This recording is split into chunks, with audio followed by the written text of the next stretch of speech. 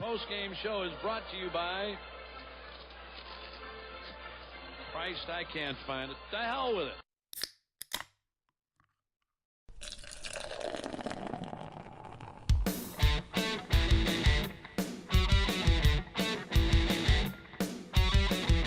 Let's try our best to make it a simple in and out procedure.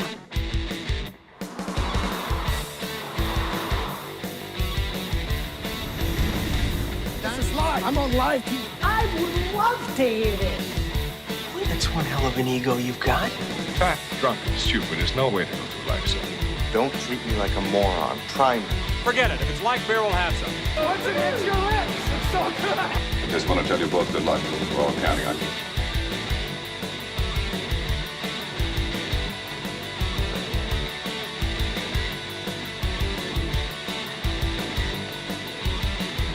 And we are live. Hey, everybody show.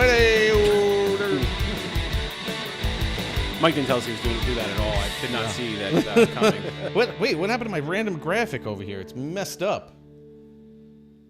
What's going on with my random graphic? Hold on 1 second. I don't know, but it did dawn on me that if we keep having Nick on, which is the plan, love the sunglasses, by the way, we need to change the airplane line at the end of the intro. Yeah. Like, I want to tell you both good luck. I know. Now it's 3 of us. I know. So is Nick left out of the good luck What's part? going on? Well, this was... I was wishing you good luck. After last session, I might need luck. Yeah. I'll sit this one out. You and Mike take the luck. I don't know what happened. This was set here and then. Oh wait, you know what it is? I think I know what it is.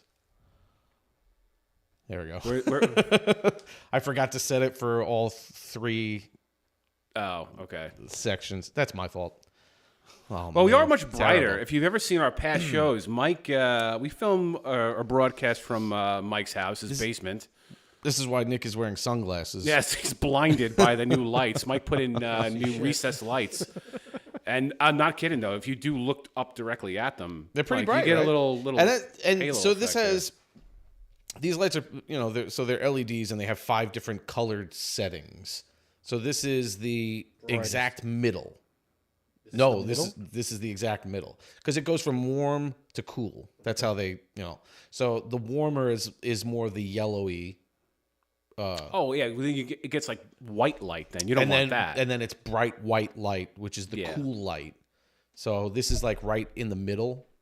I was actually thinking of going to the second highest one, but the girls really like the way the lights reflected off the walls in this color. So okay. I don't know. It really brings out the green. I never noticed, and we've been doing this shit now for what, a year and a half ish, and I never thought of it as being dark down here. So when you're it was never filming it, was or never dark, but it is noticeably you can brighter see down it. here. Yeah, it's like after putting these in, you're like, oh boy, it really is. And the reason I changed them too is because the fixtures that I had, while nice looking and like little decorative, they were such a pain in the butt.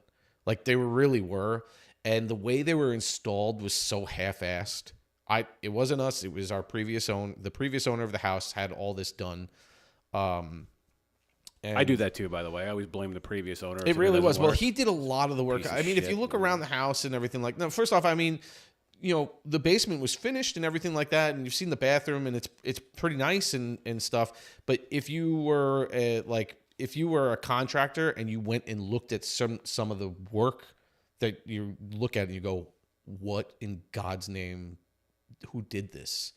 Like just some of the molding, like you could see it, like, even from here, like if you just look over there, you can see right in front of the bathroom. Oh yeah. Like you could see it. Yeah. It's just really shoddy. So the light fixtures that I had would constantly to change them was a pain in the butt because it had like a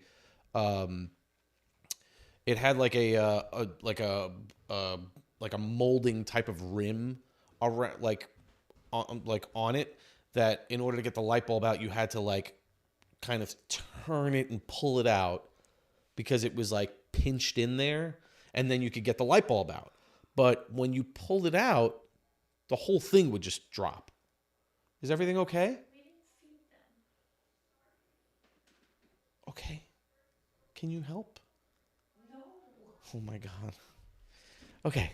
Anyway, So The like, lights. so the whole fixture would like sometimes just come through, and it would like fall out of the ceiling. And then like, because it was supposed to have like these braces, like I found the design online and I looked at the installation guide and everything, and it had these braces that would clamp to the top inside the ceiling. Oh, I know what you're talking. Yeah, mine are like that in my basement too. It's a pain in the ass. But he broke them, I guess, when he was putting them in. So he just kind of half-ass stuck them in, stuck a screw in here or there. But it's like you're sticking a screw into sheetrock, and if you're putting any force on that screw, it's just going to fall right out. Yeah, it was stupid, you know. So I found, yeah, exactly. So I had bought these lights because I needed to get a replacement for one of the kitchen ones, which I wound up not using because the kitchen one wound up working. And I was like, maybe I'll just change the lights down here. So it was a kind of a pain in the butt. I had to like cut out holes, like the bigger holes and stuff, but it worked out. And now we get to see Nick in high def. And I feel it's much brighter in here. So hence the shades. Nick also, by the way, the only one who got the memo on the patriotism ahead of Memorial Day. Right. I don't. Well, that's the thing. I was saying to myself, I need to get more like novelty shirts and stuff like that. I really just I have the same wardrobe for like years. You know, like I never change anything. And I want to find more like fun things to do. I did have an American flag shirt, but it was like smaller on me. So Nikki took it, and I was actually scrounging through her drawers to see if I could find it, but I think we threw it out because it wound up ripping or something. Yeah. I think I had one of those like Old Navy American flag shirts. You know how Old Navy gives away a bunch of shit. But I had one of those, and I also had a you know that YouTube video of that guy who was in a wheelchair and he's trying to light a firework. Back it up, Terry put it in reverse. Yeah. I had that too. I don't think that's really appropriate for today. I don't think that's appropriate in general. Well, you know. Back it up, Terry. Back it up, Terry. Oh, Lord, Terry. That's one of the best videos ever.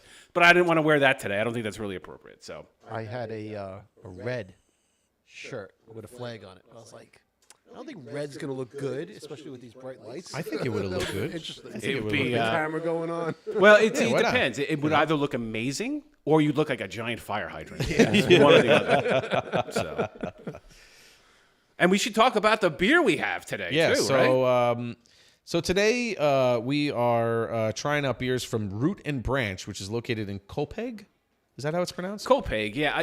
Which is on Long Island. I will say, if you're familiar with Long Island, and because I went to go pick up the beer yesterday, it's more like near South Amityville. Yeah, so what's funny is that in Long Island, whenever you get to the GUEs, I feel like they're way out there for some reason. Well, they normally are. Hop Hog and, Quag. Yeah, just anything with a quag. Quahog. Wait, right. That's in Rhode Island. Patchog. Patchog. Everything with an og seems like it's way out there. So when I saw Copiague, I was like, we put together this whole list, Brian and I, of the breweries around us, and we were trying to see what Connecticut.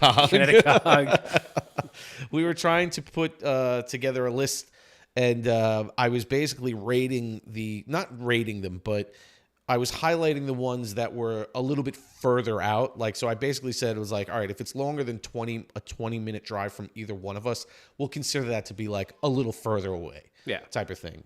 Just because, we if they're not at a distributor, we have to go to the brewery to get the beer. Right.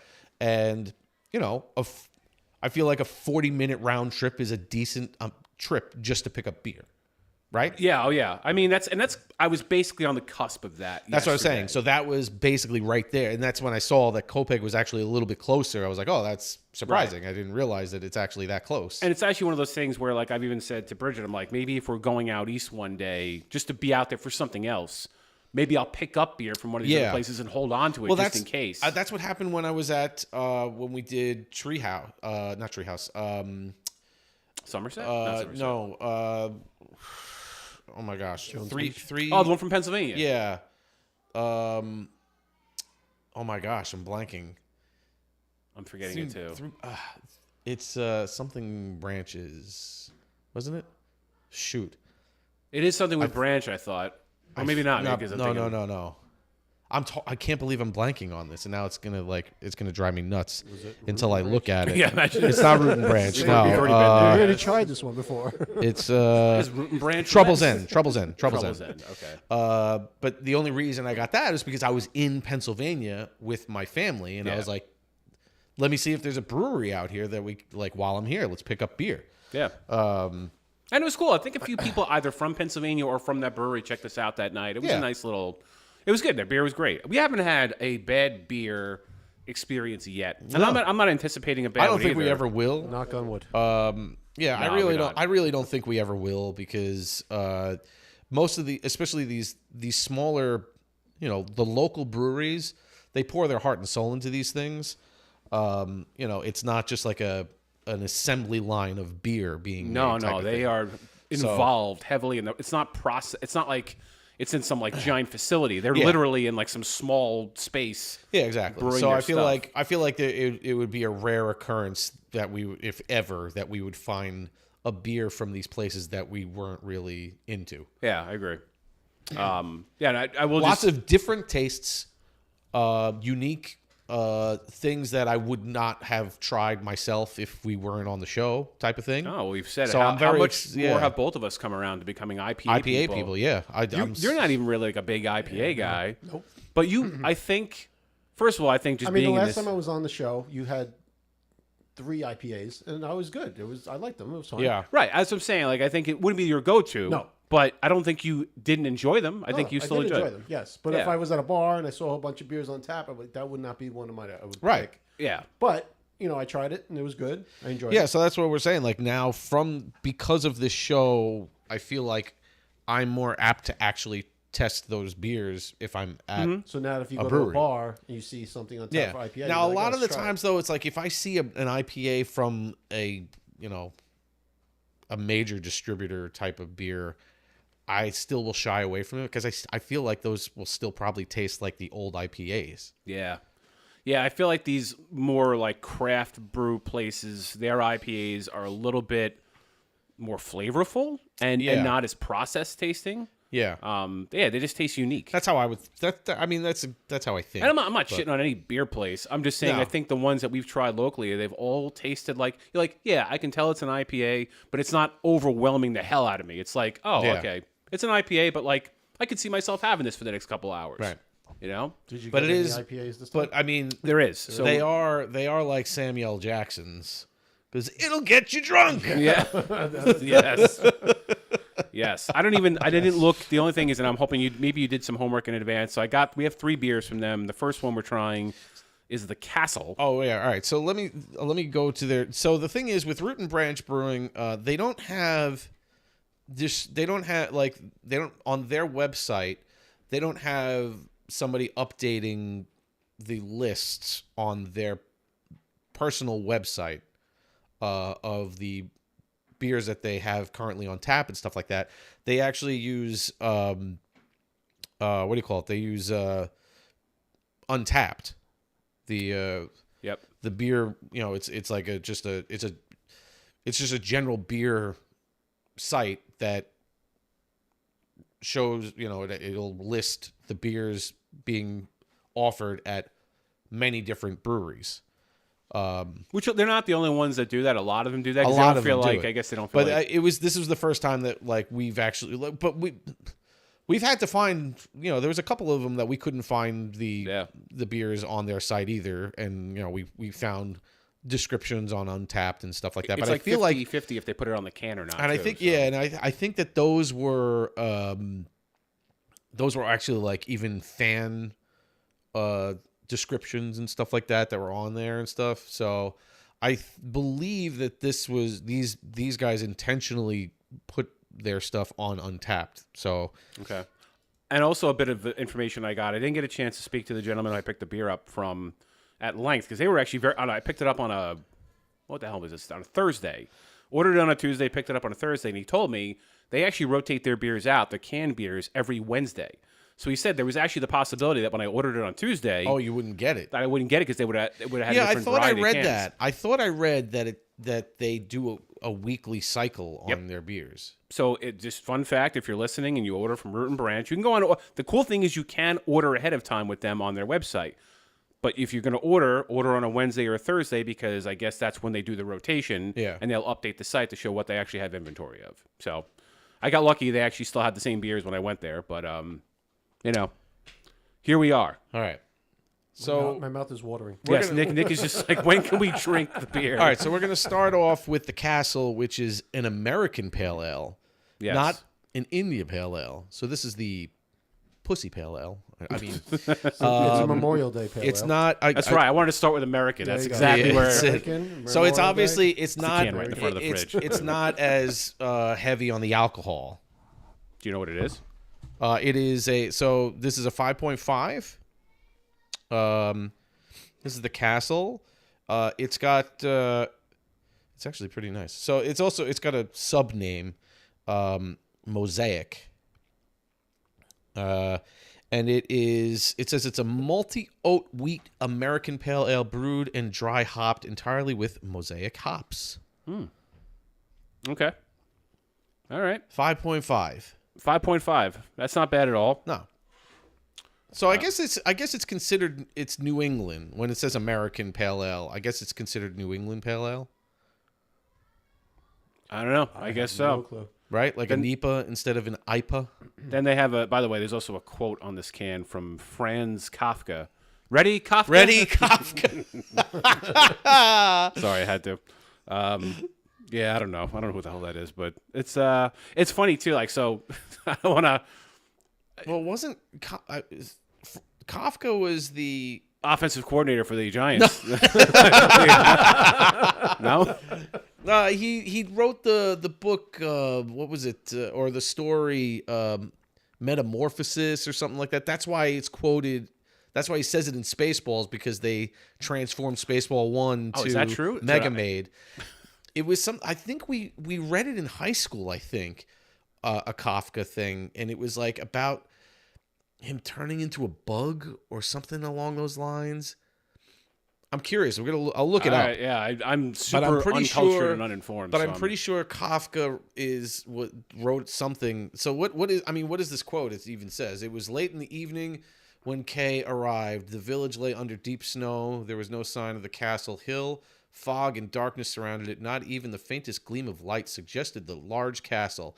Kay stood at a long time on the wooden bridge that leads from the main road to the village, gazing upward into the seeming emptiness." Oh, there's another quote after that. It says, Nick is passing out, waiting to drink his... Oh, that I wasn't think, on the can. no. Okay. I put my hand up because I think next time we do this should be like story time with Mike. Have like a little music in the background. Yes, with have a him little tell- subtle- have him read the We whole do thing. have to get. We have tried. Brian's tried putting porn music behind me while I'm doing it. So I mean, we do have to get You like something. that Ed Asner voice. But it was says late it's in called evening. I guess because Franz Kafka, and then it says the castle. So it's got to be a quote from one of his poems or something. The castle. Sounds about right. I don't read, so this is, whatever. I just drink. They're Yeah. reading beers. All right. Are we ready? We got to do this at the right time. Get our thumb. I clip my nails, so I'm going to be. It's going to Oh, be a. no. I know. I get it under first. Oh. Are we all under? Wait. It was just a little. Just a little. Just a did little. that? I didn't do nothing. He's got a little like pre. a- It's a little pre. The pre-fart. You know, they have like fart before you really fart. All right. Are you ready? 3, 2, 1. That's pretty good. And hang on. Oh my God, this smells delicious. Now I gotta smell it. I gotta tell you, man, this place smells delicious, and I did take a little taste, so it didn't spill over me. So the can, I know you and I have kind of like jokes. So it's a very, very simple design on the can, and I'm not saying that as a good or a bad thing, but it is a beautiful spot. So when I walked in there the other day to pick this stuff up, we had one of the places Mike and I had done on the show probably about a year ago at this point was Lunchbox Brewing Company, and they're out of Belmore. And it reminded me a lot of Lunchbox, where it's very, I don't know how to describe it. It's, you ever go into a brewery and it looks like a brewery. It looks a little bit more. like it's rustic. Right. Looking. This place was more modern looking, clean, white line. Everything was like super sharp in there. So I know you're dying. All right, I'll stop. I'll just shut the Looks fuck up. delicious. Just shut up, all right? It smells great, though, doesn't it? Yeah, that's what I'm saying. It's like, you know. Showing the whole look at the. Yeah. I mean, Nick has just been sitting here. Hey, shut up, you asshole! Yes, pretty much. What I wrap it up. All right, so here we go. Root and Branch's The Castle. The Castle, American Pale Ale. Cheers, Cheers. Nick's like, fuck your cheers. Yeah, well, that's good. Oh man, this That's is good, right? It's like Mrs. Doubtfire when she's drinking. Dude, this is really good. So this is This is only 5.5? this is a good beery taste to it. Yeah, this definitely tastes heavier than a 5.5. It does. Yeah, obviously it is what it is. It's not more than that, but this is a flavorful beer. Very flavorful. I like it. I like it a lot. Yeah, It's got a nice pale color to it. Dude, I could have urinated in that thing and you're like, I'm dying, I'm ready to go, let's do this. Oh, yeah, you were drinking that no matter what, man. But seriously, tell me, I know you're not a pale ale guy. No. Well, it's no, good I though, like right? pale ale. I like pale ale. It's the IPAs I'm not. But I drink Well, anything else I drink. Oh, IPA. So Yeah. APA are okay. Yeah. Acolyte protection. There you go. All right, There that's you a go. wrestling guy. Damn. Let's see. I'm a little upset at myself What? because when you made that comment before, I there was an opening and I messed up. With what? I should have said that's what she said. It's pissed off. With when? When was there an opportunity? You took a sip already. Oh. Yeah, that is a missed opportunity. All right, so I was right. So yeah, so Franz Kafka, he was a writer back in the early 1900s. The Metamorphosis was one of his first major works, and it's a novella about a salesman, a traveling salesman who wakes up one morning to find he's transformed into a giant insect. Was this Kafka? That's Kafka. So that's what I'm saying. Like I remember studying this particular story in high school, and I only understood the Spaceballs reference until like after reading this, and I was like, oh, like that's what he's talking. This isn't like he turns into a giant insect. This isn't The Fly, is it? No, not With Jeff Goldblum? No. It's two different things. Yes. Turned into a fly. Yeah. I was just I was sitting there, and all of a sudden I had my hair was falling out, and I had wings. Now, if we go up in the spaceship, that whole thing with like, was it? And I give it a cold. Now, you're a huge Spaceballs person, right? I love Spaceballs. Yeah. What do you think about number 2 coming? I'm so excited for it, especially because Are you it's nervous though. I mean, it's always nerve-wracking when a sequel comes out to a major movie that's Especially like, this long period of time. yeah. Well, I mean, because it like I don't know, like I didn't watch Coming to America 2. It was horrible. No, I didn't watch it either. I don't know who the desire. writers were was though. bad. Like I don't know if it was the same writers and stuff like that. I was very So disappointed. I know that this is not exactly Mel Brooks because Mel Brooks is involved in it, obviously. His son Max, right? But Josh Gad is writing and directing it. Okay. Gad is usually pretty good. I mean, I'm So- hotful that Wait, that's the guy that was in that's Olaf. That's Olaf. Olaf. Yeah. Yeah, No, but he's like, funny. He's but good. you know what do you call it? I mean, he's not really a snowman. He's No, a human he's being. not really. Really? No, but he's the Shit, he's the you blew my original. fucking mind. From Asshole, major asshole. no, but he's the original from the Book of Mormon. Yeah. So I mean, he's always had that the comedic mentality. He to has. him He was and in a stuff, bunch so- of like movies too, in like the let's say late 2009s, 2011 ish time frame where he was like kind of like the fat friend that was Yeah, funny. You yeah. know, that's sort of been his like thing. Yeah. I think he's actually a good actor. I think he's actually more of like a stage actor. You I guys think. ever Yeah. see The Ringer with him and Kevin Hart? I didn't see. Oh, I that, thought you were no. talking about Johnny Knoxville. Am I thinking about the different one, or is that? Maybe I'm saying the wrong. Maybe I'm saying the wrong movie. I don't I'm think. saying I think The Kevin Hart. Ringer's with Johnny Knoxville. Actually, Was that when he was? He's in Pixels. he's in Pixels. The Adam Sandler movie. Is he really? Yes. That was all right. That movie's it's so stupid but friggin' great at the same time. All right, so Gad is doing. I just saw him. He did some interview where he was saying I'm sorry. you know, the wedding ringer. Yes, okay. That's a lot different. Yeah. A little different. I missed one word. It's okay. Where he was saying that he was like, I wish I did a voice for Olaf because I confuse the hell out of kids now because it's my regular voice. Yeah. And like, you know, people see me and they're like, It is. It's the same voice. It's not like. Although Eddie Murphy, he is Donkey. You know, like if you were a kid and you heard Eddie Murphy. Yeah, doing Eddie Murphy thing, and you would be like, "That's same thing." Donkey. Tom Hanks, you know, as Woody and stuff, and that's true. But those are like, so, like I didn't see Josh Gad in the Book of Mormon. I wouldn't really have known him until Frozen. Yeah. So it's like a lot of people were introduced to him as Olaf. Yeah. Like Eddie Murphy, on the other hand, had been around Beverly Hills Cop. Yeah. America. Yeah.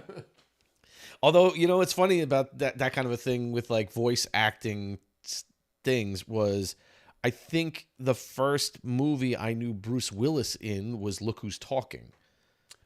And then when I saw that he was in Die Hard, I'm like, that's the same guy? Yeah. Like, it's just... You mean he's not an infant? Why is he shooting It was just hard to put it together, you know, because it's Yeah. like every time I heard his voice, I'm like, that's Mikey.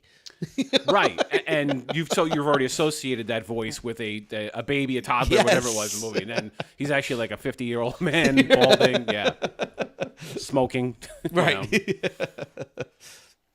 Yeah, that's a good point, because I remember seeing that, and then I think it was like, it wasn't Die Hard, it was, I'm going to say Moonlighting. Was he in Moonlighting? Yes, he was. With I don't like, think I ever saw that. You know what I'm talking about, right? It was like a 1985-ish. It was a show, though. It wasn't a movie, was it? Oh, shit. Was that a show? I think so. Maybe I'm thinking of the wrong thing now. Back on the phone. Hold on. I thought Moonlighting... Gosh, it's kind of like Moonlighting, isn't it? What is that from again? It's from Teenage Mutant Ninja Turtles. Oh, the yeah. movie. Yeah. He was in Moonlighting. Yeah, and that was a movie, right? No, TV show. With, what's her name? I'm going to say Look, Meryl it says Streep. It's episodes not. and everything. There you go. Yeah, okay. She was on his roast, too, the co-star. Some begins with a C, I think. They got uniforms and everything. It was really great. Sybil Shepherd. Yep. Yeah. Yeah, she was. I think that's why I watched it, because she was pretty hot back in the day. Back in the day. Well, I mean, she's an attractive woman. You know what's now. funny is actually we can roll right into this because I meant just because we're kind of on that topic. I was thinking of because something popped up on like as I'm scrolling through clips of things,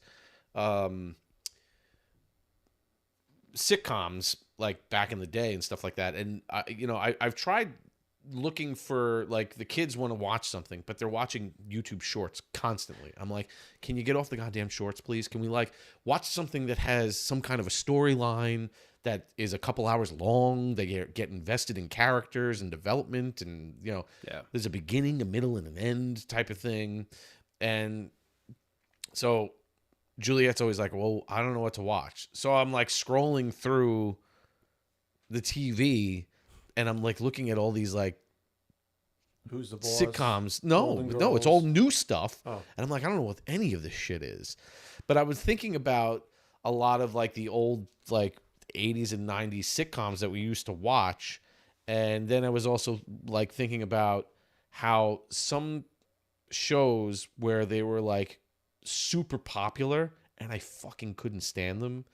And I was curious about what you guys thought as like which shows did you remember liking a lot, and if we had like the same kind of taste. So I put a list. I looked up and I got IMDb had lists. Like the top or It was just, I don't know if it was top, but it was, maybe it was. I guess it's ranked on IMDb. But when you say you didn't like it, was that when you were a kid or now? Well, no, I think I know where Mike's going with this, which is like when we were younger. So let's just say we were in our teens when And these there are things certain were out, things right? that I look, well, that's what I'm saying. Certain ones too, when I look back at them and I'm like, I didn't like them then. Let me look at an episode now. And I'm if like, I I like still it. don't fucking Yeah, like it. okay. Yeah. I got what you're saying. And there that was a polarizing era with that because there were certain people like, oh, I always watch Yeah. Family Matters. I'll just throw that That was out the there, show right? that came up. And I was like, I couldn't find that show funny. I didn't mind Well, Carl so Winslow. I thought, what's his TGIF name? Fridays. That's what the whole thing was. That was Yeah. the TGI Fridays Yes. era, Yes. right? Yeah. But I was never a Family Matters guy. I didn't find it funny. No, I thought Urkel sucked. I never thought he Yeah. was. I thought he was an over the top character. It was a fake And person. I think it was the thing that was the thing that it was talking about was that it was diving into Family Matters and how it apparently it changed throughout the years because it was supposed to be a spinoff of what show was it? Because it was about the mother and where she worked. You sure it wasn't Die Hard because he was a cop in Die Hard? No, that's what I'm saying. It was about Wasn't that a clip that you sent about that? I can't remember what it was. somebody did. Where That like he was there a was dream and it's all like him being a cop. Or Oh all yeah, part of yeah. That's those guys who talk about it's not conspiracy theories, but it's like crossover theories. yeah, like, certain Walter White, Malcolm in the Middle. It's the Yeah. same idea. Yeah.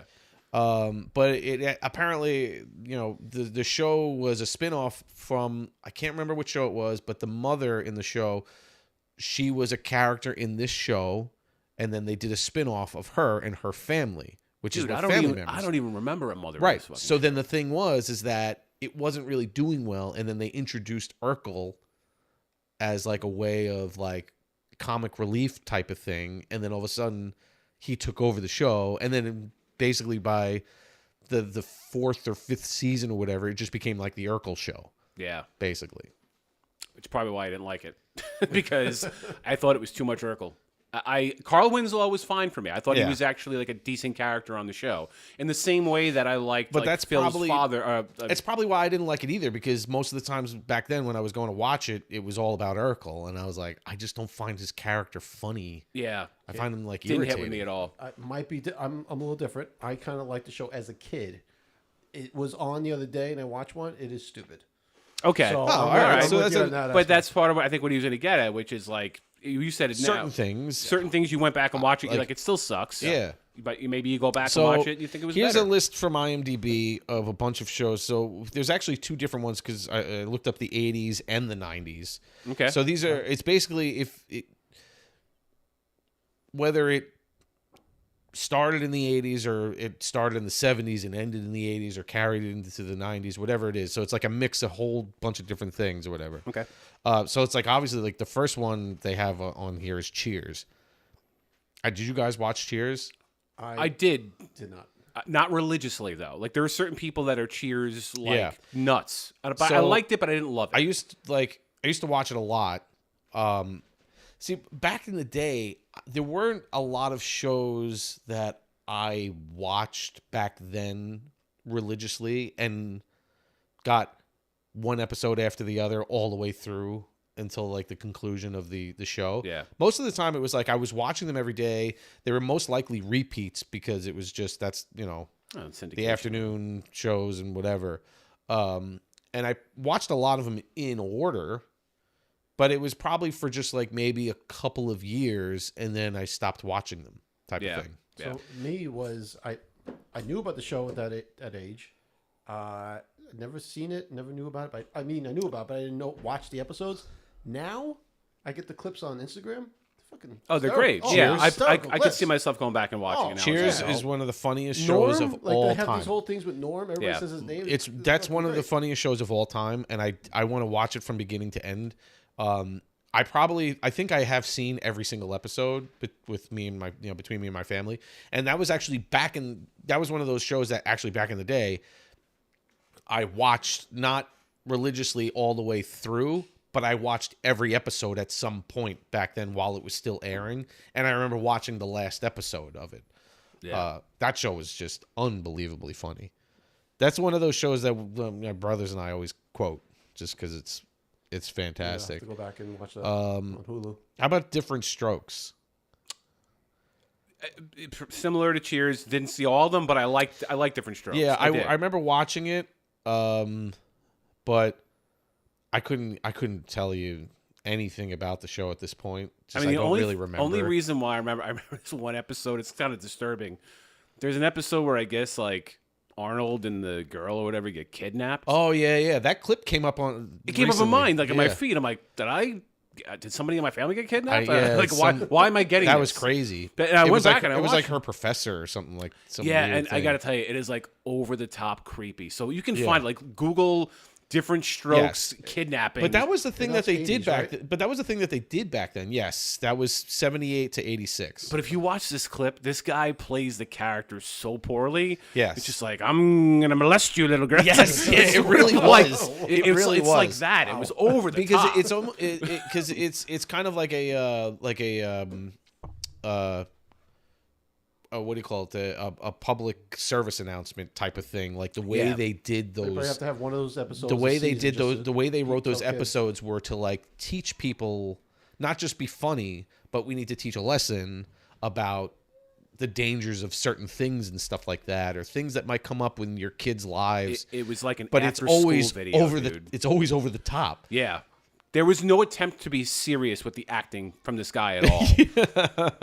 It was really the worst acting you'll actually ever see in your life. You got the point, like right? Like it was still disturbing in a way to see this go down because you're seeing these comedic actors be abducted. Yeah. But it's I'm telling you right now, dude, you'd probably see better acting in porn. Like Yeah, it was really bad. Like especially like he locks. You what's watch his? porn He for locks. the stories? You know, yeah, I read the articles too in the magazines. he locks Gary Oldman like in the closet or something like that. Yeah, you He's got with like, duct tapes. Hey, let me out of here. Yeah, You know, it and was it's just super, like, oh like- my god, like, No resistance whatsoever. Yeah. He's like, you will sit Why do I here. gotta be in here now? It's He's like, I love it. He was like all like tough, and then he's like, because I'm going to whatever he said. It was like he's like, now put your hands out so I can tape them together. Yes. You know, it's like what? like, okay. Very, dude, you gotta see So it. weird. Yeah. How about like the Facts of Life? Did you watch that? A few episodes here and there. Episodes. Yeah, I just remember Tootie. That's, I think my sister liked it because that was in the 80s, right? Yeah, So yeah. that's probably more her. She was older than me. Three's Company. Did like Three's Company. Chrissy Seen a was. couple episodes. It was. I got a Jack. First of all, Jack Rieder played by. Oh, Jack Rieder's awesome.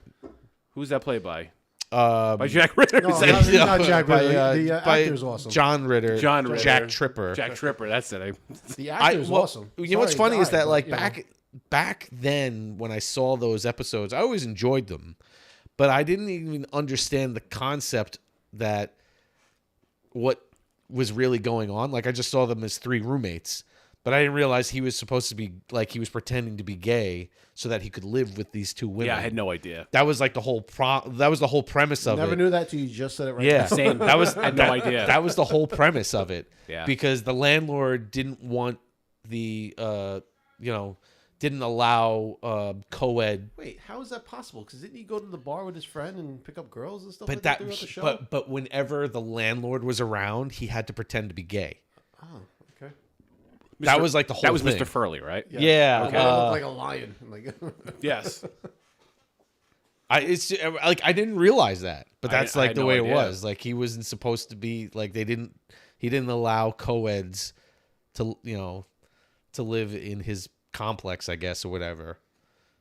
I'll be honest. I really watched for Suzanne Summers. Like Yeah. most, she was absolutely stunning. Yeah, she Suzanne was. Summers. She really was. Did you watch the Golden Girls? I did. I love the Golden Girls. Yeah? I'm not gonna lie. I never watched them. I've seen clips of them, obviously, Okay. because friggin' Betty White is hysterical. hilarious. Yes. But I never really watched any of their shows. I mean, only because my parents watched it. My mom specifically would watch it in the kitchen, and I would sit there and watch it with my mom sometimes. And dude, it was hysterical. And I'll also just admit this too. I had a low key crush on Blanche. I don't know why. She was like from the Golden Girls group. Yeah, she but was weren't she was they like the hoe. I was yeah, but weren't they? It's so funny looking at them right now. Weren't they like in their 30s or something? In I the think show? so. I think they were like 40s or something. Yeah. Yeah. 'Cause Living I in an old age home or older community or whatever. Something crazy, and you're like, you look at it now. It's like that is not the same 40s. No. Women age differently now than they did back then. But no, they were younger than they were, I guess, projected to be on the show. Yeah. But it was a very funny show. I highly endorse Golden Girls. I think a lot of the comedy back then too is kind of like, I feel like it was so much. I guess with these shows I'm talking about, not comedy in general, but the comedy that was brought out in these shows. They were able to get away with a lot more back then. Oh anyway. yeah. But 70s and 80s, it's like All in the Family and all growing that up in that kind of, watching those shows is a great way to develop your sense of humor, I would say. Oh, totally. Like it's Much edgier than it was today. so much edgier. Yep. How about Who's the Boss? Did you watch that? Hey! Oh, that's Rodney Dangerfield. Tony Danza. There's a little bit of Tony overlap. Danza. I never watched Who's the Boss. I watched that. That was a good show. I liked it. Yeah. Also, I did like Angela too. Actually, there isn't too many people I didn't like back in the day. Come to think of it. Well, that's What about Melissa Milano? sex sells, right, so I it's like forgot you gotta throw somebody in there. Alyssa Milano, I forgot about that too. She got like She got big. insanely hot. 90210, whatever show those were. that she got on. Yeah, one of those ones. One of those, but Who's the Boss was good. I was a fan. Yeah, I never watched that one. Growing Pains I watched. I did watch Growing Pains too. I like What's the song? Show me that smile again. Show me that smile. Friggin' JD from Scrubs. I can't remember the exact quote or whatever, but he's talking about Growing Pains. He's like, and nobody's like responding to him. He's like, no, he had a best friend, Boner. Anyone? Boner? Yes. No. First of all, at the time, like how was that? Late 80s?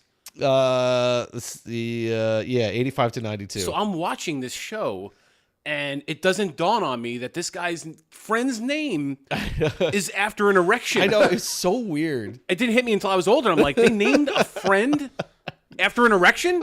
And this was on network television. Like now you could probably see it on HBO or something like that, but I was blown away when I learned that. That's what it's so funny what they got away with back then. Boners to bone, but he had Dickie on his underwear. That's do you remember that episode? That's freaking great.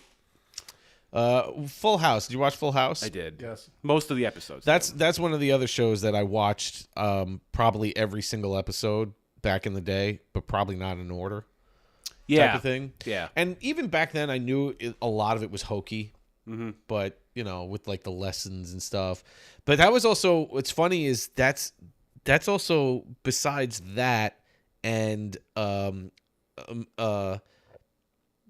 America's Funniest Home Videos is where Bob Saget got his like reputation for being the dad and not realizing how raunchy his comedy. Yeah. I remember, I don't know if it was my dad that said like, "Oh, Bob Saget, he's the father on Full." And he was like banging Kimmy Gibbler and stuff. Like, yeah, like a complete degenerate off camera, but on camera he was America's dad. You didn't know that? No.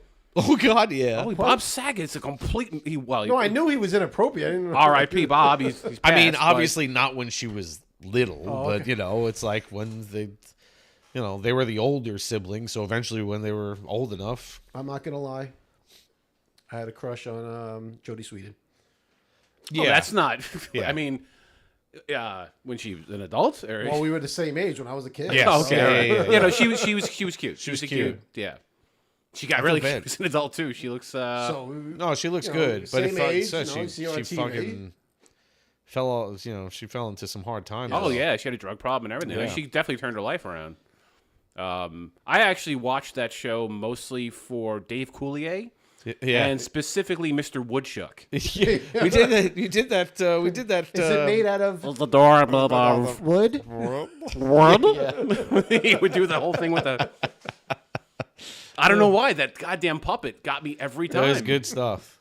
I love Mr. Woodchuck. And I didn't really don't like get. John I didn't Stamos? understand the whole like. when I like him now. You like Uncle Jesse? When Alanis Come on, Morissette that's came where I out, get the hair from, man. and when Alanis Morissette came out, and they were like, it was Dave Coulier's ex. I'm like, what? Oh yeah. Like, she's painting a picture of a real asshole. Yeah, that really did make me think differently about him. That doesn't make any sense. So if you're a younger audience member, Alanis Morissette, you ought to know. Apparently, the lyrics to that are heavily influenced towards Dave Coulier, who was the uncle on Full House. He wasn't the uncle. He wasn't the uncle. No, he's the friend. He's a friend. Joey's the friend. Only Uncle Jesse. Jesse is the uncle. Oh, Joey's not an uncle? Jesse was... He was a friend. Jesse was Danny Tanner's brother-in-law. There you go. Oh. And then Joey was his friend. See, I know the show. Joey was Danny's friend, and they moved in to help him raise the kids after his wife passed away. I gotcha. Okay. I should know this. I didn't really know the premise of the show. I just watched from Mr. Woodchuck, so it's, clearly uninformed. Yeah. He just watches for what?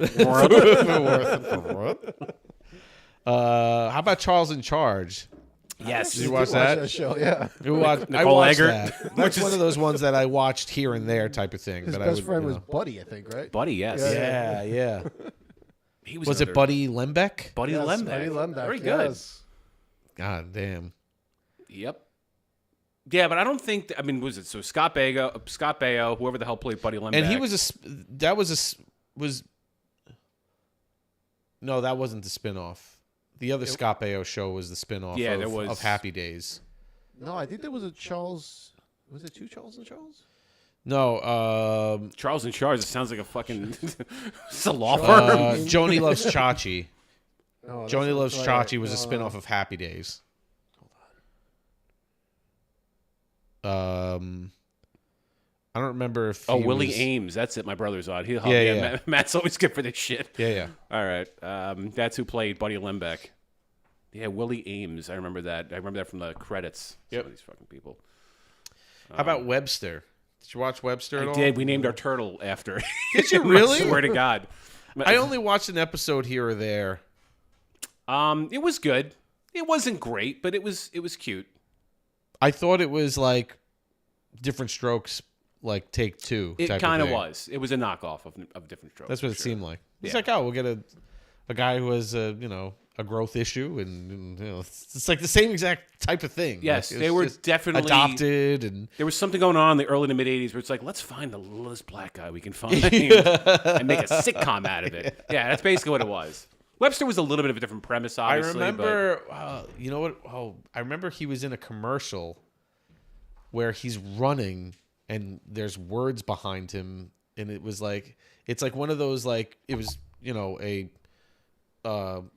PSA type of commercial, and he's running. I remember it looked like he was about to fall over, and they stopped the video, and I can't remember what the hell it was.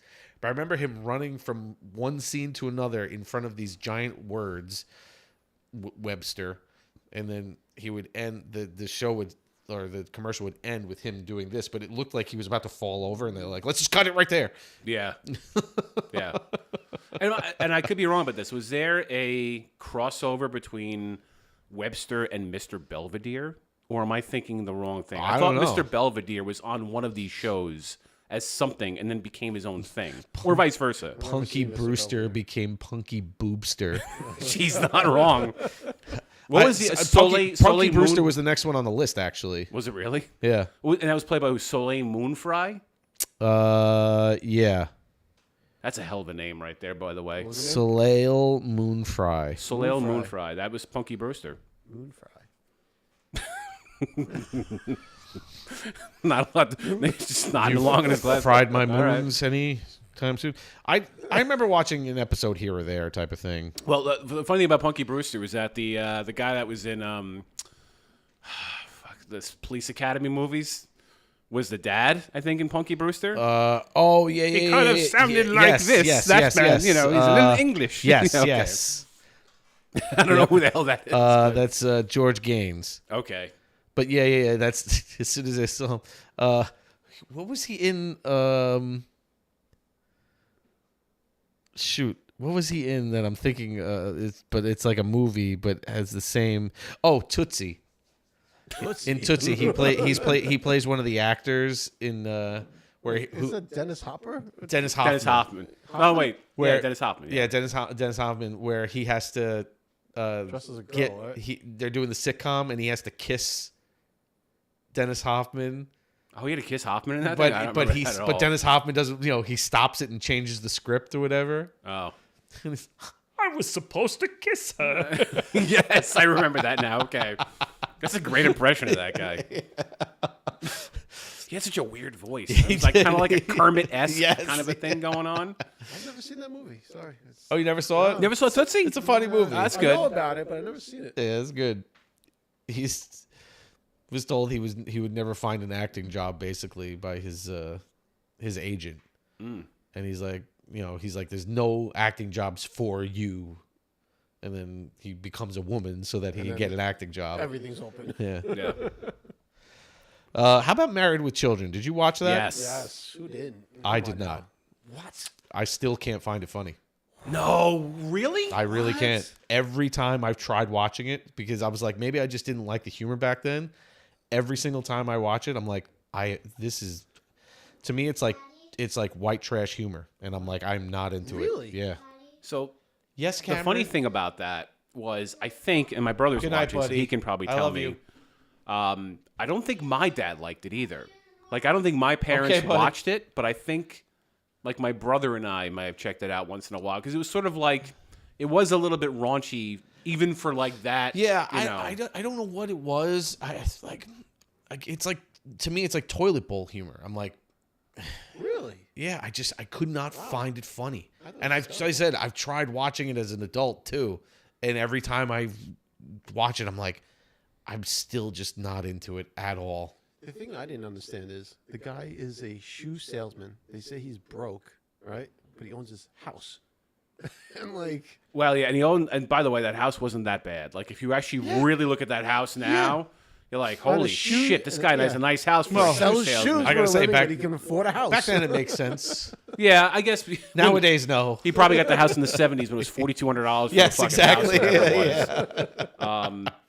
But I think that the Simpsons did a joke clip of it one time that Homer was like sitting there watching it or whatever, and it shows Al sitting on the couch and Peg's like, Al, why can't we have sex or something? And he's like, no, Peg. And then everyone starts laughing hysterically, and then he just it starts to die down, and then it pans over and he just reaches over and flushes a toilet, and then everyone's like, woo!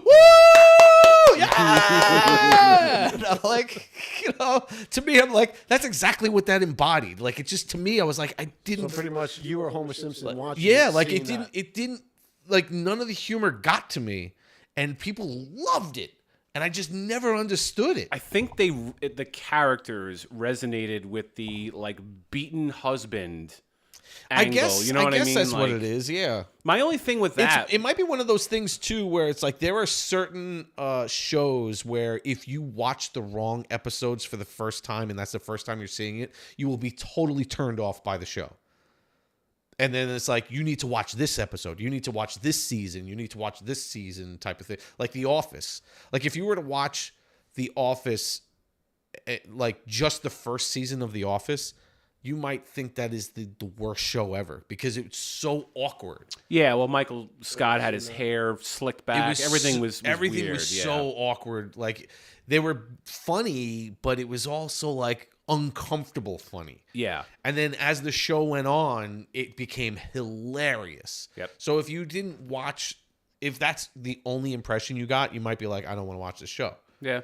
So it might be that type of a thing where it's like every time I go to watch one of those episodes or something like that, I just happen to fall upon something that just wasn't a great episode.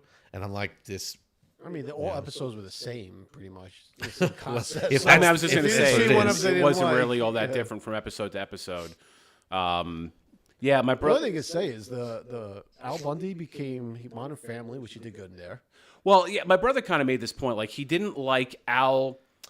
So Ed O'Neill, who played Al Bundy, great actor, and Ed O'Neill did some really great stuff outside. A couple of movies. And same thing with Katie Sagal. Like, she is a great actress, but Sons of Anarchy. I didn't watch that, but I heard she was great in that. Awesome. Also, again, this is why I watch Married with Children. I liked Katie Sagal a little bit. Yeah. So then you should watch Son of Anarchy. I've heard. Yeah, I've seen clips too. Yeah, yes, she's like great. And that's the thing. Like, I appreciated the acting in it, but I didn't necessarily like. I didn't love every episode, but for whatever reason, the characters resonated with me. Yeah, even the kids, Christina Applegate and was it Buddy? Yeah. What was the brother? It was the son. Bud Light. Yes. Beer. Yeah. I don't know. There was just something about it. I don't know what it was. It's just something I never. You know what it was too? The Thought it was song, which "Love and Marriage," which is from Frank Sinatra. Frank Sinatra. I loved that fucking song. I don't know what it was. I would sing it. I'd watch the show just to watch the intro. Love and marriage. I'd be like clapping along at home. I'm 9 years old. I have no idea what this shit means. But I don't know. For some reason, that whole beaten man thing got me. It could have just been that I was a complete dork and it just wasn't my thing. No, I would be I know my father didn't like it. And my dad liked crass humor too. Yeah. He was not a fan of that show. Yeah. So it's but it's one of those things. There's certain movies that people think are hysterical. Yeah, but that's what I'm saying. It's one of those things that like, it's a show that is legendary because so many people love it. And it's just one of those shows that I just was like, nope. Yep. All right. I have no interest in it. I don't know why. What else we got? Alf. Oh, I liked Alf. Alf was fun. I loved Alf. I don't know if I can't say. I never finished it. I don't even remember. Like I've heard that. Animal. Yes, everybody got the stuffed Alf, right? Yeah. The talking Alf, Yes, right? The one that had the little talking box in Yeah. the back. Be there or be square. Right? Is that Alf? Oh, okay. Yeah, that's definitely it. Yep, Alf was fun. Yes, I loved Alf. How about Perfect Strangers? Balky Bartakamus. Yeah. Yes, like Larry. that's one of those things too. It's like I watched episodes here and there and I liked it, but I was never like into it. Was that on the TGI Friday lineup too? Oh, okay. nice. All right. Yeah, it was the same thing. I can't recall anything specific, but I remember that dynamic with Larry and Balky being pretty funny. How about The Cosby Show? The guys. Well, that's a controversial one. I know. I watched it all the time. I watched that show. I enjoyed the show. Me too. I don't even think it was really. I mean, I guess it was Cosby himself, but it was Cosby stand up through the show. Yeah. That's really what it was. So if you same thing with Seinfeld, right? Like, so if you were a Seinfeld guy, it's Seinfeld's. I mean, the guy's an ass, but I mean, the show was good. Listen, at the time, nobody had any idea about that. idea. If anything, it was the opposite. It was like, this is America's dad. right. Like Cosby was clean cut. And then we found out he wasn't. Yeah. Yes, exactly. The interview. Don't. You're not going to show any of that, right? Let's edit that out. Family Ties. Oh yeah, with Michael J. Fox. That I remember watching. I remember watching a lot of that. Yep. Good show. I wouldn't yeah. say necessarily like over the top funny, but it had a lot of. So it was funny, but it had a lot of like good dramatic moments in it. That's what I remember. I think one of the biggest points was like one of his I remember it's one of those episodes that constantly hits me hard was the episode where he lost his best friend to an accident. Yeah.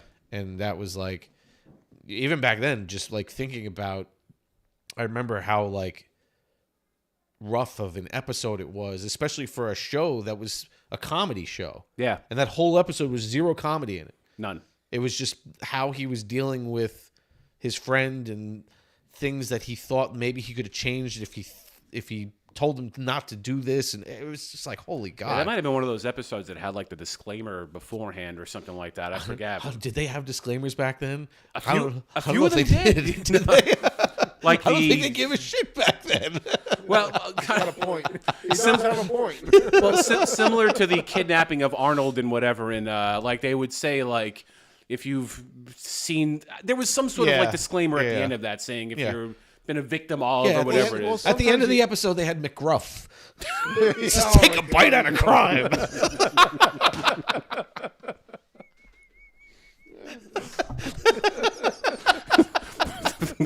McGruff. That's how they smoothed everything over. It's like, Like, McGruff oh, that was a crime. rough episode. Oh, there's McGruff. McGruff the Take crime a- dog. Take a bite of the He's crime. friendly You're looking, right. yeah. An episode on fire, and there's Smokey the Bear at the end, or whatever it is. Yeah. Let's see. Well, this is more of the 70s. It was the early 80s that it ended. MASH. I didn't watch that. Watched the last episode, having no idea what the fuck I was watching. Yeah. But my parents watched it. Yeah, I think everybody's parents my watch father-in-law loved MASH. Yeah. Happy Days. Watched Happy Days. That's- Mostly on syndication. That ended on 84. I'm sorry. Christmas episode. Fonz. Yeah. Yeah. And for those who don't know, the whole premise of quote unquote Jump the Shark came from Happy Days when Fonzie is on the water or whatever the hell it is, jumping a physical fucking shark in the water, right? Isn't that the whole thing? He did jump a shark. He did. but He's I like, don't it's remember like the whole Fonzie in a concept. leather jacket With shorts. on a fucking thing or Showing his whatever. Skinny legs with a leather jacket because Yeah. you're cool. It was so stupid. It was like, this is all right. Like, I know that you want to keep Fonzie in character, but here he is on a goddamn boogie board or whatever, and over the water. Hey, it's like, all right, you idiot. Like, you know, even Fonzie would be in a swimsuit, you know. So I think that's where Jump the Shark came from. Taxi. Another late 70s into Here and there, specifically a couple the episodes. What is it, Jim? Who's the guy that they did had him get his license or whatever? Reverend Jim, Yeah. played by fucking Back to the Future. Christopher Lloyd. I was gonna call him Doc Brown. Doc Brown. Was it, what does the yellow light mean? Slow down. And they're like whispering. What does? Hey, Yes. That's fucking fantastic. okay. Whoa. That's a great Good scene. episode. Let's see. Saved by the Bell. Yes, Everybody watched that. and I think every episode, truthfully. Yeah. Mork and Mindy. Late I used 70s. to watch A that. little bit. Love Rob Williams. An episode here. How about Night Court? Did you watch Night Court at all? A little bit. I watched a lot of Night Court. Night Court was a spin-off from Cheers. Which character? Harry. Oh, Harry was in Cheers, right? Wait, that's the one where he did the hat, right? He was a magician. Yes. He's Yeah. like, I bet you that I can drink this. Yes, Yeah, yes. that was a good episode. I remember that one. Okay. Roseanne. That's another one Yeah, I think that I've was seen like trash humor for me that I didn't watch. Didn't love Roseanne. And it was another one of those things like I tried watching again because it was so like well received by people That might be trashy. I kind of that I just couldn't. Listen, if you're into the trash humor, that's what you're into. That's cool. But I will But it's say, just it's not. It was never my type of humor. Watch until they won the lotto, and then I stopped. It was There like, is, all right, but now there we're- now we're is. So I'm reaching saying, now. but there is funny moments. I remember there's a funny moment where what's her name? I can't remember. She played Sheldon's mother. Where she's calling her sister to say that dad died or whatever on the phone, and she's like, "Dad died. Oh yeah, Dad's dead. He's dead. Dad's He's dead. Nah, he's And good. and at the end of it, she's like, "No, Dad's fine." That's it. She just hangs up. And it's, that's freaking great. That's funny. Yeah, But a lot. That's what I'm saying. Like you have funny moments, I guess. But like every time I tried watching it, I'm like, I just can't find it funny. And I love John Goodman too. Jackie. Like, Jackie. That was his sister's name. Yep. Jackie, yeah. Yeah, I like John Goodman too, but I thought it was. I love John Goodman. Me too, but I like John Goodman actually outside of Roseanne, similar to love Ed both. O'Neill. Yeah. You know what it is too? I think for our family, you remember the Roseanne incident where she like did the national anthem and spit on the field? Yep. Like we boycotted that Yeah. shit. Like it was like Absolutely, if I yeah. had it on in the house, like Gino would have thrown a brick at the TV. Yeah. Like it was like you can't watch this shit. So No, that's understandable.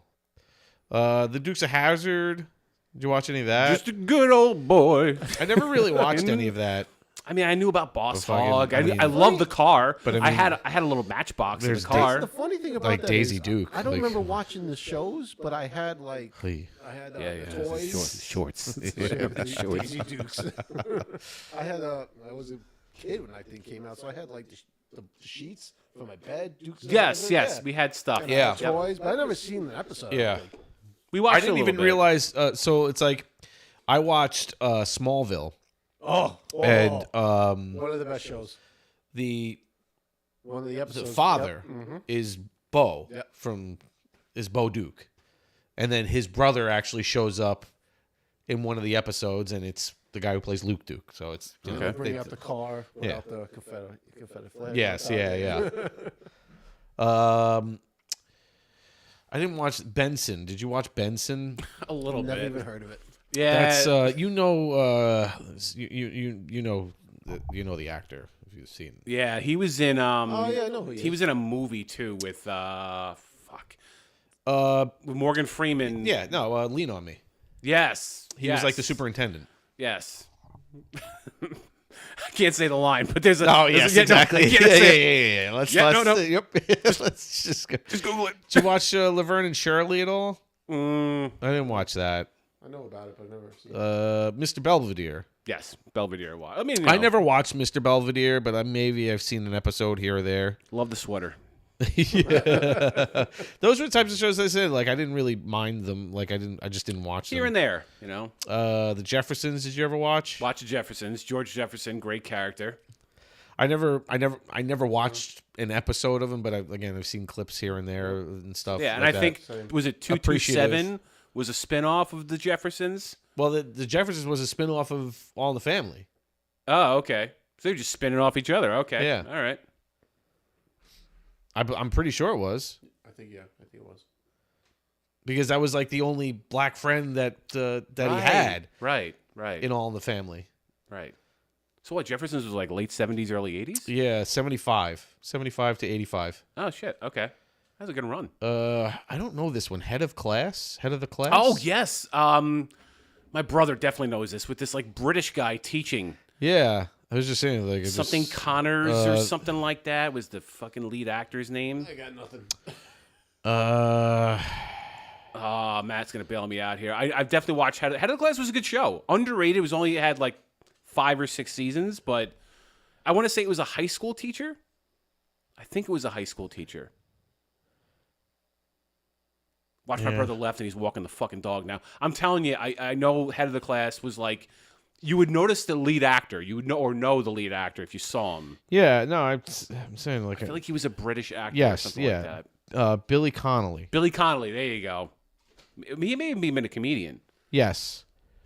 And that, I don't know if that was a TGIF show, but that was definitely in that era, I think, of shows. I'm not saying you watched it, but I never because I was a big TGIF. I never watched it. I don't know. I never. The Wonder Years.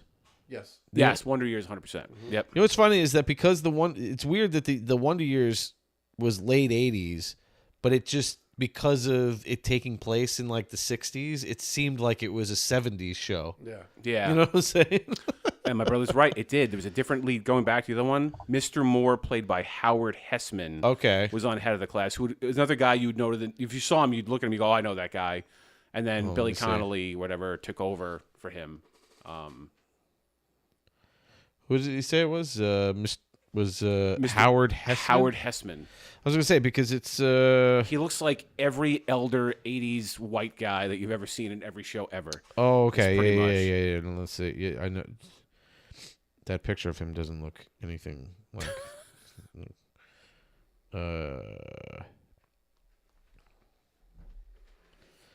Oh yeah.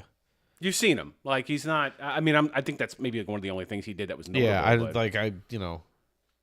I know this guy. Is that Nick's dad? That's fucking... That looks like your fucking father, doesn't it? I don't think so. A little bit. That's a little bit like your pops. No, here we go. This is who you would recognize him as. Yes. That is the more familiar. That's from. I'm not even gonna look because I know it's from Flight of the Navigator. Whoa, he was the head. One of the Quades? What? Flight of the Navigator. Again, The never Disney. heard of it. Really? You knew this? Oh, okay. You don't know I'm Flight of the not Navigator? Okay, good. Oh my god, it's one of my favorite movies as a kid. It's a Disney movie. I think it's on Disney Plus. So if you have Disney Plus, highly recommend it. It's with frickin' what's his Paul Rubens plays the voice of the alien. Wait. a kid who's in a ship with an alien that's like a little ball? Yes. I don't think that was the name of the movie, was it?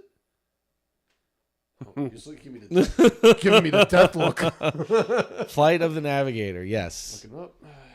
Mike gave you a look So like he you were was sitting in front of Paul Rubens in front of a movie theater. Do not challenge my movie shit. So Howard Hesseman, because it's one of my favorite movies, especially as a kid. Imagine if it's wrong and I got the right movie. So Howard Hesseman was That would be a first for he Mike. was the head scientist, because you never heard of the movie? No. So What's it called it's a again? really Flight of the Navigator. So this kid in Shit, he's right. Yeah. in like the late 70s. I do remember this movie. He goes back into the woods at his house, and he falls down a ravine, and he gets knocked out. And when he wakes up, he goes back to his house, and everybody's gone. And it turns out it's 8 years later after he wakes up, but he's still a kid. So what happens in the movie was he was taken by an alien for observation, and this is all scientific stuff. Like, at the speed of light, he went on a journey while he was knocked out and brought back. Motherfucker, that's Fire in the Sky with little kids. Oh, man. That's the same shit. No, it's That's not. the same kid, I think, even too. That's the same actor, but he's little. If you look at the fucking movie art By for the that way, thing, that is Fire in the Sky. That movie, Fire in the Sky, scared the living shit. Oh, me too. Oh, Yeah. I couldn't sleep. I was one of the 5 people that saw it in theaters, I think. No, And I it's could a little. not sleep. We at talked all. about this, how like we don't know, like, you know, because it's supposed to be based on true events, and the whole thing is that This is topical, by the way, because people think aliens are real now. I so know. this is Well, like there's a real- lot of things released and stuff saying, you know, from like the Navy and everything, saying that they have all this stuff recorded Yeah. of alien aircraft or unidentified aircraft, basically. But I get that, but if that's but the this- case, why are they not here now? So the thing, Like- well, there's a whole thing about that. I watch clips on like about that stuff all the time. The aliens did things to him. Yeah, Sexually. But those guys, like I'm back. those real guys, the guys who really experienced that, like they really believe what happened. Like they really believe that their friend was taken by aliens. Because when you see them, like an interview of them talking, like they're all older men and everything, and they're like in tears thinking about it. Trust So me. it's like whatever happened, they really think it happened. When I watched that movie, I thought it was real, and I almost shit myself. Yeah, it's pretty. Yeah. It's pretty creepy. Like, that scared the It's crap pretty out of creepy. me. Especially when he's like on the spaceship and he's got all that gooey stuff on his body. Yeah. I couldn't like texturally, it just kind of creeped me out, the idea of then, like, having this like Testing him slimy. and putting, like, no, oh, They're no. probing him, his But it's- eyes are all yeah. whatever. But where do these guys live? Well, that's the thing. It always happens in the Midwest, somewhere in always the the middle of South, yeah. nowhere. You know, Well, New York but a City's lot too of loud for these, you know, it's the question of like life in the universe, whether there's life out there and stuff. It's like, yeah, maybe, but the advanced technology that these other aliens would have to be like they, you know, like in Star Trek, you travel at warp speed, and the way they get so, because if you travel at light speed, even if you're traveling at light speed, you can't come back to Earth. Like, you know, if you travel at light speed 10 years from now, or, you know, 10 light years away, if you travel at the speed of light, you know, you get there in 10 minutes or whatever the heck it is, the timing and stuff like that. But by the time you get back here, 20 years have passed, type of thing. So the way they get away with it in Star Trek is that they travel at warp speed. It's faster than the speed of light.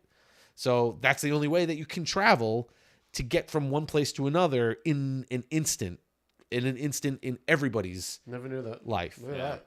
It's crazy, like the scientific like theories behind it and everything. It's all Einstein stuff. Everything is relative to the person. So like watching somebody leave at the speed of light, you know, you see them leave, and like I said, you'll be waiting for them for 20 years to get back, and for them it's 20 minutes. You ever It's see just- Interstellar? It's so strange. Oh, yeah. Same idea. Matthew I mean, McConaughey. It's that's- so strange. yeah. So the idea is that if aliens were to get here, because we don't see like the observable universe or whatever. We haven't seen any kind of area, like any planet relative to us that can sustain life for light years away, type of thing. So in order for them to get to us, it's like they would have had to have been traveling for hundreds of years or something along those lines. And if they were to look for life elsewhere, they'd be looking at us in the past. So it's like they would be looking at us when dinosaurs were on the earth, type of thing. If they were able to just look through a telescope and see us. Because it's all relative to where you are. So that's why they haven't shown their faces at all. Well, that's the whole thing. It's like, that's why it's like, is it really alien life or is it just technology that, someone's invented and they just don't want to fucking crazy say ass reason. They're Fucking just erroneous. honing in on people named like Haas. Right. And, they're just never Times Square, never somebody on Wall Street. Nope, we're going to land in the middle of fucking nowhere. All right, I got to use the bathroom. Oh, you can get the next beers then, too. There you go. While Nick and I was going to get up myself, but I'm spared from that job. I think we should do the little cans so we can bring all 6 of them. I might have to take these glasses off. Why? I'm looking at the camera, Yes. and I really think I look like the guy from Back to the Future. The guy who rides on the top of the car? With the, Oh, no, I'm thinking of Teen Wolf. Wait, what? I'm thinking of the wrong goddamn movie. The one that wears the 3D glasses. Yeah. Well, I look a little bit like that guy, right? Don't I? That guy was a dick, too. I don't like him either. He's like the prick guy that's like laughing as they're throwing, Marty in the trunk and all that stuff. Yes. Yeah. I don't know. I mean, it is the same type of glass. It's kind of the same style. You don't give off the vibe that guy gave off. That guy was a dick. Thank you. I appreciate that. I think you got to. Well, is it distracting? Can you not focus with those glasses? No. on? I just want to make sure I don't look like an ass. I didn't say that. No, I think it's a good look, and you're the only one representing any kind of Americana Okay. for Memorial Day weekend, which I think is super important. All right. So I'll keep them all for you guys. I don't have Mike's list in front of me with the shows or whatever like that. I mean, I don't know if we did a hard pivot to aliens. Yeah. So I don't know if we want to continue on the alien thing or if we want to wait for him to get back to go down the rest of his list. But are there any other sitcoms that you can think of that you like that he didn't mention from the list? Well, he was going 80s, right? Yeah. He wasn't going like 90s. I mean, he was going backwards a little bit. I think he hopped around a tiny bit. I don't but... know. One of my favorites is Friends. Oh, Friends. Yeah. I guess that's so sort of that 94. definitely jumps to 90s. Okay. Well, it's 94. That was going to be my next list was going to be the 90s anyway. Oh, okay. You were going to go to the 90s? All right. So, Friends. Again, my sister. I don't know what it was. I think it was because they were college age at the time. Okay. And she, I think, was in college or just had gotten out of college when Friends got popular. So she was a Friends person. Okay. So we watched it sometimes because of her, but I never... You weren't a Friends person. I probably watched more of the movies with those actors and actresses in them than I actually did Friends. Well, I mean, Jennifer Aniston's in like everything now. Yes. She's more movie than Friends now. Yeah, I agree. No, I didn't hate Friends when I watched it. I was into more of like the drama of like the relationships if I did watch it. Not so Ross much and Rachel kind of thing going on. Yes. Yeah. Like whenever somebody be like, there's a big episode of Friends, you got to go check it out. Something's going to happen. I'm like, all right, who's banging who now? Well, like, that's one of those things. yeah. But I can't say I could tell you moments from that show. Oh, I can quote that show. That's one of them. Really? Yeah. Okay. Because I like the Chandler and Joey thing. It was freaking awesome. Yeah, see, I like the Chandler's characters. That's the roommates weird were thing. Fucking hysterical. Yeah. It's great. Yeah, I mean, listen, man, it was obviously a great show comedically. Yes. But I never... did you watch Friends? That's one of those shows that I'd like to watch from beginning to end because every episode I've seen, I've enjoyed. And I've seen a bunch of episodes. Taking 2. Oh, we're getting two. Oh, Because they're 12 ounces. sweet. So I don't have to wait. I've seen, a bunch of episodes here and there, but I've never watched the whole thing straight through. There you go, sir. All right. Thank you. Do we want to do the beer before we do... Yeah, let's... I'm a thirsty man. Am I allowed Oh, to- by the way, I forgot. You're totally gonna be impressed by the water flow in the bathroom with the sink. Okay, can I talk about that briefly? I'm not going to shit on it because I'm just happy you have a bathroom in the basement. Mike has a bathroom in his basement, which is a very hard thing to do because you have to plumb it up, right? So just think about that logistically in terms of gravity. Whenever we would use the sink in the bathroom to rinse our glasses, The sink is a waterfall style sink. Yes, So if you don't know what that means, it's not the traditional. There's not like a faucet downspout. that just it pours out the top of it type Right. of thing. However, the flow, like Mike's sink needed Flow Max. It was very light. So annoying. And I remember going to rinse my glass. I'm like, I'm playing the Jeopardy music in my brain. I'm like, holy shit, how long is it going to take? So Mike said he kind of fixed the plumbing problem down here, and now we have more flow. Oh, okay. So it's always good to have excited more flow. about it. Yes, can have more flow better than Because I was gonna change the faucet itself. I was like on a kick. Like I'm fixing the lights. I'm gonna fix the faucet. And I was hoping that I didn't have to change the faucet itself, but so I was like trying to troubleshoot where I can figure out where it's because all these faucets have what's called they'll have like aerators or restrictors, and sometimes those they prevent like if you don't have an aerator, sometimes like if depending on how the water comes out, like if it'll come out like sputtering like all over the place, and the aerator basically breaks up the water so that it flows out nice. But sometimes when those can get like clogged and prevent natural flow and stuff like that. And they could be in so many different places. They could be at the faucet head. They could be at the connections from the from like the pipe into the faucet, and so it's like I had to like take apart everything to see where it was, and I found out where it was being clogged up and stuff, and I cleaned it all out and everything. So now it's nice. Yeah, free flowing water. Good. Yeah. All right, so this is going to be our next beer from Root and Branch. This is the Rieder. It is a Pilsner. Is it Rieder or Reader? I don't know. I would say Rieder. I'm going to say I before E, except after C. I'm going to say Rieder as well. I would think Rieder. That would be my, All right. Am I getting it in there? Yeah. Okay. Let's see. Is it listed here? Okay, here it is. Okay, so this is a Pilsner. Czech Bohemian Pilsner. 5% ABV. Czech style Pilsner brewed with Saz. We've had Saz, yeah. Okay. We've had Saz hops before.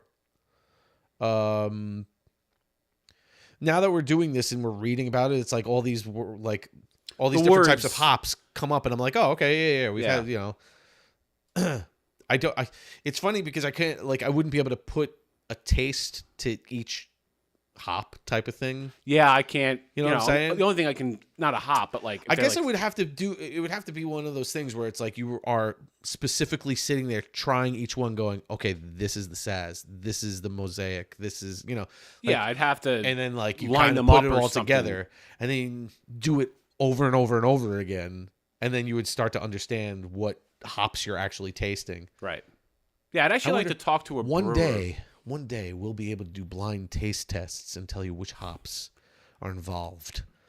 Could you imagine?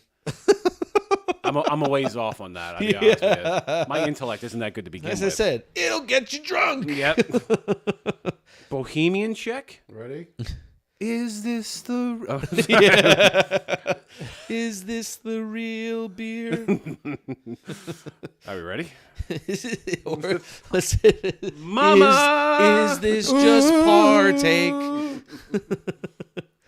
3, 2, 1. Beautiful. No spillage. Well done, boys. Okay, so while we're pouring, Oh, boy. Oh, this is very crystal clear pour. Look at this beer. I would like This to... is pretty. And we get 2 of these. This is a pretty beer. Here we go. Now, if I finish this beer, do I have to wait for you guys? Oh, I gave it too much head. No. We don't have to crack this one twice. Damn it, Yeah. I gave it too much head. That's what she said. Because it looks nice, but I still have some left. It looks nice, but I still have some left. Nick That's and I are nice. closer. That's nice, Brian. Those are good. Those are good. Come on, it's me. Those No, are I good. think Mike's is more... It's not. I don't have a lot left, but I like the way yours looks, though. I know what you're it saying had a about good us. it had a good height on the head. It does. That's like picturesque. That's like something you'd mount on your wall. You know what I mean? It's just, and he's got the top over. He's got the muffin top. I didn't want to. I'm getting too close. People can't see this, but Mike has like this. He's got a dome building on the top of his head. Look at that. Okay. Anybody want some whipped cream It with looks their beer? like a marshmallow on top of his fucking beer. All All right. Cheers, boys. Cheers, boys. Cheers. The Rieder, maybe Rieder Pilsner. We'll see.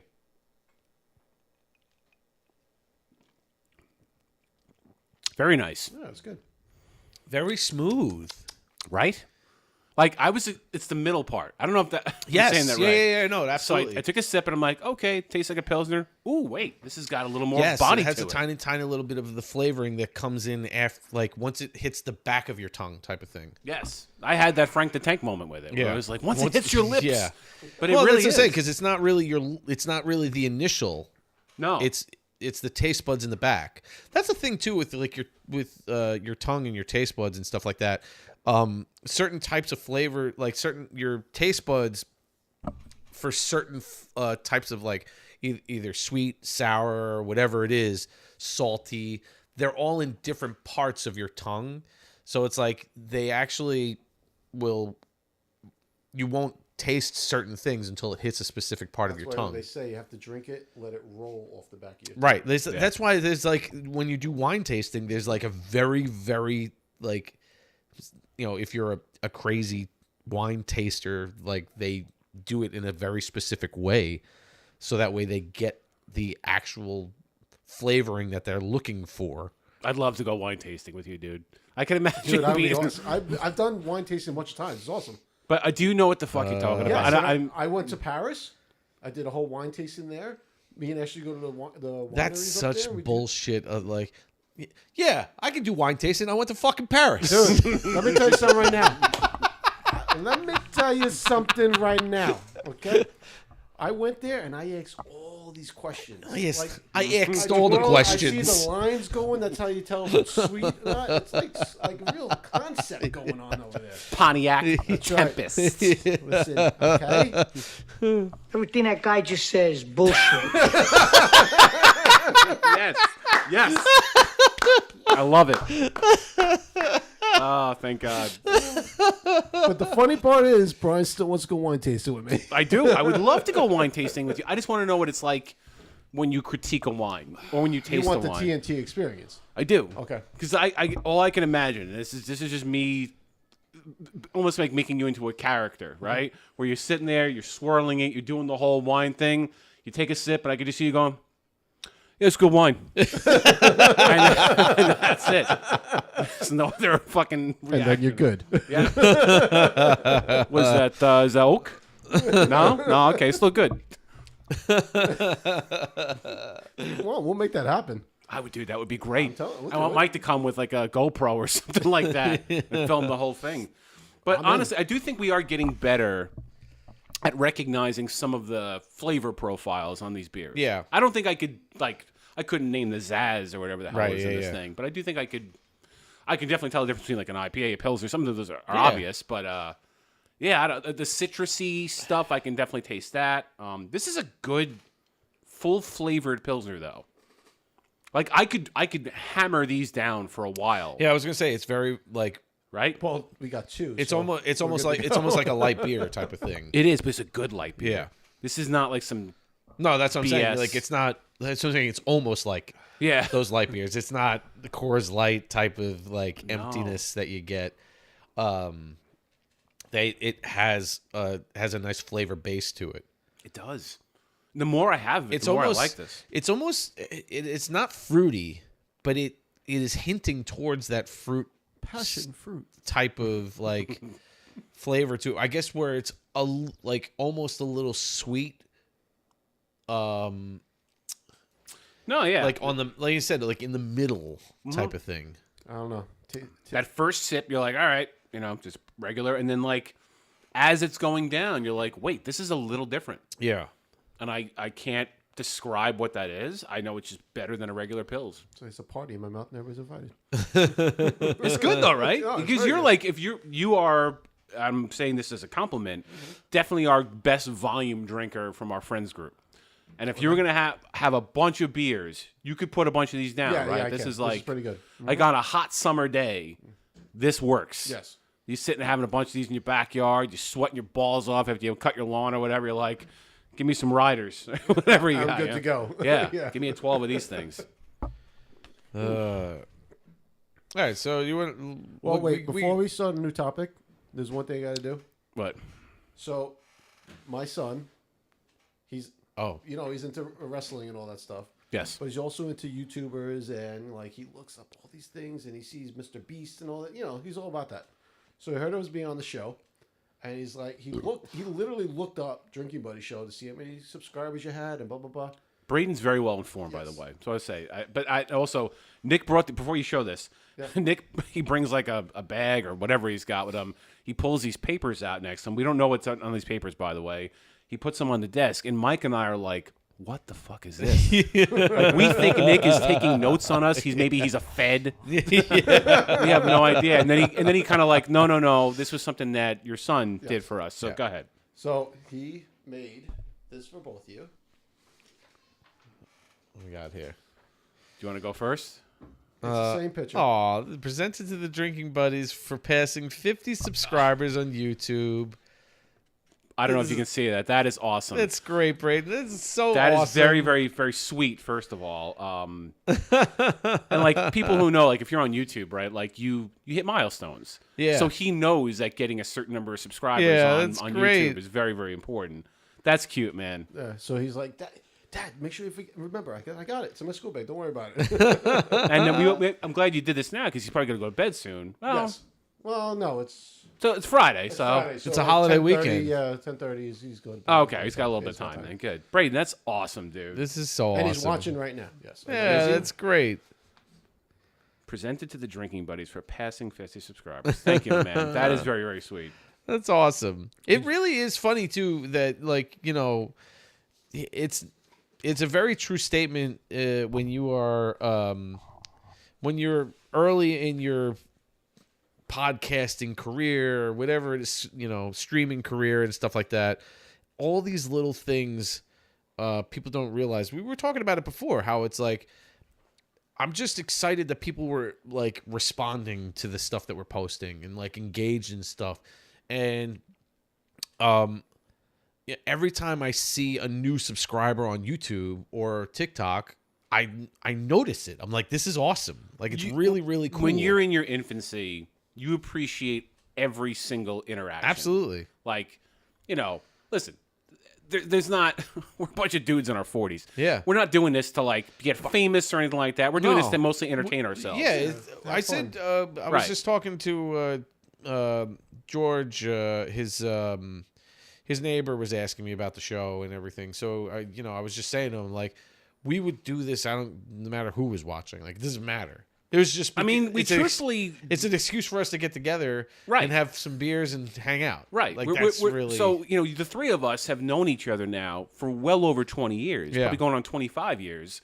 And, when I first did this way back in the day, before you kind of revamped it and turned it into the new hit that it is now, it was really just an excuse for me to get together with my boys and say, hey, let's go have some beers together and just talk about funny stuff. Yeah.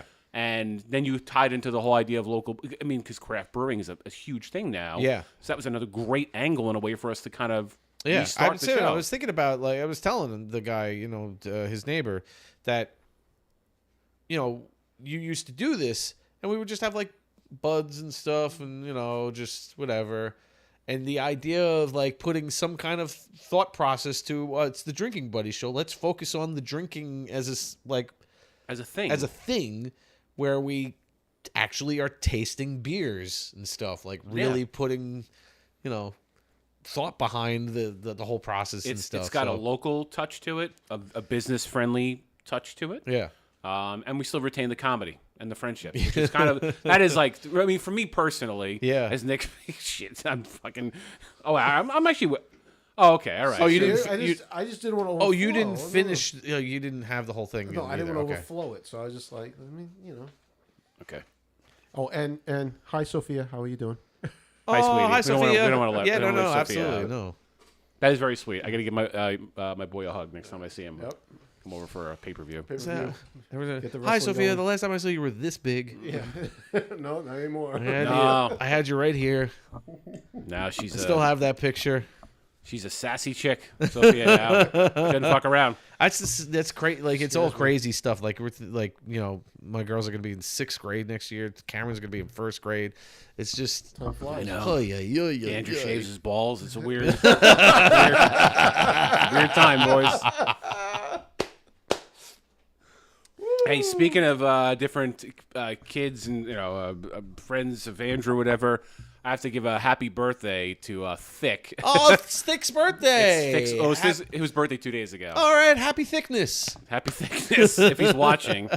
I don't take that, but okay. Oh, that's what it is. Thickness? Everything is thick something. Like Yes. Merry Thickness. Yep.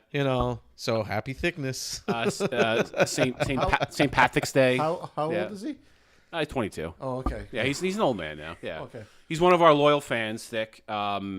And they went out on Wednesday. I think Thick is still recovering, from what I heard. I'm not going to go into detail, but The girls must love him with that name, huh? I don't know. I don't ask questions. It's a great starting. Either you do not want to ask questions. It's a good conversation starter. What do they call it? They call me Thick with 2 C's. Absolutely. Like you could definitely use that. Hell yeah. Well, Yep. we just need you because remember what you used to do to me at the bars? What? What did I do with the bar? Oh, I would just tell you to take your shirt off. So basically, Noah was bartending, and for like 1 month, I think I was bar back. Maybe 1 Yeah, month, so I would say? we should even just level set here. You were the bar, but we used to go to Lily Flanagan's, which is now like, what is it? RJ? Oh, Lily Not even Flanagan's. RJ Daniels anymore. It's like Changed Center again. Station. Center Station. Center Station in Rockville Center. But Noah, our friend Noah, Mike, was a bartender there. And it's no secret that Noah it was a great gig. We had a We drank for nothing. Yeah. Girls loved him. And so by proxy, we all kind of wanted to be there. And then we were like, oh, Nick's huge. Let's get him a job. He's just like jacked or whatever. And so you started bar backing there. And I remember there was one night in particular. No, wait. I was not drinking because I was working and I was jealous. You were working very hard, by the way. You guys were all working, all drinking. I was working. It was all right. Go ahead. So we're in this, like, I guess, the outside bar. And Yes. Nick's walking around just hustling his ass off, picking up trays and stuff like that. I'm like jealous. I'm not drinking. And there was, because I'm an idiot and I don't know how to approach girls. I go to Nick and I'm like, and you don't give 2 shits. Like at this point, like I think you might have had a girlfriend at the time. You're just like, I don't really care. Okay, so you have a tray of drinks in your hand. I gave you 20. It was only fucking $20 I had. Yeah. I hand it to you and I'm like, hey, I dare you to go over to it was a group of like 5 or 6 girls. I'm like, I dare you to go over them. Just drop the tray at your feet, and then just like walk into the circle of them and go, my name is totally Nick Tarracone. Pick up the tray and walk away. And he fucking did it. Like just like completely. And I remember the look on these girls' faces was like, what? What the hell was that? But I remember that was like an opening. I'm like, we could get in with them if Nick did that. I don't think I did. But you did nothing. I did nothing. I just sat there and laughed the whole time. I did it. I walked away and did nothing. Did nothing with the potential of that moment. Yeah. Nope. Could Yeah. have really worked it after that. What do you think about totally Nick Tarracone? He did the same thing to me. Yeah, exactly. Oh, see? That's why the fonts, okay? It's true. It's true. I'm looking for a soundbite. Yeah. What, like, Yes.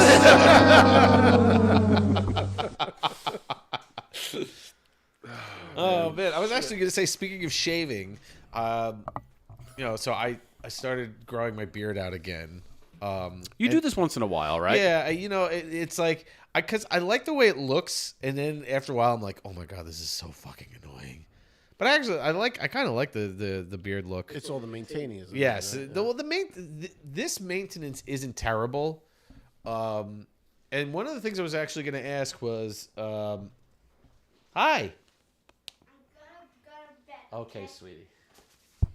Can I ask you a question, sweetheart? Do you like Dad's beard or no? What? Do you like his beard? No. No. You don't like the beard? No, my What kid- what does mommy think of the beard? I have no idea. All right. She likes the way it looks. She doesn't like the way it feels. Okay. Cameron calls it his spikies. He doesn't like I spikies. think it's yeah, I could see that. It's rough. It looks good though. I think you and Ron in particular both pull off the beard. Our friend Ron. You guys have nice beards. one of the things I wanted to bring it up in the past it's been on our list, which I don't even have up because we just roll with it. But when you shave, do you shave in the shower or do you shave just like in the front of the sink? Sink mirror. The sink mirror. So I shave in the shower now all the time. Do you have a fogless mirror? Yes, and that's one of the things. So I had like back in the day when I was with Samantha, she had asked me like, why don't you shave in the shower type of thing, because I would always stand in front of the mirror, and women shave in the shower. Yes, typically they shave their legs in the shower. And I'm like, I don't know, because you can't see anything in there, it gets too foggy, whatever. And she's like, well, get a fogless mirror. I'm like, they have those? And she said, yeah. So she bought me one. But this was a different... So I don't know if you've ever had a fogless mirror. Now, the one that she got me was like a battery-powered one that had like a fog fan to it type of thing. Like, it had and the mirror itself was not like... I don't even know what it was, but it wasn't like a very crystal clear mirror. So I never really liked it. I was very appreciative that she got it for me, but I was like... It was like some shit from like the Sharper Image or something like that. Yeah. And it just didn't really work. Yeah. So... Good thought, bad execution. Yeah. Okay. And then, so I never really wanted whatever. And then I had I was using a vanity mirror forever because I always, you guys know I cut my own hair. Yeah. And I need a mirror to kind of like, do this as a... Yeah. Dude, that's a good fade for like a self-cut. Listen, I do my own hair too, on the back. But don't you just put it on one number and go through the whole thing? But Ashley's got to do back. I can't see everything back here. I can't fucking... I wouldn't. That's impressive. I use a mirror. That is impressive. Well, you fade that shit, dude. Yeah. That's a great fade for... I do 5, and then I do 2 and 1. Damn. Does Nikki help at all with the back? No. She has in the past, but not really. Fuck. Like for little things here, like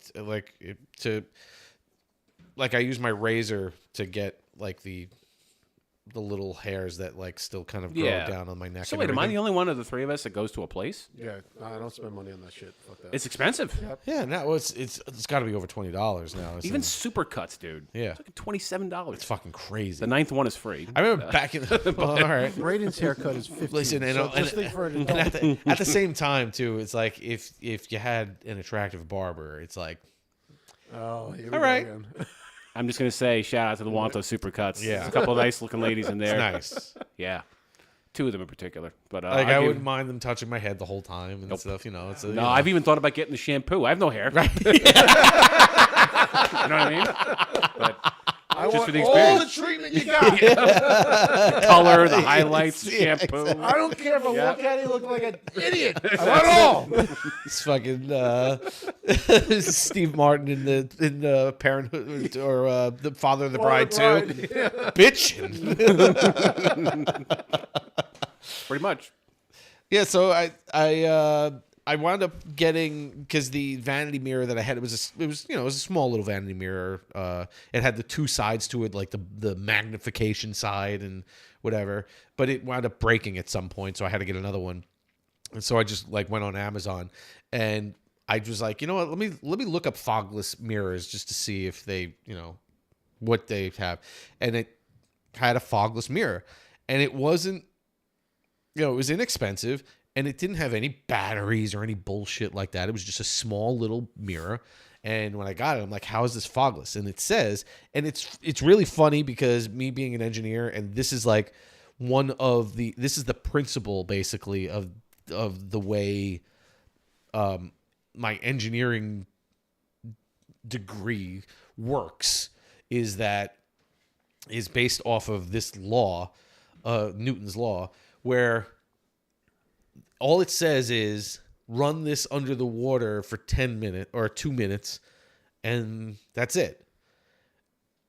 And then it's fine. So the water activates the anti-fog. So it's basically fog occurs because of the differential in temperatures between the face of something and the air surrounding it. So the air surrounding it is the temperature of the water from the shower. So if you make the mirror the same temperature as the water by running it under there for 10 minutes, Makes it the same temp. and it makes it the same temp, but it doesn't fog up. Sounds complicated. No, I know. You see, so instead, it's not. all right. So I'm just fucking when you're in with the okay, but I will just say, so for the first 2 minutes, instead of washing your ass, you gotta hold the mirror under the water. It's not like. Honey, why are you in there so long? I'm doing the mirror. Yes. Well, first off, I shave in the shower, so it takes extra time anyway. But like, I don't know, you've never just sat and run Yes, warm you water? do. The first couple of minutes, I'll just sit under the water. So I fucking take it and I'm just holding the mirror under there as I'm like sitting there, Just imagining Mike holding the mirror up like a bat signal or whatever to the. Yeah, like it's Is it ready? Is it before I step in? I'm holding it over the top. Just It's not working. He pisses on the mirror. No, so I mean it's. So now I shave my face in the shower, and it's just a lot easier. I've heard that's very satisfying. Like when you have that. It's kind of very mirror. easy, I have my shaving gel in there, and And the hair and the cleanup and all that stuff. Oh too. yeah, That's it goes right down. you know. It goes right down. This That's you it. just buzz. And this So all I'm you're not. doing is over here. So this is early. Was that bad? You remember 4 days? Yeah, something like Monday? that. Yeah, I think it was. I think I stopped shaving on either. It was either Sunday or Monday. You see, One of this is the thing. You guys talk about my hair, right? I can't do that. I can't grow a beard like that at all. Well, I can't grow a beard at all. No. I mean, you guys saw me in October. Remember, like I did Silent Bob as my Yes. Yeah, you as my costume. Yep. It was a My good beard costume. was pretty thick. It was great. Yeah, you grow a nice thick beard. You do. I never used to. It's weird, actually. I really the hair on my face never really used to get as thick, and I guess I kind of just experimented by letting it grow. Well, there is also something, and it's obviously not coming through on my face, but I don't know about you. Are you guys getting like nose hair and shit more now? Oh, wait. Nose hair? Now? Ear hair. Okay, my father-in-law's got that too. Yeah. No. buzz everything. It's leaving here and coming out everywhere else. Yeah. No, I At use. least it's staying here for me. You- The other. I've been using Fucking Curious I've been George using motherfucker right no- here with yeah, the I know. I've been using nose hair trimmers for a long time. Just because it's like Do you use electric or use the pluckers? I use the electric. Sometimes I pluck though. Oh, it's hard. it Plucking hurts. nose hair. It's Yeah. like hell. I Sneezing start tearing. constantly. If you pluck one, I start like tearing. Yeah, me too. Tear yeah. and sneeze. I have an electric one. It sounds like a weed whacker in there, man. That Yeah. thing sounds Yeah. Yeah. It's like awful. yeah. AAA batteries aren't powerful No, enough. dude, I go through batteries on the thing like crazy. I need 440 volts. yes. All right, shock. I connect to the third rail at the train station. Get that shit. Yep, 220, 221, whatever it takes. It's got my nose. Sucks getting old. Yeah. So, all right, you got your beard. You're doing your fogless mirror. Yeah. And it's a good experience. No, that's what I'm saying. Yeah, it's like I have not shaved outside of the shower in a couple of years now. Wow. And so, like, this was just some, like, off-brand Amazon. It's Yeah, like it was some bullshit thing. Huang Wei or some shit. Yeah. I don't even know what it is. All right. So it wasn't that expensive. Like $20? Not even? It's not even probably. It's, All right. I might do that then. Because honestly, the one thing that I get in trouble for, it's not shaving. It's the cleanup. Yeah, cleaning up. Like, I will get my ass handed That's to the me one by thing Bridget too. with the hair is in the sink. After cutting my hair, the cleanup sucks. But Yeah, you're sitting there with, like, paper towels or fucking maybe the I toilet don't paper. like. Listen, I sort of trying to paint a picture and everything like that, but I cut my hair in the nude because it's like I don't want to. And he's drawing a picture. Because it's. Yeah. But I'm just saying, I like didn't want to, but because I'll just let you know. the I'm first- naked. I must paint you nude. the first. The first time I tried it, like the kit that I got came with one of those aprons and stuff like that. But I was like you're naked just sweating wearing a my cape? no, but I wasn't naked. No, I was now I am. No. But like I tried using the cape and everything like that, but I was sweating my ass off doing it and stuff, and it was like it was all sticking to me and shit, and I'm like this sucks. So I was like, you know what? I'm gonna just get in the shower right afterwards anyway. So that's the way I do it. That's I shave and then I cut my hair. I have the dustbuster in there with me, so I clean up. Small and then, little, then hop in the shower. Like I back myself up as I'm cleaning up into the shower. All right, you know what I'm saying? Let me just back set it up. Back it up. Let me just set the scene here for everybody. Mike is nude. He's got a dustbuster in his hand, and he is in reverse heading into the shower. It is quite a sight. Hold on a second. I gotta keep going. He's just backing up nude. Okay. Ass heading towards the shower. Dude, that is quite the scene. I've But never wanted he to see said you nude he before. wasn't painting but it for us. But I'm saying, then it's like I get in the shower and I wash off all the excess hair that I've cut. That's just kind of here, and that's all gone. It's down the drain. Okay, that's effective. Yeah, I do. I like the idea of not having to clean up all the hair. yeah. And I do have to clean up a lot of, when I cut my hair, I have to clean up a lot. But shaving wise, I never have to. Because of the shower, right? Yeah. All right. Maybe I will try to get one of these fogless mirrors and do the whole. I don't shave as much as you. Like you grow much. I shave like once a week, dude. Yeah. If Well, that. like It's when I'm not I'm not grown. Like if I'm not grown, I still shave my neck because I want to keep it clean. Like I don't like the hair like growing because my hair grows all the way down to here, basically. See, I don't know. You probably can't see it on the show right now, but there, in person, the line. Can you see the line, Russ? Nope.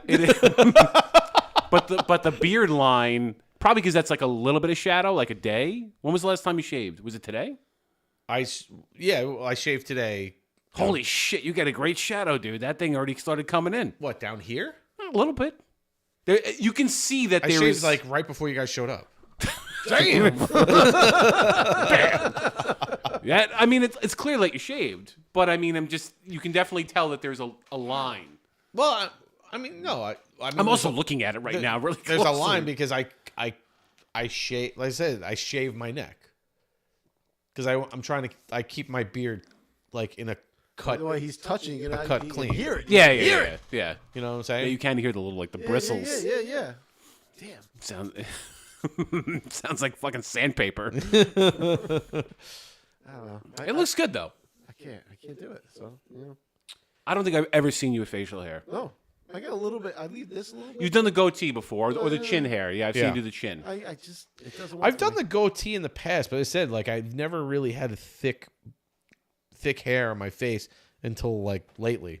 Like the last time I grew a beard, that was the thickest I had ever grown any facial hair. Yeah. But I thought it came in pretty well. Came in great. Yeah, and I can say that confidently because I know what it is like to be on the other end of that, where I tried to grow a goatee and I got like it wasn't good. I knew it wasn't good. Spurts here and there and shit. Yeah, it looked like I was just like puberty kind of goatee, and then somebody like I think it was like Alexa from Cornhole. She's like, "Are you trying to grow a goatee?" And I'm like, "Oh, that's cute." Yeah, I'm in my 40s. That's what it was. I'm in my 40s and I still 45-year-old man is getting that question. It's humiliating. My sideburns, it's funny, like it takes a minute, for my sideburns to kind of catch up with itself because there's a small section right below like the top of my sideburns or the bottom of my, however you want to look at it, where there's like a small patch that doesn't grow in as thick as the rest of it. Really? Yeah, because you have good sideburns. That's too. I used to sport the sideburns. That's when you were gigging and when stuff. I was married and everything. I had sideburns down. It wasn't mutton chops, but I let them grow down for a long time. And but I had to like when I shave, you can kind of see it. There's just a small spot here that's a little bit less hair. It's very, very minute. very like you're talking about around the outside part. It's you right. see it, but it's very little. It's not. I mean, you have Like to. if You have to tell me. Yeah, It's like, pretty much. At this we point, would not like, see it if you didn't mention it. You would never. I was Never saying, have any idea. Yeah. I was saying because at this point, like once I start growing it in, like it's not as noticeable. Yeah. But it used to be a lot more noticeable, and I had my sideburns for such a long time that like if I did trim it, then you could actually really see it. Yeah. Yeah. It's weird how some, I don't even know what it's from. It's just the way my hair grew in, Genetic. Yeah, it could have been like maybe you could have like taken a hit to the head when you were younger and something like. Well, fucking Shortstop's a hard position. Yeah, I was just gonna say you ever play shortstop for the Cousins? You take a couple of balls to the face. Right in the head. Yep. What is that? That's fucking Ace Ventura with Dan Marino. Did you remember me, Dan? I get hit in the head a lot.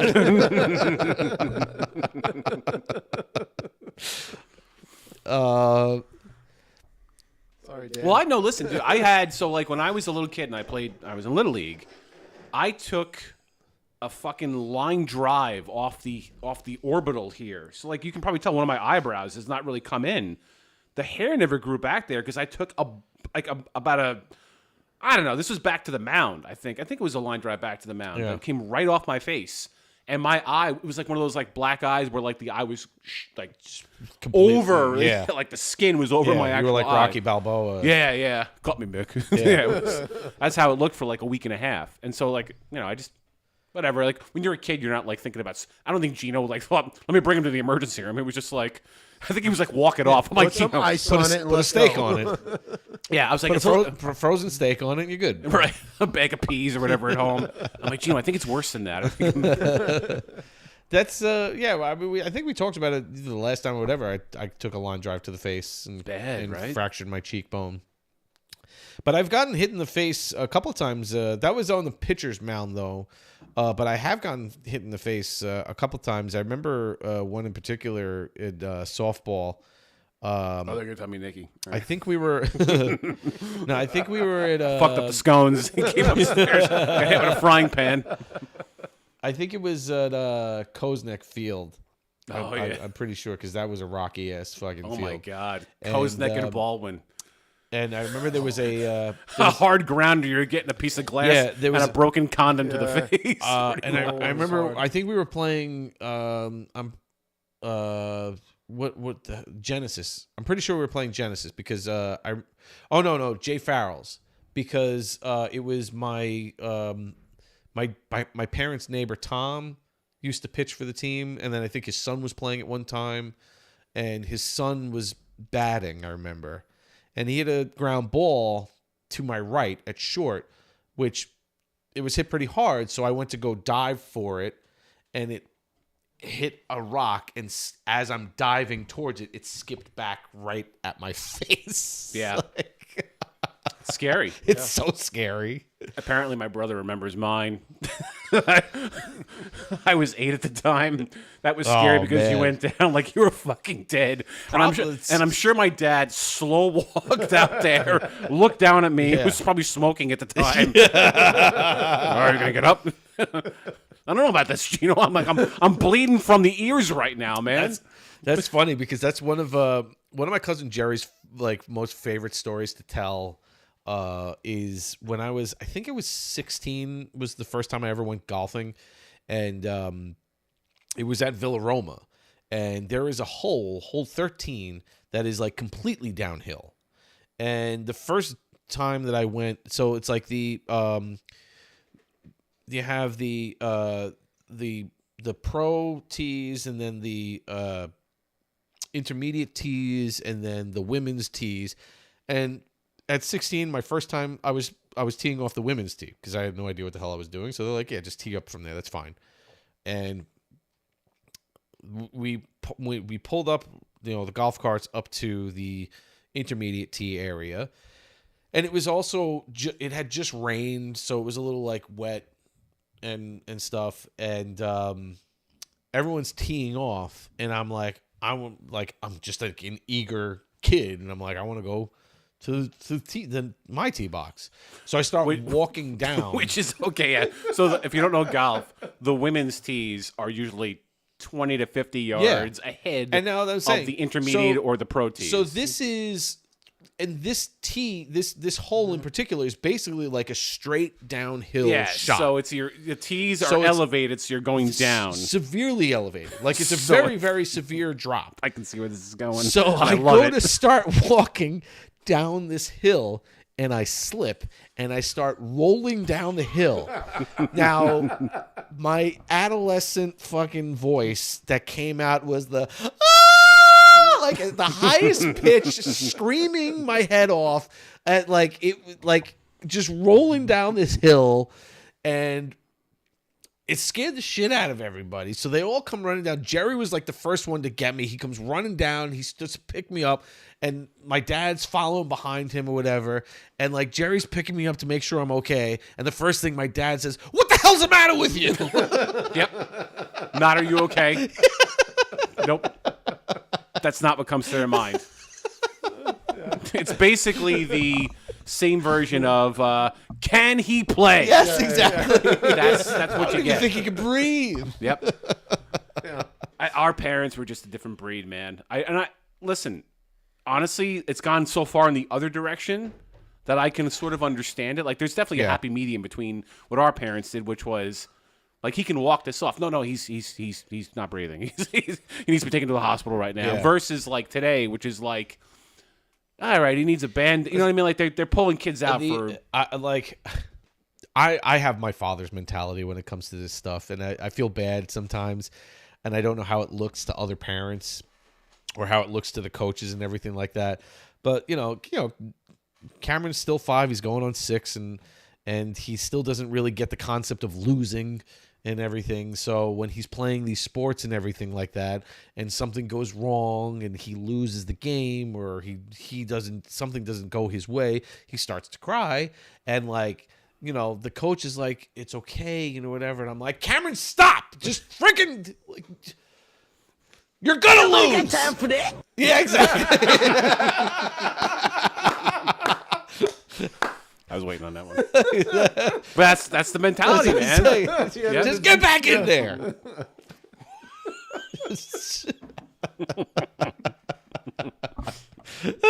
Dude, I can't wait till we build the soundboard out, man. This is going to get so good.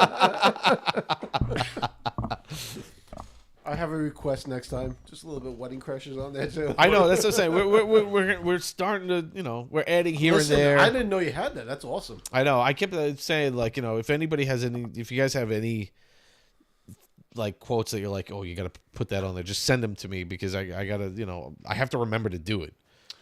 Yeah, there's so many like pop culture movie, like little things. Like whenever you find yourself quoting something, just send it to me and just be like, "Oh shoot, you should put that on there." All right, so basically, just go to our group that we have and just like I know we quote movie Major League all the time. I was gonna say, I feel like our group in particular does 3 or 4 movies. Major League is one of them. My Cousin Vinny for sure is up there. Yeah. Your Wedding Crashers guy, that's probably the 3rd one I'm thinking of. I'm trying to think of this. Dodgeball sometimes. Dodgeball's There's up there. so many. Oh yeah, I meant to put on a dodgeball thing. That's a good one too. Bold Strategy. I'm gonna have that for cornhole. Yeah, it's a bold strategy. Cotton hope it works out. Oh, actually, do you know what? I did put a dodgeball quote on here. What is it? What am I missing? I didn't see it. Suit yourself, queer. Were you looking up Rip Torn stuff? Because of the wrapping up, I'm like, oh god. Yeah, I asked Mike for this obscure quote from it's a movie called Defending Your Life. Okay. And the actor Rip Torn, the guy who did that quote right there, he's in the movie. Well, he's in a lot of things. He's the Man in Black. Oh, he's yeah. in Dodgeball. Rip Torn's I think he's passed away get him, at this Tiger. point. He did pass away. Yeah. Yes. He's a great actor. But he was defending this.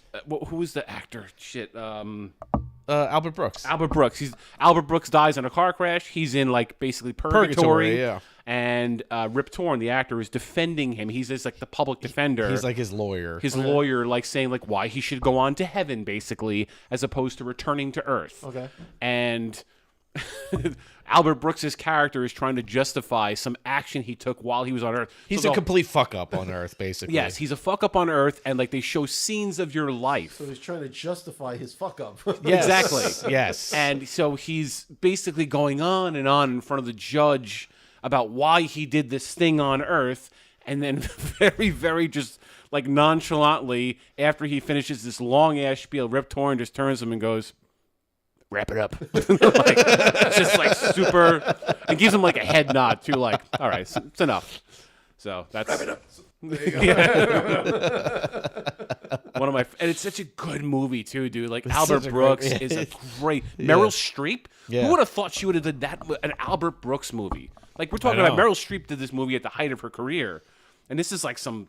I don't even know if it was in theaters. I think it might have been like a straight to HBO or something like that. It was not like It's this. such a good movie. Well, Oh, I like love 80s it. or 90s? This is Early 90s? Yeah. 90s? Yeah. Yeah, there's another like I think I used another quote in our opening from Defending Your Life. Shoot, I'm trying to think. I'm pretty sure I do. Which one is it? It's I'm looking. Yeah, I feel like Defending Your Life was like 91, 92-ish, something like that. Great movie though, man. If you're an Albert Brooks fan, that movie, and I think it was Mother. You ever seen Mother? Yeah. Mother's a great movie too, dude. Which is like, I don't want to get too deep into that, but did you finish your freaking beer already, man? Same level as you. Chill out. Oh yeah, my That's bad. your second one, right? Yeah, I'm yelling at Nick. I'm actually ahead of him. Wow. Yeah. Mike is the one dragging us down. Look at this. God damn. What do you mean dragging? Come on. Is that your second can? Yeah. I have you Thank special. God. All Listen, I have a special nightcap for you. We're not even done. We still have the IPA left. Listen, that's later in the night. I'm just saying. We've only been going for 2 hours. That's all right. It's okay. It's a holiday weekend. Nick has no idea what time it is. He got the sunglasses on. He's like daylight out. It's fucking looking like Stevie Wonder said over I would here. take There's them no off. concept of time. I said I'd take them off. You guys said it looks good. No, I think I keep him on as long as you can. Is it? As long as I can. Yeah. No. You ever see the No, yes. the Stevie Wonder? It's not, it's SNL skit back in the day with the commercials for the camera with Stevie Wonder. No. Maybe I did. It's the funniest fucking things ever. Where they're it's a commercial for a camera. I can't remember who was with him and who was playing Stevie Wonder, but it was showing off the quality of the camera, and he's playing tennis with some guy. And when Stevie Wonder's holding it, he's taking pictures. But it's like of the foot. It's it's fucking here. It's fucking and then they switch so that Stevie Wonder has the racket and the guy's taking the picture. So now it's showing Stevie Wonder and he's taking the picture and he's just kind of looking up. The ball goes past him, and then he just swings.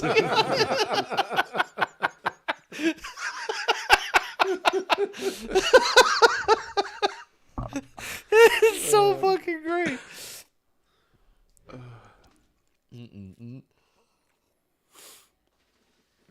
All right. Hey, can I talk to you really quickly while you're unless I don't know, I don't want to like interject. I was going to ask him about the whole Levittown McMansion thing. We were talking about that earlier. Oh.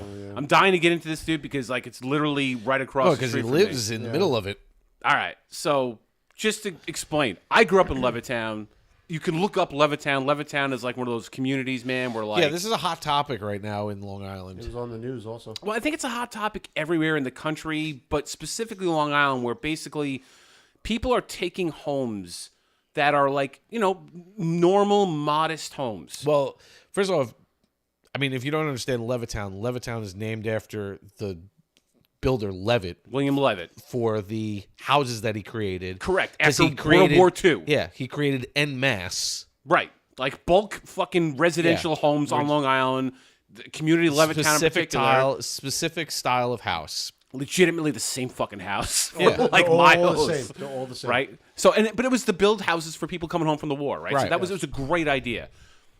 Fast forward to today, a lot of these houses have been modified over the years. Very few Levitts. Yeah, no, absolutely. Like there's probably like one original Levitt out there, but everything else has been modified, dormers and all that shit. Which is fine. If you're a small dormer, yeah, no problem. Right, which is probably what a lot of people have. I have a small dormer in the back of my expansion house. Right to the now, I have house. a half. Sooner or later, I'll get a full. But what's happening nowadays is that people, you have builders that are buying the homes, like buying the lot, basically buying the lot. Yeah, Like they're buying the house, and they're tearing the fucking thing down to the ground. Like just, I had one today. There's a bulldozer. My neighbor across the street, an older man, he passed away. A builder bought the house, and within a month and a half of his passing, there's one of these big caterpillars in front of a fence, just knocking this shit down. It looked like a scene out of the Money Pit, dude. Yeah. Where it's just like, what are they testing the missiles here? It's like the thing is leveled, and they're gonna build a $1.7 million brand new home. Which, listen, it's gonna look beautiful.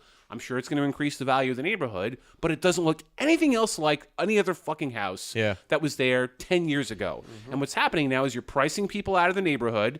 They're building these, what they're calling McMansions, in place of traditional, normal-looking homes that fit the character of the neighborhood. Yeah. And it's driving people nuts. It's very strange just because they're like, compared to the houses around them, like even if they're a nice house, they're an eyesore. They don't fit because they just don't look like some they're. houses near my, It's my like house. Yao Ming walking through China. Right. It's literally this. You have this big fucking house, and then you have all these little like cute sided houses, maybe a dormer or something like that. But then you see this big ass house in the middle of the street, and you're like, why? It's because you're. I mean, yeah, you have these cute little family houses, and then all of a sudden you have like the White Lotus, like just fucking, like what the hell is happening here? How many people are going to be moving into this fucking house? It's huge. Well, that's the other thing. They're gigantic. They're enormous, and it's usually multifamily. Yes. Or if not like multifamily, it's like. And a lot of people, like if you're a homeowner and you don't really, if you're not a homeowner, I should say, and you don't really understand the whole concept of these, when somebody has a house with multiple families living in it, it's devaluing the whole area basically. Yes. Because the car is filled with fucking the street is filled with cars from all these different people that, and like they're just renters really, so they have no investment in the house and everything, so they don't really give a crap.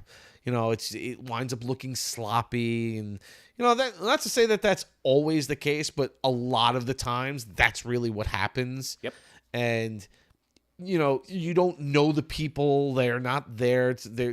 It's like a temporary thing for them, so you have no relationship building with any of these people, and it's just not it's not good. No, and it brings. It brings the value up, technically. It brings the value up, sort of, because from a comparable sale value, it does. Because you're talking about, but that's more like investors. Yeah. It's not like homeowners.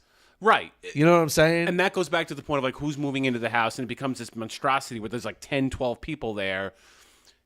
You're now getting into this gray area of like, have you ruined the character of the neighborhood to try to get some $1.7 or $1.8 million house with 10, 12 people living in there? Yeah. That if you were going to move into the house next door now, do you really want to be living next door to that place? Right. You know what I mean? Which has all these people there, the cars in the street, everything you just said. I don't understand. Finally, I mean, you live in Levittown, Well, so they passed the law. Yeah, yes, because the town started speaking out about it. Levittown residents, and I grew up in Levittown. You currently live in Levittown. I'm in Wantagh now, but you're basically residents were like, "This is bullshit. I'm not putting up with this anymore. These houses are monstrosities, and they now have limited the size and scope of some of these new builds." I'm actually curious. But it's actually that happened, and now other like Wantagh, it's gonna go over. It's expanding. Yeah, other neighborhoods were like, "This is great." Where did the term McMansion come from, though? I don't know. I always thought it was McDonald's. That's all I can think of. No idea. Because to be honest with you, every time you say it, McDonald's pops in my head. Yeah. Because like anytime it's Mick something, I'm thinking like McMillions. Yeah, maybe that's it. I don't know. I don't know. I don't know why Remember that whole McMansion. story? I do. That was fucking crazy. That was a weird one. Do you know that story, Nick? I'm sorry? The McMillions? No. There's a documentary. I think it's on Netflix. It was the whole thing. Do you remember when McDonald's did the Monopoly game? Yes. And Now it's come back to basically, me. It was a scam or something the like mafia got involved with it. Okay. and got these employees basically to get them the winning numbers, and they would get, it was like a Ponzi scam. They would get suckers to say, I'm going to give you the winning number, but if I give you the winning number, you need to give me a percentage of this. And they would have a set percentage, and basically the person was like, yeah, totally, I'll win $1 million. It's fucking great. And then they would take half or whatever it was, and then they would get taxed on the millions, but they would only have half of the millions to pay off the taxes with on $1 million. So they would wind up with like 100,000 maybe, or whatever it was. Yeah.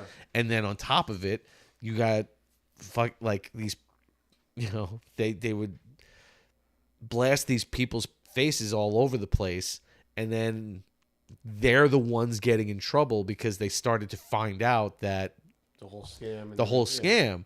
But it's like, these people were just like, I didn't know, I was just told to, claim the money. Like, I didn't fucking do it. Right. They had no idea they were They had no idea that it was like a whole thing, And meanwhile, it's like these people start going bankrupt because they're not getting anything from it. But that's, and so the mafia was behind the whole thing. It's a fantastic story, and it's just crazy. So that they don't do the Monopoly thing the same way anymore. I used to do the Monopoly thing, I used to get like a free burger. That's it. Yeah. I'll keep that. I never did like keep all the. But I think that's places and stuff like that. I never did that. Dude, dead serious. I mean, my brother knows he's watching. You remember like if you were like a smoker back in the day? Yeah. I don't know. I know this because of Camel. So my dad was like a Camel smoker. Camel. Oh my God. Yes. That's like Camel Joe. That is a one-way ticket to lung cancer, my friend. Yes. He smoked. It wasn't like unfiltered, but whatever. I think the filter helped. But like, do they had even like sell Camels anymore? I hope not. I don't know if they do. It might be cyanide, for fuck's sake. But Gino used to collect. And I don't think they were the only one. I think Marlboro did it too. But like the coupons, where like you get to like cash in your coupons. I remember at one point he got a catalog in the mail for all the coupons he had collected. These little basically they're like little, every time you bought a pack of cigarettes there was like a little coupon that came with it. And if you got like 100 of them, they sent you like a free like flashlight or whatever. And at one point, I swear to God, my brother knows, this motherfucker had like 150,000 coupons on the car. And I'm like, and my brother and I were like, I think he can get the Corvette from the catalog. Like, there was some big ticket item that I'm like, I was rooting for this man's cancer at one point. And I'm like, Gino, just keep going, man. Get the car. Yeah, that's it. Keep smoking, man. I'm good with it. Dad, do you need me to pick you up some cigarettes? Yes, I don't care if I'm underage. I don't give a shit. There's a Corvette in that catalog. But I don't even think he ever checked. The weird thing about it was that they used to be. Do you remember my old house in Levittown? There was like a bar in the back living room area. I don't know if you were there. Yeah. Weights. Yes, but the weights replaced the bar. Yeah. Okay. So like he used to have them stacked on that bar, and I just one day looked at it and I'm like, I don't think he's ever going to cash these things in. Or like he started it and then like the program ended. Yeah. And he just like had all these things. So it's just like he smoked himself into nothing. They ended the whole thing. I was like, motherfucker, I wanted the Corvette. Oh, man. What are the fucking scams those smoking were? for nothing. Yes. Yeah. And it's like you couldn't get the coupon until you smoked all the cigarettes. Pretty much. Yeah.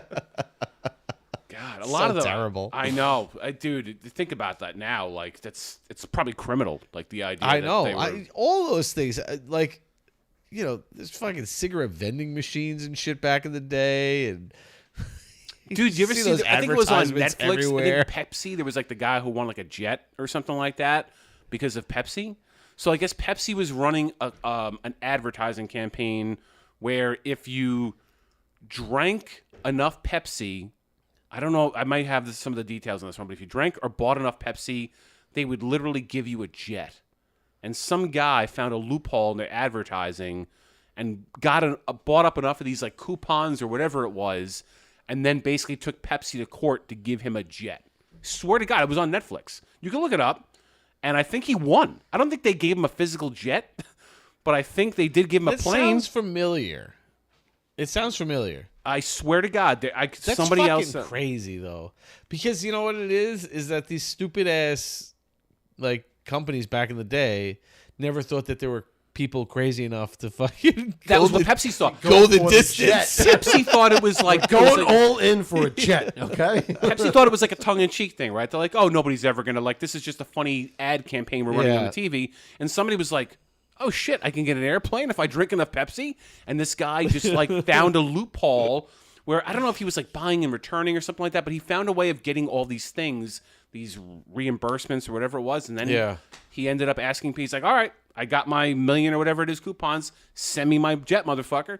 And Pepsi was just like, no, we didn't mean that seriously, and they had to go into court with him. You did. Yeah. Right. Yeah, you said it. Yeah. So I forgot exactly. I don't know that. Like, I'm sure I'm leaving out details, but it is wild some of the shit that was going on back then between smoking, drinking caffeine, sugar. You know, that was like a fast track to diabetes back then, probably. 90s and early 2000s, crazy times. That's when we grew up, man. There was no rules. It's funny. You always say like these, you know, if you ever look at like, you know, you find these weird ass disclosures places and stuff, you know, for certain things, and you go, why the fuck do you need that disclosure? It's because somebody tried to do that. Yes. Basically. Some crazy idiot out there. there. So now it's like all those commercials, even if they're like wild and ridiculous, they always have the little disclosure that nobody reads, but it's there. Well, it's like to save them, you know, it's like the coffee a lawsuit. Thing. You know, the coffee's fine hot, print. but they got to put coffee. Hot coffee because someone sued because they got burnt on coffee. I know everyone talks Why'd you about put the bomb on? that whole thing. I told you to put the bomb on.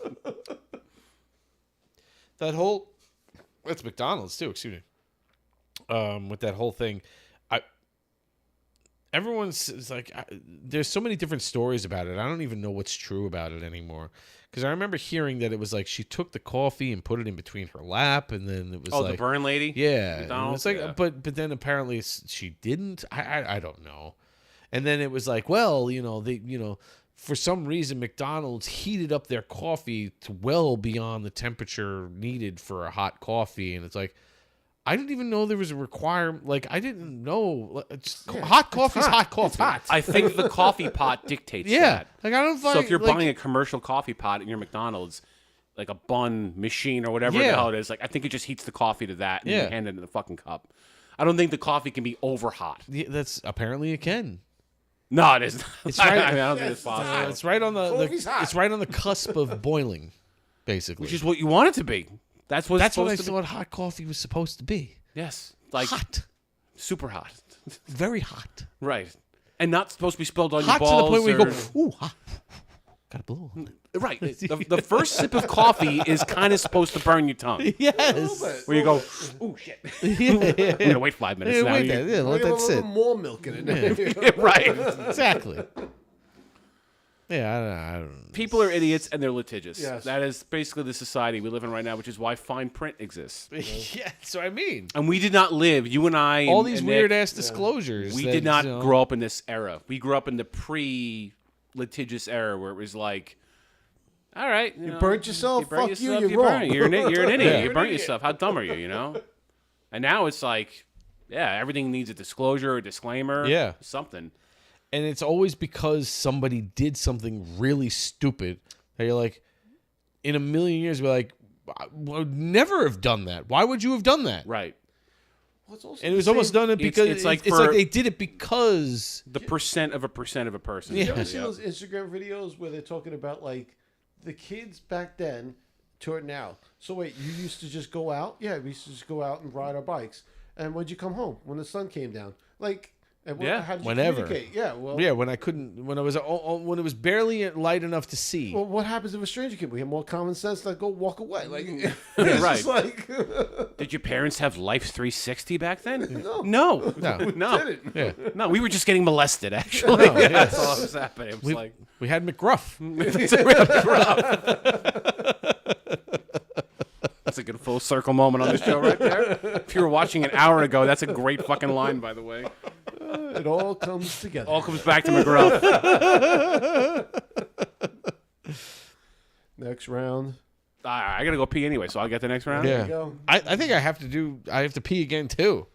But it's because Hold it down the show, baby. Let's go. Nick hasn't peed at all. This man's.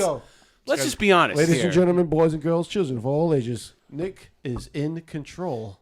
Nick, And just being honest, you're What's operating on one kidney, yeah. and you're the only one that hasn't had to pee yet. All right, hold on a second. Nick's a camel. He is. And he's got water too on top of that. Oh. Don't forget water. He has to do that for health reasons. This is not. Holy shit! All right, I'm gonna be right back. Chug, chug, chug, chug, chug, chug, chug. Where's my beer? All right, I'll be right back. I'll get you beer. What? That's impressive. Oh, did I knock out a camera? Oh, God. What? There's a lot of. I've seen a lot of those things though with the crazy ass disclosures. Let me see if I can find if there's any. What? Crazy? Yeah, to like, because it's so like you seriously look at some of these things and you go, why would you even have to put that there? The world we live in. Yeah, it's just fucking bizarre. You can sue for anything.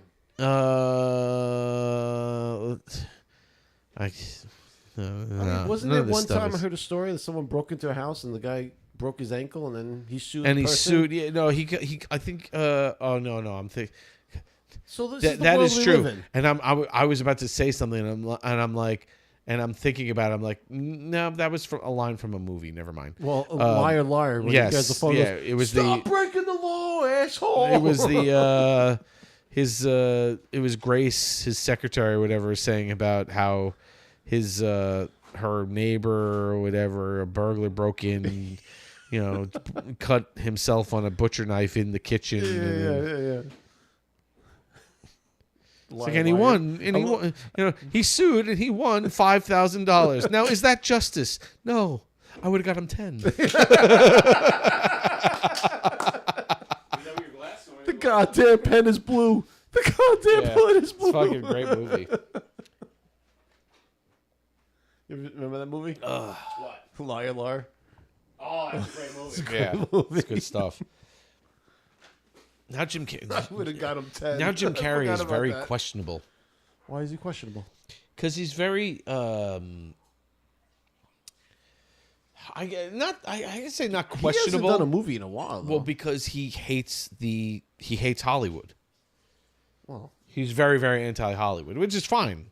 I mean, but he's just like he's become very the rich get like richer. It's almost like every time you see something with him in some kind of an interview or whatever. Wait, I think I saw that. It was him and Jenny McCartney. Is that what I'm thinking? I'm not sure. They were doing an interview and they were talking something Maybe about like the Hollywood whole thing. I was saying every time he's interviewed, he's just he has some kind of like thing against everything. Like, and I understand, understandable Hollywood and stuff like that, but it's not. I gotta say, it's not as he's not as far out there as Crispin Glover, but he's pretty close. Listen, I don't know any like Crispin Glover is pretty fucking. Crispin crazy. Glover was weird when he was younger, and now he's extra weird now. But Crispin Glover did a great thing for actors because I don't know if you know this whole thing with him. So Crispin Glover played George McFly in Back to the Future. Yes.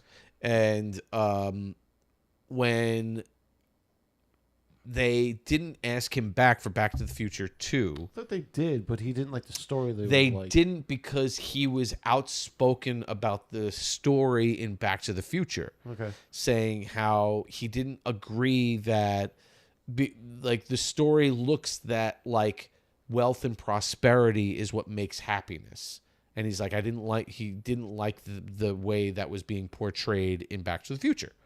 So he was very outspoken about that. And because of that, they didn't ask him back. So in Back to the Future 2, when he's in the future in 2015 and you see old George, they used his likeness on a new actor by making a prosthetic face that looked like Crispin Glover and put it on the actor. Okay. And because of that, he sued them. Well, and he won. Yeah, well. They didn't have laws for the actors back then. Mm-hmm. But he said they used my likeness and I should get money because they used my likeness. And because of that, they actually have laws for actors now that you have to pay someone for using their likeness and everything like that. So as crazy as he is, he actually did something very good for the Actors Guild. Which actually kind of ties into some of the AI stuff right now too. When you think about it, like people being replaced by AI. I mean, absolutely, that definitely hits the acting or the arts community for sure. So yeah, I'm gonna run to the bathroom too. Oh God! Sorry, I can't do the crack now. I thought my bad. It's because I pre-gamed, and it's not because of the whatever the hell. I blame the shaving now. I think the truly was it neutral. What did Whatever the fuck that is. Nick brought this pregame thing.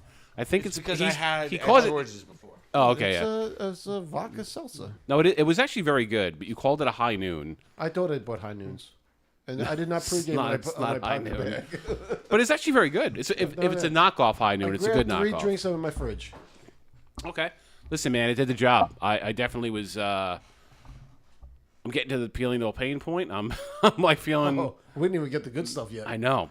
So the thing about Nick, first of all, I think it's safe to say Nick is going to be, if not a permanent fixture, a regular appearer on our show at this point. If you guys will have me, I'll be on every time I'm free. I don't, dude. I mean, I don't want to speak for Mike, but this is awesome. Okay. Good. I'm happy. Thank you. I love that you're here. But the thing we said about Nick, and Nick loves this idea. Nick is sort of our bad influence. Good influence, but maybe bad too at the same time. But you, last time you brought, what was it, a whiskey? It was a whiskey, yes. It was a flavored whiskey, cookie dough whiskey. Cookie dough whiskey. So if you go back to our Christmas episode, Nick brought cookie dough whiskey. Mike broke a glass. It was fucking bedlam in this place. At this point, it was like midnight at that point. It was late. The wheels are off now. Yeah. Oh yeah. Shit was just off the rails. But we were I like, couldn't even speak correctly. No, if you actually go back on our TikTok or YouTube, look up Nick's cayenne pecker. Yeah. He meant to say pepper, but he couldn't. No, I think I meant to say pecker. Maybe he did.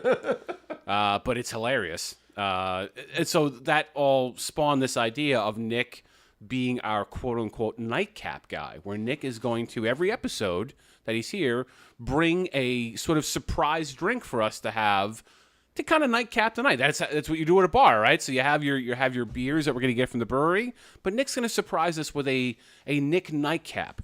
This could be anything. This could be nitrous oxide. Well, I don't know what the fuck we're going to have when Nick brings something. First of all, I'm not going to be that mean. Okay, so basically we had cookie dough whiskey last time. I only brought a small.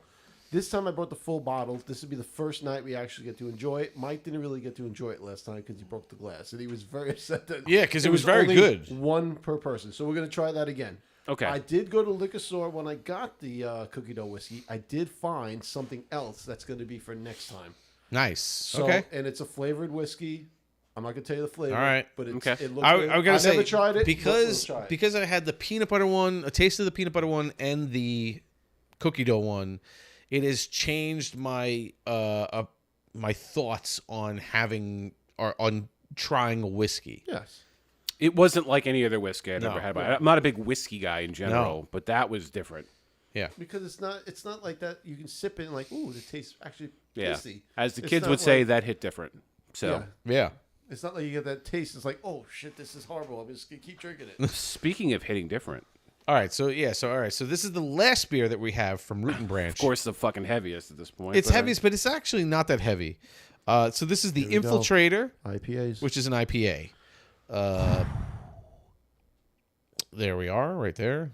Doop. The artwork that everybody sees the artwork. That's gonna be my face. We kind of mentioned we kind of mentioned this whole thing that their logo is very, very simple. But the artwork that they have on their cans is very, very like intricate. Like the pictures. You mean? Yeah. That looks like. Actually, that's got your hairline. It's very, very artistic. It's good. That's actually. It's very, very artistic. Okay, so this is the Infiltrator. This is an IPA. Multi-oat wheat IPA brewed and dry hopped entirely with freestyle Nelson hops. Nelson. It's full or half? It's it's a 6.5%. So it's not. It's in the middle for an IPA. Yeah, it's not crazy heavy. We've done some, like the double is usually like 8, 9. Yes. And this is more like dead smack in the middle of a regular. Okay. All right. Are we ready to roll? I don't know. Wait, Nick, talk into the mic. Talk directly into the mic. Hello? Why, did somebody say they can't hear Nick? My dad said he's like, is Nick's mic quieter than yours? Or is he just soft-spoken? Soft-spoken. How you doing? By the way, Ashley's texting me. She goes, she used to get the Marlboro duffel bag, jacket, and blanket with all those coupons. Ashley won a whole bunch of Marlboro Well, no, stuff? it was from my father-in-law, Larry. From Larry. Smoked, yeah. Okay. So he used to get them, and she used to get all these things. She got all the hand-me-downs from Larry from the coupons. All right. She wore those with pride. She said, and my mom and grandma. So I guess back in the day, it was a thing, man. That's what if your parents smoked, you got all the the free shit. I remember my dad had like a Camel radio. Yeah, it was like one of these little fake jukebox things or whatever. Terrible. Yeah. It's awful. So terrible. Okay, so this is the Infiltrator.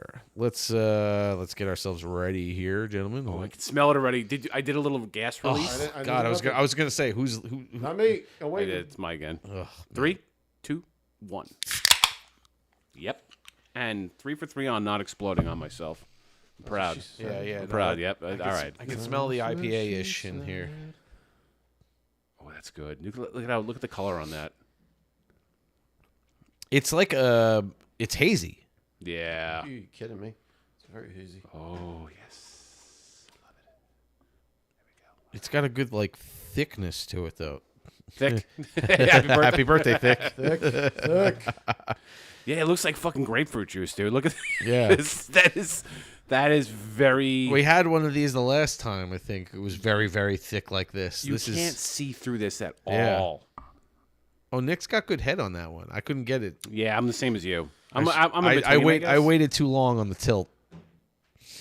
That looks good though already. Looks great. Smells great too. Let's do it. Cheers. Cheers. That's good. It's really good. Oh man, that's very flavorful, dude. That's a really good IPA. Yeah. This might be one of my favorites. I listen again. You don't have to be an IPA person. That goes down smooth. It does go down smooth. There's no ass end of it. Say it's like you wouldn't even realize this is an IPA off the bat. No, that's the thing. Listen, it's obviously not a Pilsner or something like that, right? But it doesn't have a bitterness. Right off the bat, it's very, very it's hard to just to say. It's a smooth IPA, man. But it's, dude, that is one of the better IPAs I've ever had. It's almost like you're you tasted the IPA afterwards, like the beerness afterwards, but that first. As it's going, as it's going down, it doesn't even taste like a beer. It tastes more like a juice type of thing. Yeah, I agree. This is, dude. I'm not trying to pump this place up. I could drink a lot of these. I'd probably be done, by beer 6 or 7. But it's one of those it catches, it sneaks up on you kind of beer. Yeah, because it doesn't have that IPA bitterness where you're like. It's actually looking at it on camera. It looks funny looking just because it looks like a creamy drink. Yeah, you see that? As yes, it doesn't look as Cosby. Grapefruit juice. I gave the kids grapefruit juice. It's almost is great. It looks like butterbeer from Harry Potter. Yes, it's like diluted Elmer's glue or something like that. Man, it is very thick looking though. And honestly, if you look at the coloring on this shit, it's lighter and then it kind of gets a little bit darker in spots and then lighter in other spots. It is awesome though. What's floating around in this water? I can't do it 2 shows in a row. I don't want to do it 2. Hellener. I asked for no dressing. I swear to God, that was so obscure, and I fucking loved it so much that it was so out of nowhere. Well, all right. So Brian quoted "Look Who's Talking" in a very obscure part of "Look Who's Talking." Like you had to have seen the movie a million times yes, to know the spot. It's because. So do you know the movie? I know the movie, okay. yes. So do you remember? There's a montage of after Kirstie Alley has the baby, she's trying to date people to find a father. All these douche type guys. Yeah. And it just does a quick montage of a couple of them, and like they're all these like older dudes and stuff, and like snotty kind of like just arrogant things, and they're at a restaurant, and it was just she's sitting there talking, trying to be like I enjoy this, I do this, it's a date, I'm trying to whatever.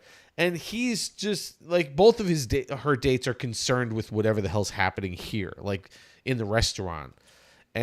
But one of the lines, so the when we did Somerset, one of the beers was called a Helen.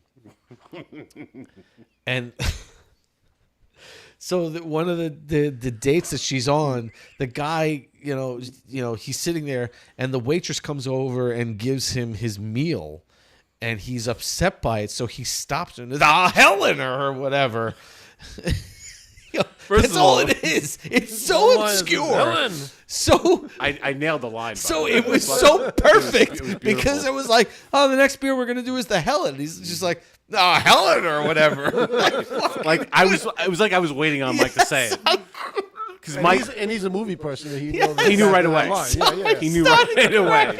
Because it's not a quotable line. It's not. It's not even integral to the movie. Well, she knew he would get it because he loves that 100%. Yeah. I think him and I had probably done it a million times at softball or something like that.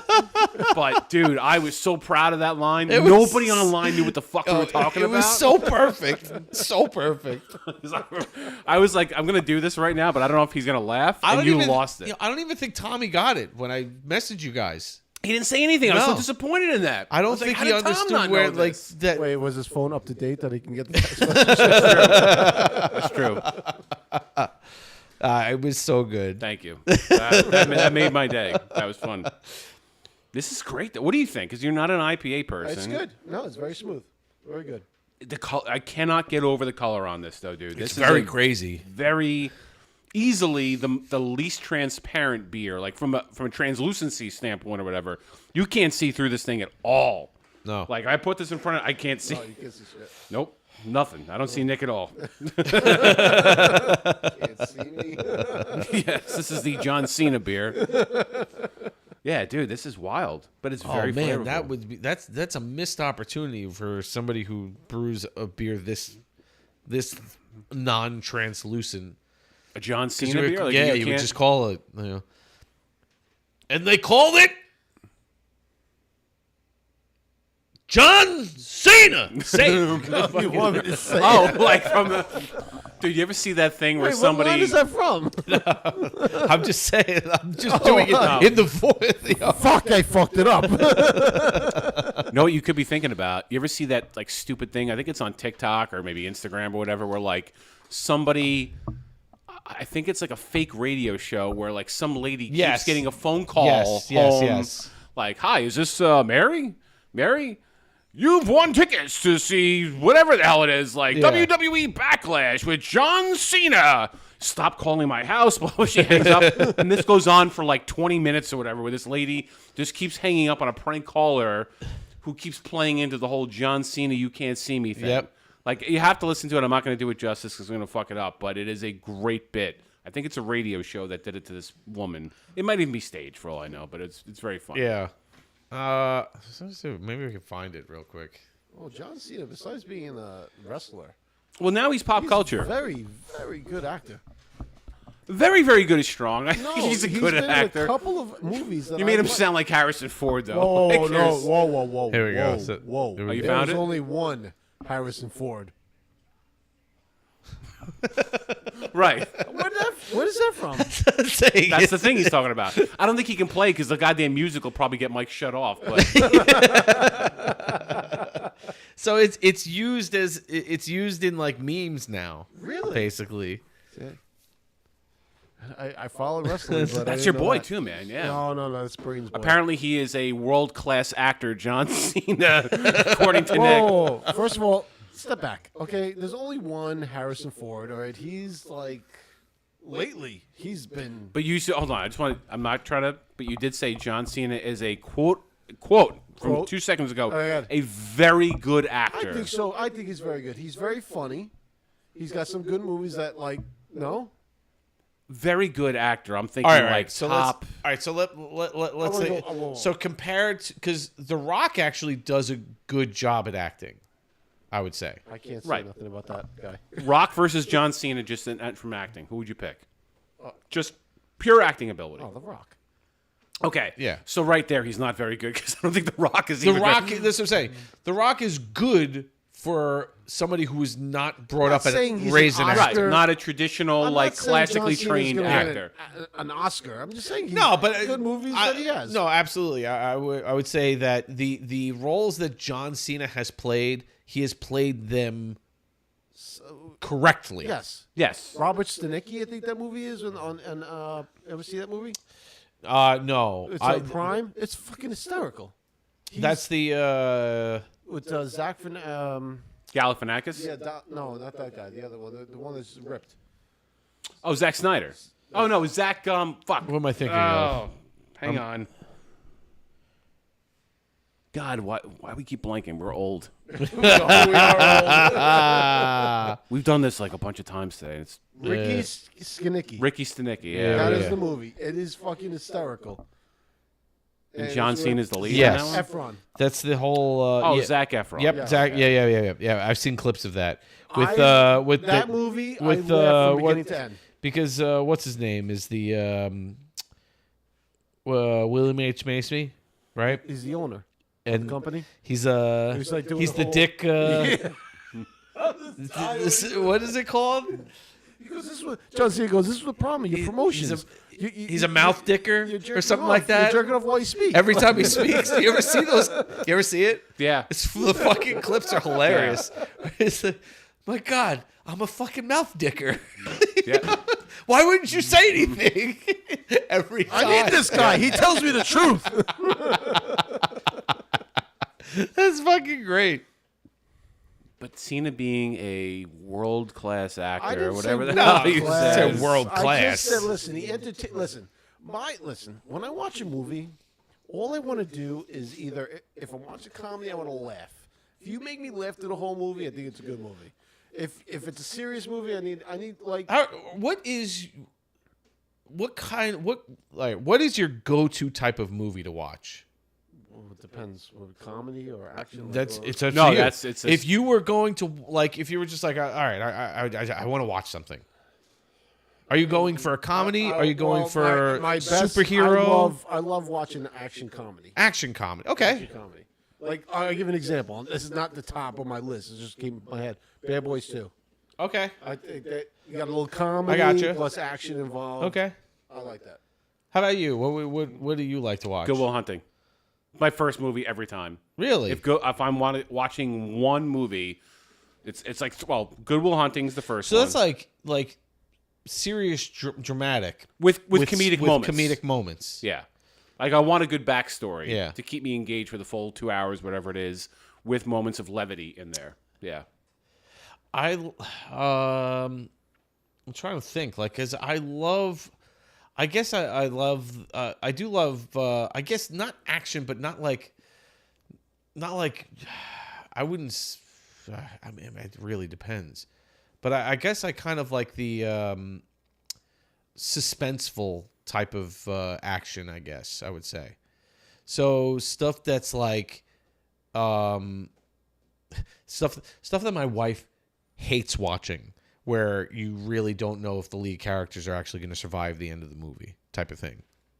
Okay. That's at least that holds your attention. So Yeah. like a movie that you'll jump like oh shit. Not jump like scared type of thing, but like you just Edge of your seat. Edge of your seat. You're really like you could be super happy at the end, or you could be in tears at the end. Okay. No, I'm with that. I get that. So that's the thing too. You can't like say what type because there's some types of movies where like if I'm if you're at home and I'm drinking you're wine, in a different. I was just gonna say, it does depend on your mood. Yeah, if you're in a kind of mood. Like, but like if I'm in a comedy mood, Wedding Crashers all day long. What's your favorite movie of all time? Ooh, shit. I have one, and I know what it is, and I say it every single time somebody asks. It depends on what, like if you say comedy. It's but that's the thing. I'm not talking about. I'm not talking about. I'm not talking about genres. I'm just talking about your favorite movie. One movie of pick all time. And I'm kind of an asshole for the way I pick mine because mine's not technically a movie; it's a series of movies. Oh, so you're picking like a trilogy or maybe more than that. I can't give one. It's hard. Like I love the Star Wars trilogies. I like the Marvel trilogy, like the whole James Bond. Like it's hard. So I'll just give you mine as an example. My favorite movies of all time are the Lord of the Rings trilogies because to me it's it is first off it's like it's fairy tale type of things with action, and it's got some comedic moments and some drama and all this stuff, but the whole baseline of it is about friendship and the idea of you will go to the ends of the earth for your friend. That's what I love about it. So that to me it's like it is my favorite series of movies of all time.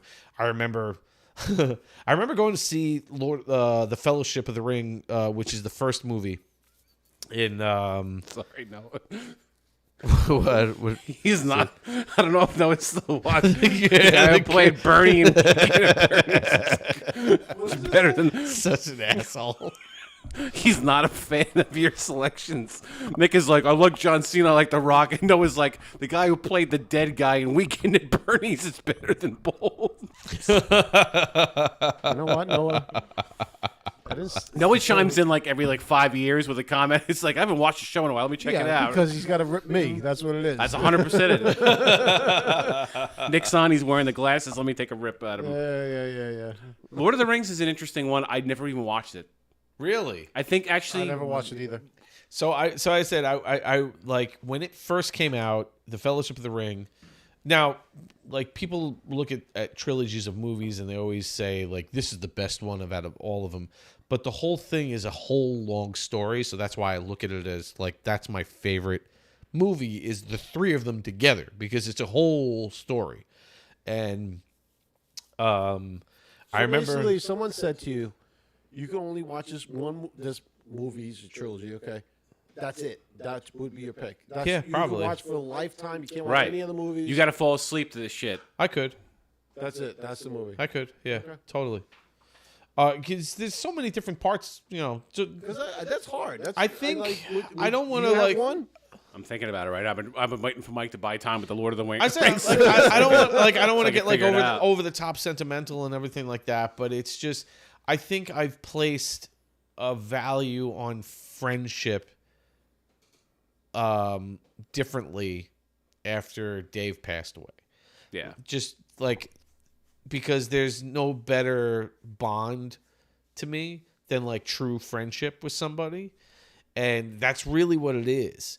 And it's not it's all the characters together, but the friendship that like Sam has for Frodo is unbelievable to the point that Sam will fucking carry his best friend to the end to make sure that everybody is saved. Like it's just unreal. I love everything about it. And when I watched it in the theater for the first time, when I went to go see The Fellowship, I went with Carolyn Jimenez and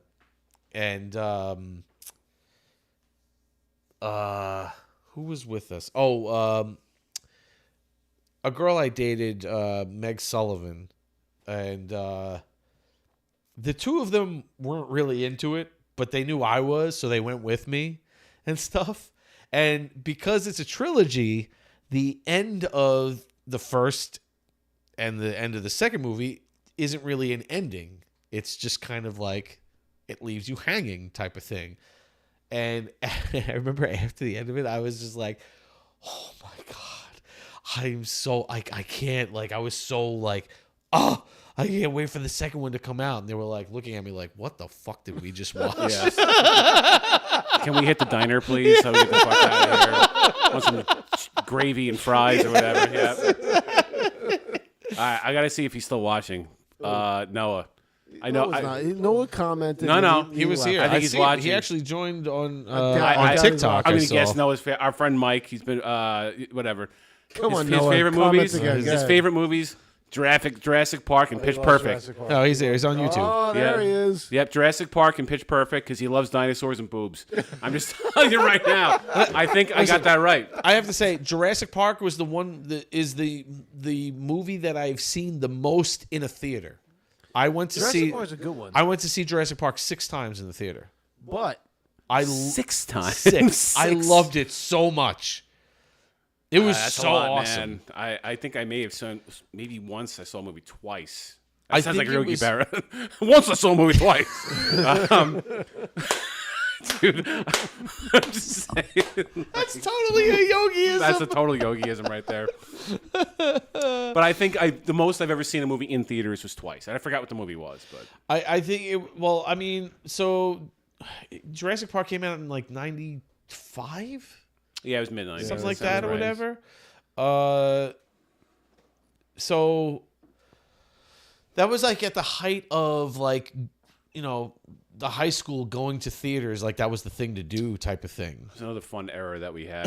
We actually got to go see movies, and it was fun. It was Yeah. like a social thing for us. So I remember the first time I saw it, I was do that I was blown away. I don't go very often. I still do that. Well, you have kids that With the go. with the Marvel movies. Yeah, I don't tried do it. it. Yeah. What? We went to go. What was the last movie we went to go see? We just went to go see a movie. 93. Noah just commented. June 11th, 93. 93? Yeah. All right, Noah. Jurassic Park or Back to the Future? Because I remember being at your house and Back to the Future DVD just came out, and I was at his apartment, not his apartment, his parents' house, and we'd watched all of them on DVD at his parents' house. How many of us watched all their first movies in Noah's bedroom? Well, just sitting we there like. all hung out in Noah's bedroom. It all was the like we time. went to Noah's bar, Noah's bedroom. Yeah. That's pretty much what Noah, we did. Noah was the main staple. Pretty much. He was the glue. He was the glue that kept everything together. It was. Yeah. What's that say? Jurassic Park all day? Yeah, Jurassic Park all day. Yeah, I I- was never a Jurassic Park person. I knew the Jeff Goldblum Before stuff, but- Lord of the Rings, I would always say Jurassic Park was my favorite movie. Really? Yep. So you're born to like, I'm going to say unrealistic, but more like fantasy stuff. Oh yeah. Well, I'm saying it's suspenseful. You have Yeah, no no. idea if the lead characters are going to die or not. Basically. Yes, yeah, most of my favorite stuff is somewhat loosely based on reality. So like I have to be able to relate to the lead character or something like that. Whatever it is, I don't know. Like that's why I pick Good Will Hunting, because it's like you could see a person. Yeah. I don't know about a genius working at fucking Harvard or whatever, but you know what I mean. Like you could see somebody falling on hard times and then having this like skill. What do you bench? But that's not to 25. What do you bet? yeah. That's not to say that I don't, because I'm a big movie person. So it's not to say I don't like those types of movies or That's why anything. it's hard. I'm a movie person too. That's why it's hard to pick one movie. Like there are so many good movies out there. But I think it's just because for me, I like the Lord of the Rings captures a lot of the different types of genres. You know, obviously it's a fantasy movie. You know, it's a fantasy book and everything. Midgets, mountains, the whole thing. Yeah. Midgets. They're dwarves, all right? Dwarves and Get hobbits. the word right before we get kicked off. Sorry. But it's just because it has the drama, it has the comedy, it has the action, it has the suspense. Lord of the Rings has comedy? Yeah, absolutely. I didn't watch it. Yeah. I'm like It literally. doesn't sound like a comedy movie. It doesn't sound like exactly. That's I'm No, saying that not because, to be a I dick, mean, but like I don't. I would say so. So Frodo's cousin Pippin and his best friend Merry are the two like comic reliefs, basically. But it's not comedy in a sense where it's just like, you know, telling terrible jokes and stuff like that. It's just funny because of the way they are. Type of thing. All right. But it's not It's not like they're telling a joke and you're laughing. Yeah, no, it's for instance, so hobbits loved, like, the whole point of, like, the whole story is that the most unlikely creature is the one that saves the planet, type of thing. Because hobbits are secluded types of beings. They just basically want to, keep to themselves. They're going to eat and drink. And I'm talking about alcohol. And be merry. Yep. That's all they want to do. They don't care about anybody else. They just care about themselves. And that's the way they are. But so to be an adventurer is like an outcast thing for a hobbit type of thing. And Frodo's, so it started with Bilbo, who's his uncle, and it's like their bloodline has an adventure type of, like, tick to them type of thing. And they just find themselves in the thick of it. But they love to eat. Like, that's one of their things. The hobbits love to eat. They just sit and be lazy and eat and drink. Maybe I'm a hobbit. So like one of the first eat and drink and be merry. So like one of the first things is that they have to leave. We're all hobbits. They have to leave their home. So to get rid of this dangerous object, the Ring of Power, they have to get rid of it. And so Merry and Pippin kind of find themselves helping out. Like they just stumble upon Frodo trying to escape. And, they're friends, so they're there to help him out.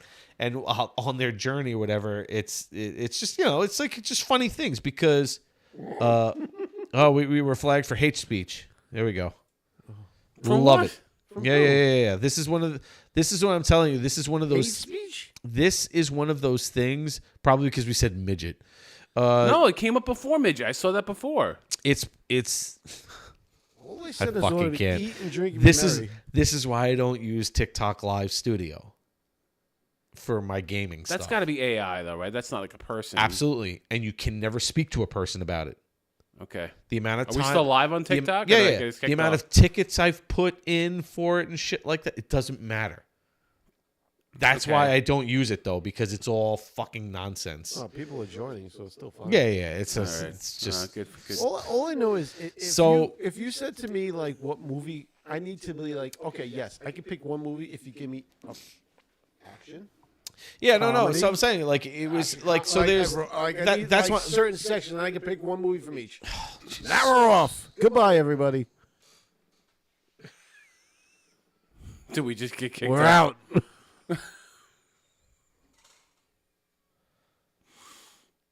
It's Nick. What'd I do? It has to be Nick because we went through 2 lives on TikTok Live Studio without an issue. But every time Nick is on, we get kicked off of TikTok This is Live. true. It must be the sunglasses. Can you go back on or no? It doesn't like Your access to go live and multi-guest will be restored on May 25th. No, I do not agree. This is wild. I have no idea what we said. I don't think it was the M word. I'm being honest. I don't think that was I it. don't think it was so. 'Cause I said that one of the other episodes, and I don't think it has nothing to do with it. What did I say? Nothing. I said This is why fucking TikTok is annoying. This is why TikTok is annoying. And this is all I the said shit that was we give deal me with. Comedy, action. I can't even submit this. You see this?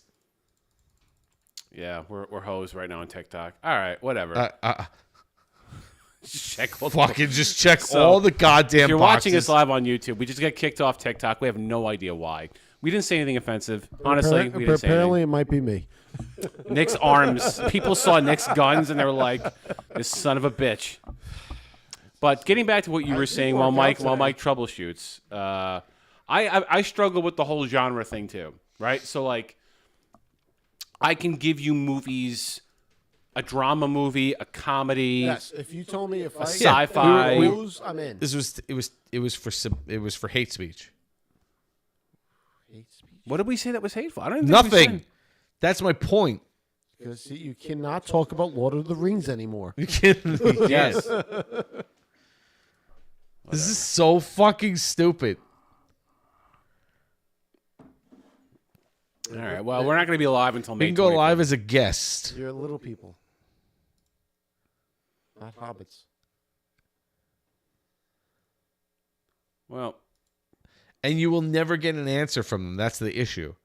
Because it's like this is what I've dealt with in the gaming side of it, where I would, when I was first going live on TikTok, I was using their studio shit, and I would get these fucking restrictions, and I would appeal it because I'd be like, it'd say that you're restricted for hate speech. I'm like, what hate speech?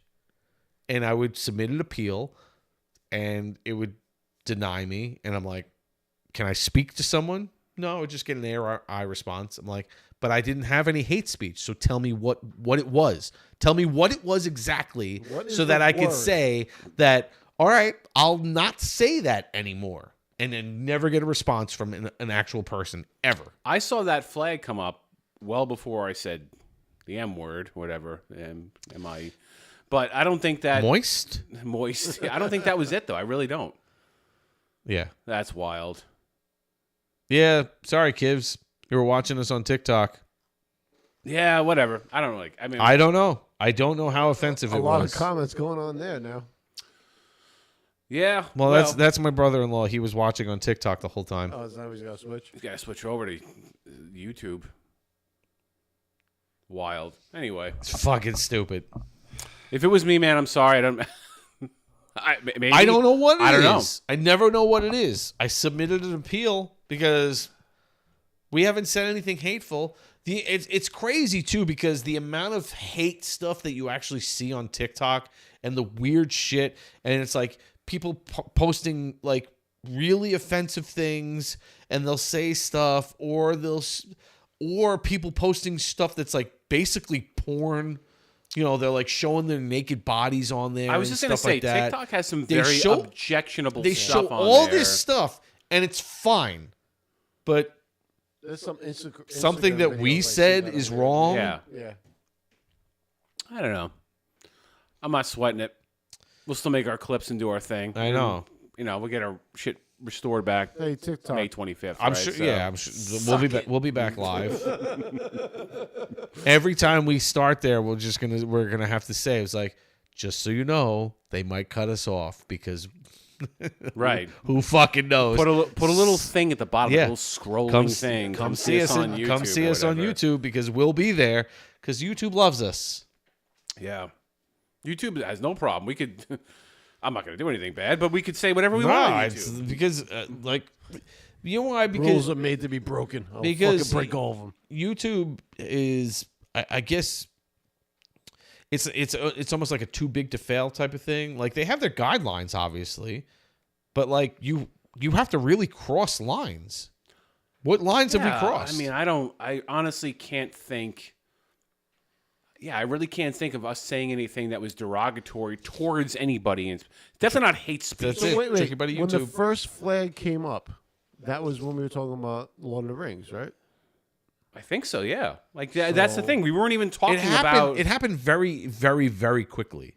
But our conversation with Lord of the Rings was a while, and that came up. So it's got to be something with like midgets or just small people. Or... I don't know. I don't think so, dude. I mean, listen, if it was me with that word, whatever.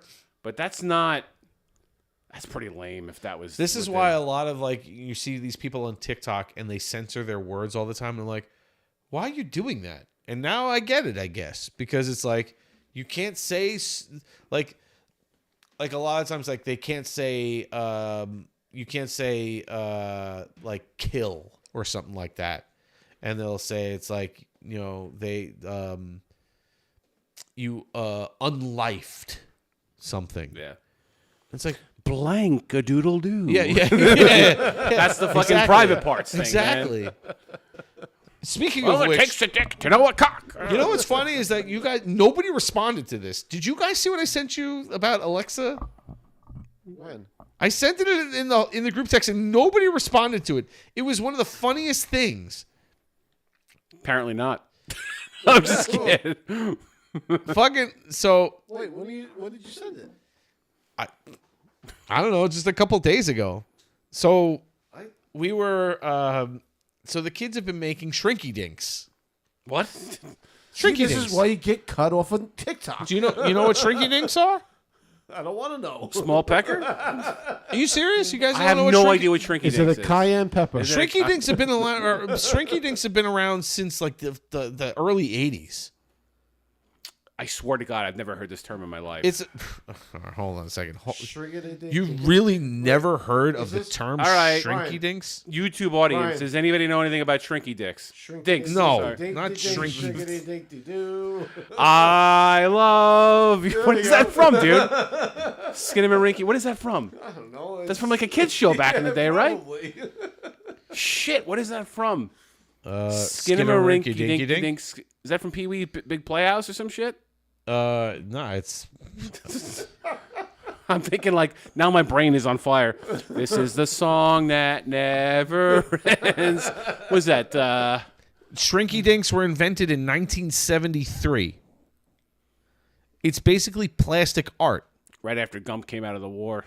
All right. So what? It's plastic I've art. never heard of this, dude. It's basically you take like plastic pieces, like like you'll take like a big plastic 8.5 by 11 type of thing, and you'll make you'll make a piece of artwork, and then you'll put it in the oven, and it shrinks it down to like a little charm.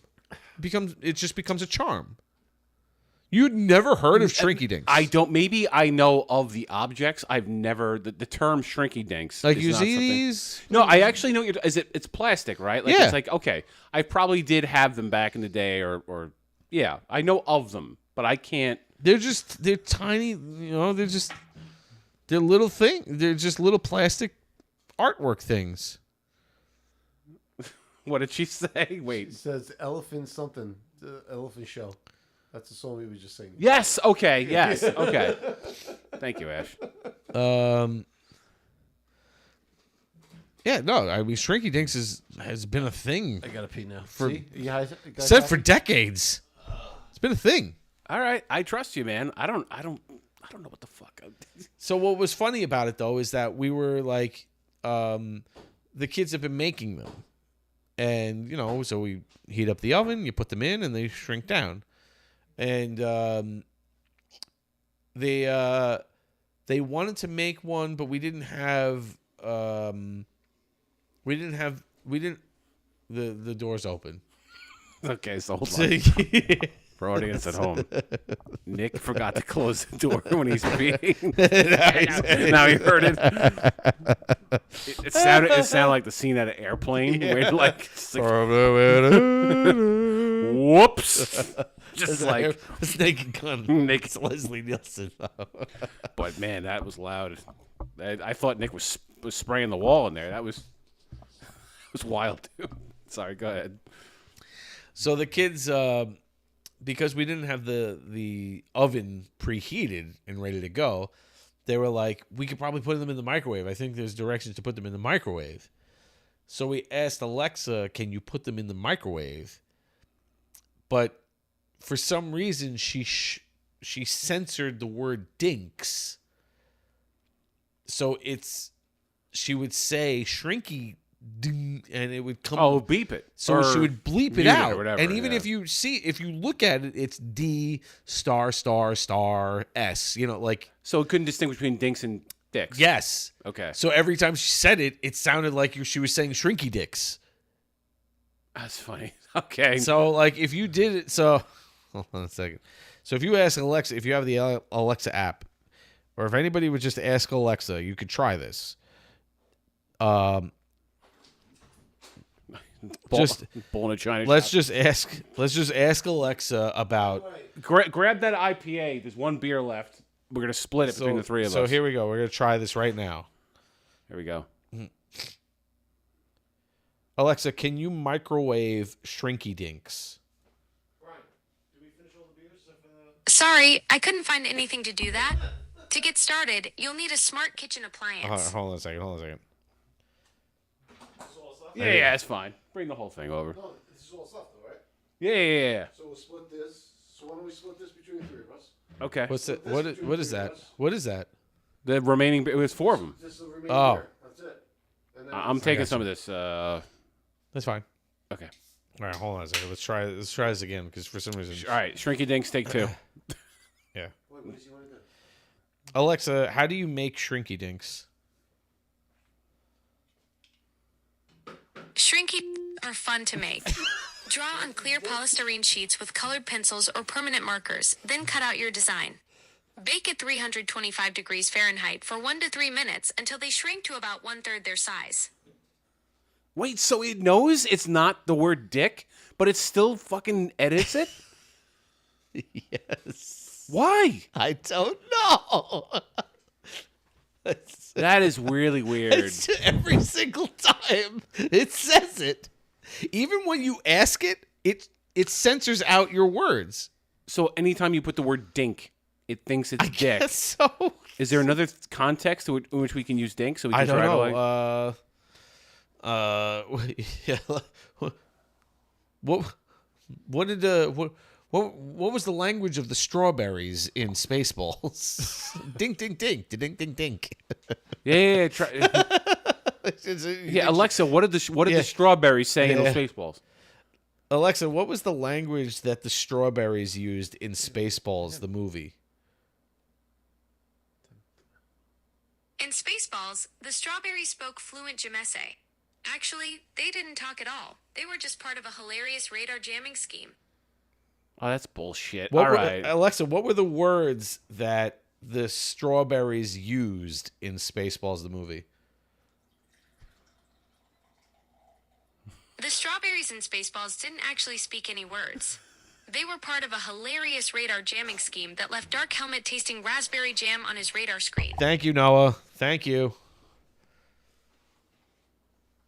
Fucking Noah's with it. Yeah. He's got kids, so I don't. Maybe it's just my kid's age. First of all, my kids are older. I have a 22-year-old and a 16-year-old. My kid, as we discussed earlier, shaves his balls.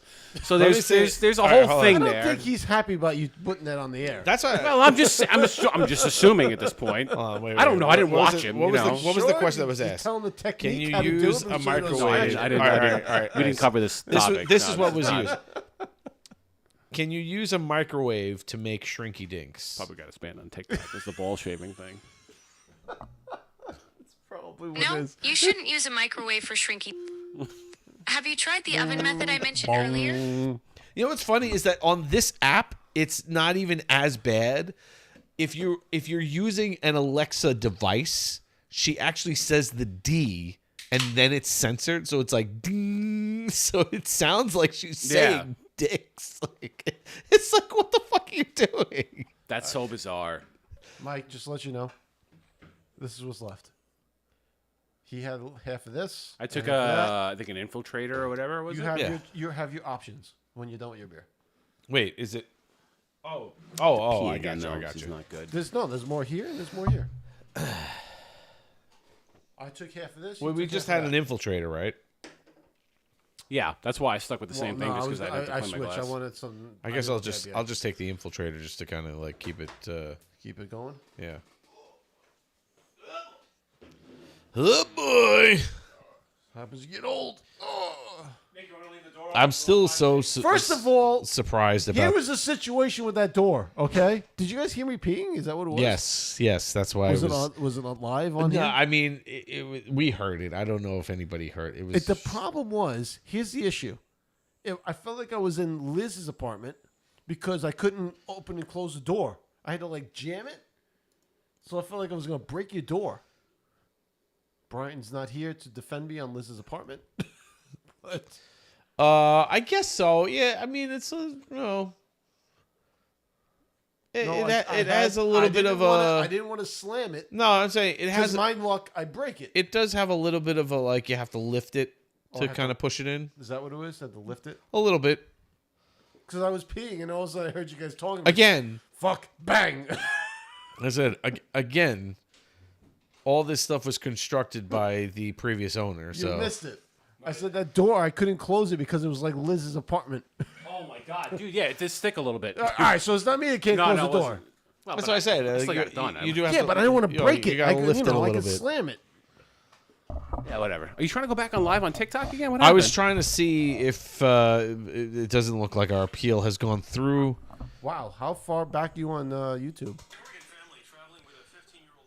What? I don't know what's happening there. Let's see. Appeal submitted. What? So hold on a second. So it still says that if you're watching us on YouTube right now, we've been kicked off. You received for all right. Hold on a second. objectionable content. Here's the here's the violation clip. Oh, here we go. Play it. This is one of those things. Probably because we said midget. No, it came up before midget. I saw that before. It has to be the word midget. This is why I don't use TikTok Live Studio. That's the clip is us talking about it though. It's got to be AI though, right? That's not like a person. Isn't that fucking weird? You can never speak to a person about it.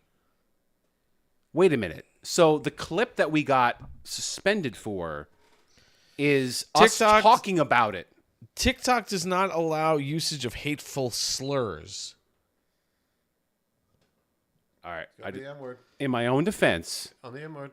they use this at WrestleMania. An insulting word used to demean people based on their ethnicity, gender, sexuality, or other identity traits, such as using racist or homophobic.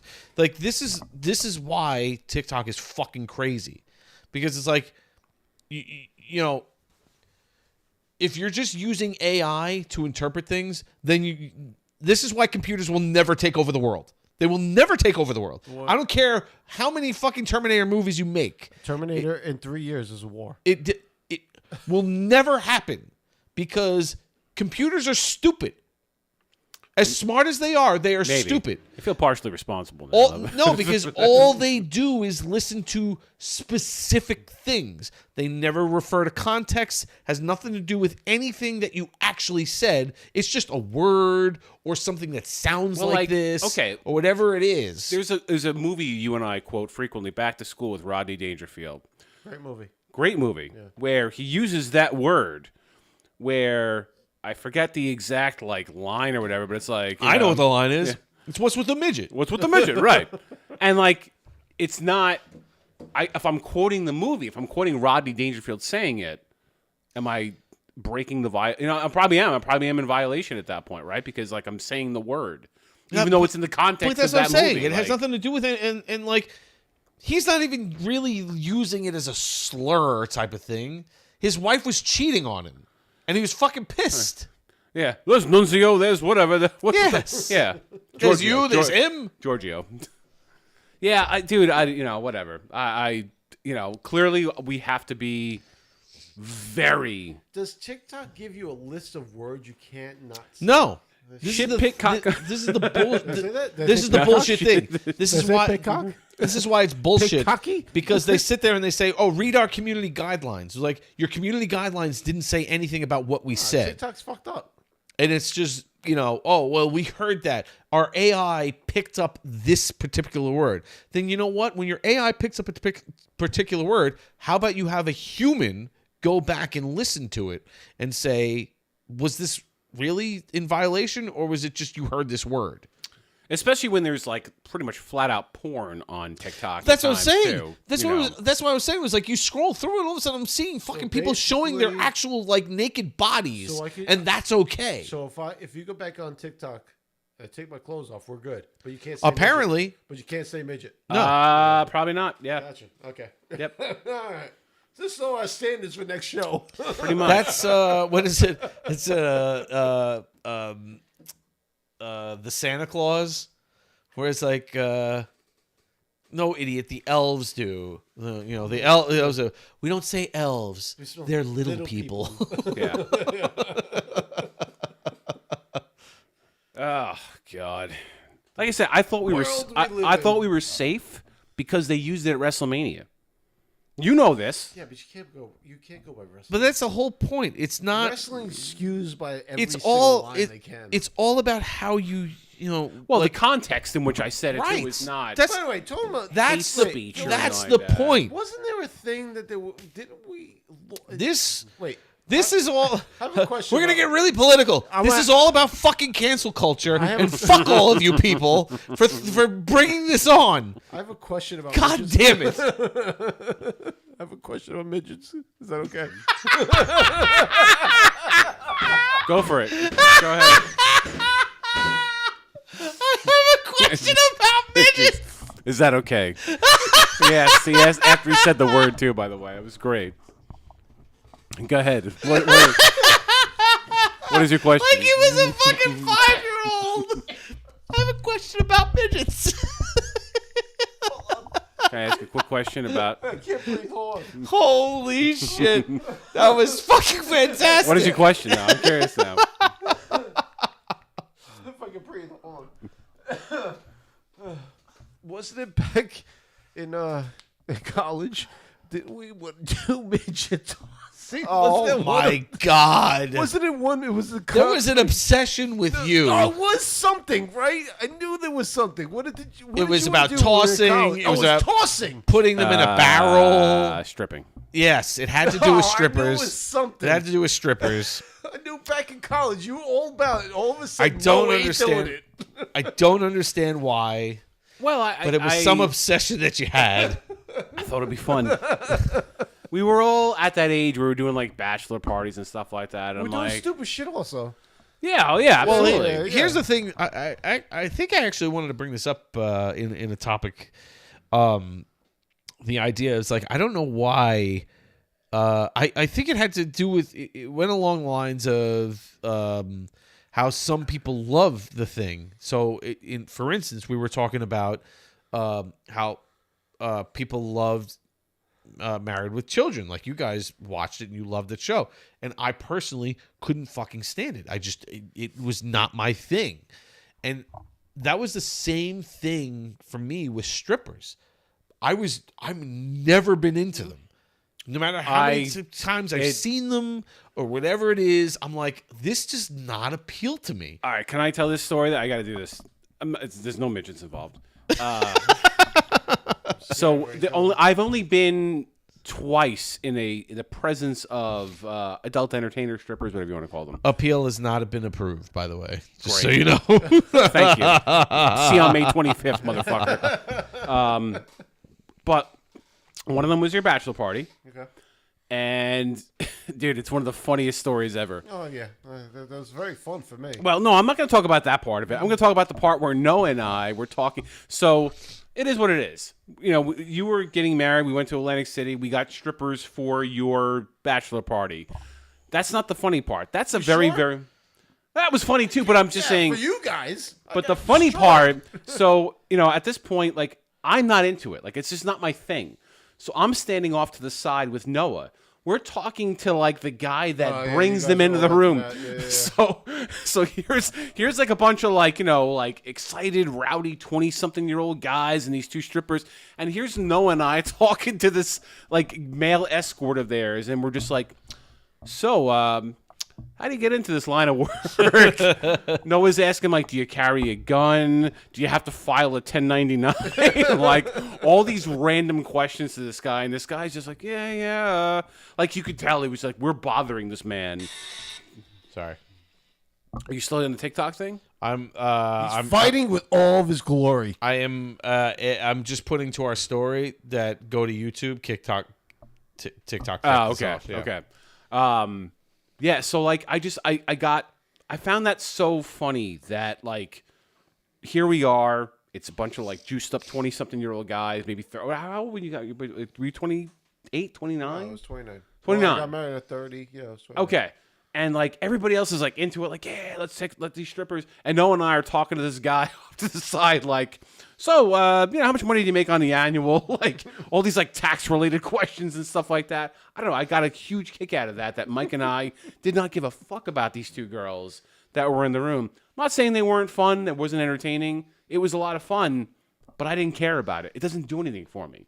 Like that whole thing doesn't, I could care less.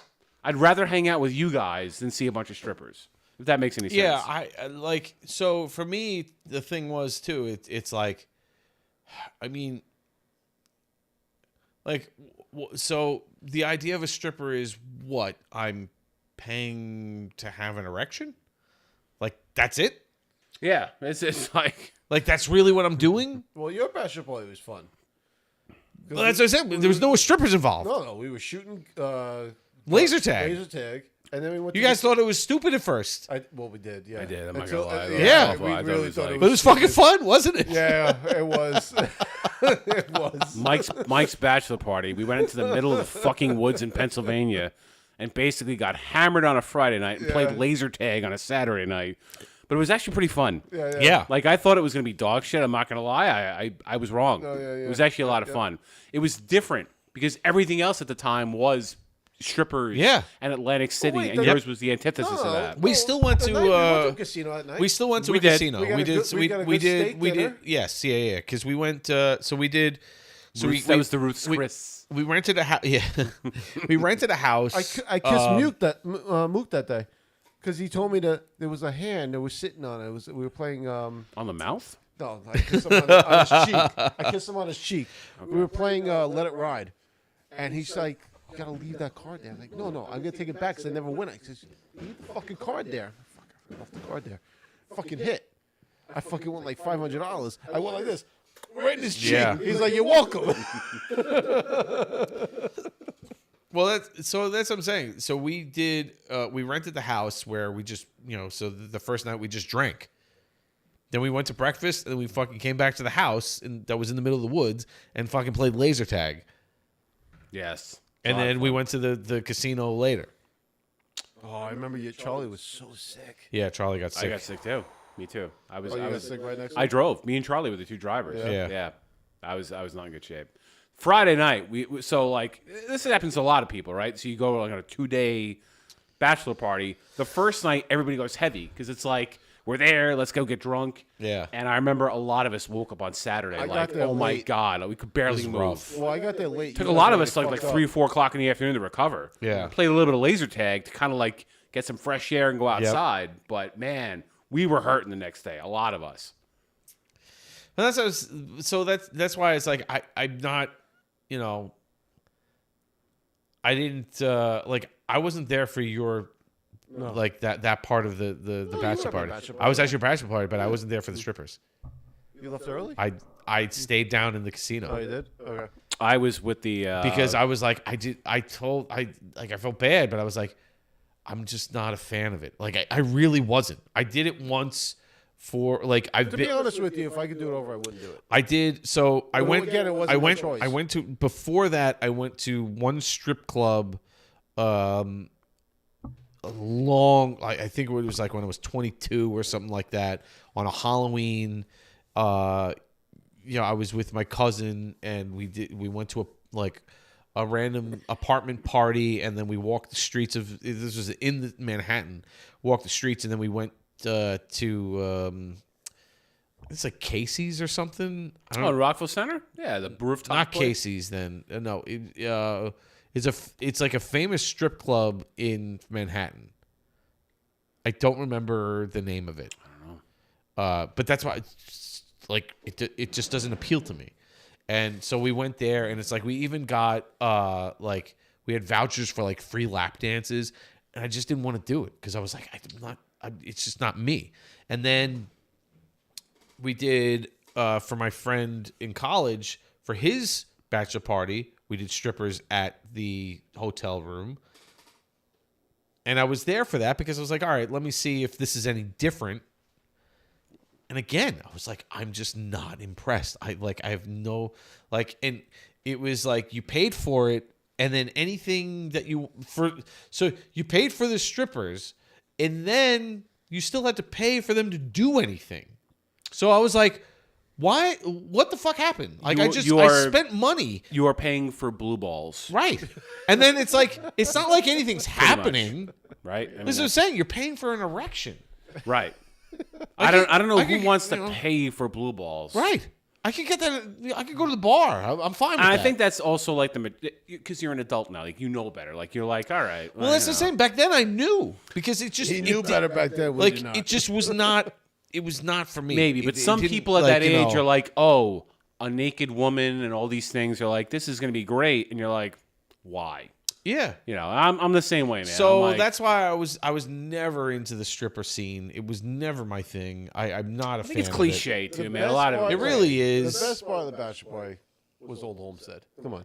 Yeah. Old Homestead's great. Absolutely. If you haven't been to Old Homestead, I've been to New York City one with Bridget, and we went to Atlantic City a bunch of times, obviously, with our friends group. Holy shit. That bread? Well, no one loves the bread. No one loves the bread. No one went to bed 5 minutes ago. So the thing is, too, is that Old Homestead actually, their original chef had left, and they had a new chef. Their original chef was unfucking believable. The one in the city. Yeah. And I went back after they had changed chefs, and it still was really good steak, but it wasn't the same thing. It really wasn't. Old Homestead was just unbelievable. My brother got a lap dance? When? I didn't hear about this. Not at my party. He didn't like it either. I don't blame him. I think it's awkward. I never got the lap dance treatment. Because listen, I think the reason is that makes it awkward is because it's like a forced lap dance. You know what I'm saying? Like you're paying for it. So there's no real interest from that person's part. If I got a lap dance from somebody that was just like trying to somebody's really into you, get with me and stuff like that, that's a turn on. Yeah. Somebody that there's a shot here. Yes. Not I'm paying for a service. Right. Like Roto-Rooter. Right, exactly. That's kind of how it feels. It's very transactional. That's lap why dances and all that kind of stuff is just very that's why it was never my superficial. thing. I just was never into it. Me neither, man. You want to know at the end of the day if there's the idea of you might have a shot, right, is so much more absolutely arousing. Listen, I don't know if you were there for this one. Remember the shot girl I hooked up with at Lily Flanagan's back in the day? Jeez, we're talking about 8 No, but okay, that is the actual to just make his point. I'm not trying to brag. Nothing happened. I made out with the chick at the bar. It's the idea that you go into that interaction being I may have a shot with this person after the fact. Yeah. That doesn't happen with a stripper or something, or because they're there to collect their money and get the hell out and go to the next party. Yep. That's not, you know what I'm saying? So that's exactly your point. It's a different feeling. Totally different feeling. It's even different from a bartender, right? Because sometimes you go to a bar, back when you were younger, you thought you had a shot with the bartender sometimes. Right. Yeah. Most of the time you didn't. If they were really good at flirting, it's oh man, I'm in. Really? Yeah. Is that how it works? It's nope, I'm just out of 20s. Yes, exactly. Is that how it works? What? Because I married the bartender. Right. Well, Ashley was the bartender. Yeah, but all right. She was the bartender. Sometimes it works out. But that's my point. You actually are making my point. The fact that you actually, in those settings, sometimes have a shot. A stripper or an adult entertainer, whatever you want to call them, that person is there to collect their money and get the hell out. Yeah. There is zero chance to bring you back to a moment of my youth. The Hooters waitress. Yep. That was a big one for me. You guys all know that one. Yeah. For those at home, playing the home game, I was out at Hooters. It was not my birthday. What do we got? You made bread? You made bread? I didn't even realize you were home. We thought you went to the other party. You want to know why? Because you kept telling me that you were going to go to the Russos. Russo! That didn't happen. All right. Do you want some with balsamic too? Babbity boopy.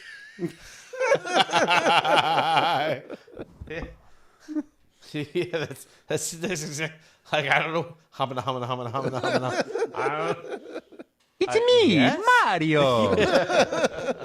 You want some bread? Yes, especially after all these fucking IPAs. Yeah. But yeah, back in the day, we all went out to Hooters. Pass this shit around, man. Yes, sir. I think it wasn't my birthday, but I do remember flirting overtly with the Hooters waitress who I had no shot with. Mm-hmm. None whatsoever. But, I was happy to play along with the whole, the thought process of maybe getting with this Hooters waitress. Mm-hmm. Anyway, you assholes, tell the Hooters waitress behind my back. Why do we assholes? Well, no, it's a genius actually at the time. I would do the same now if I was in your shoes. I totally get it. But you guys told the Hooters waitress, hey, it's his birthday. It wasn't my fucking birthday, but you told her that it was my birthday.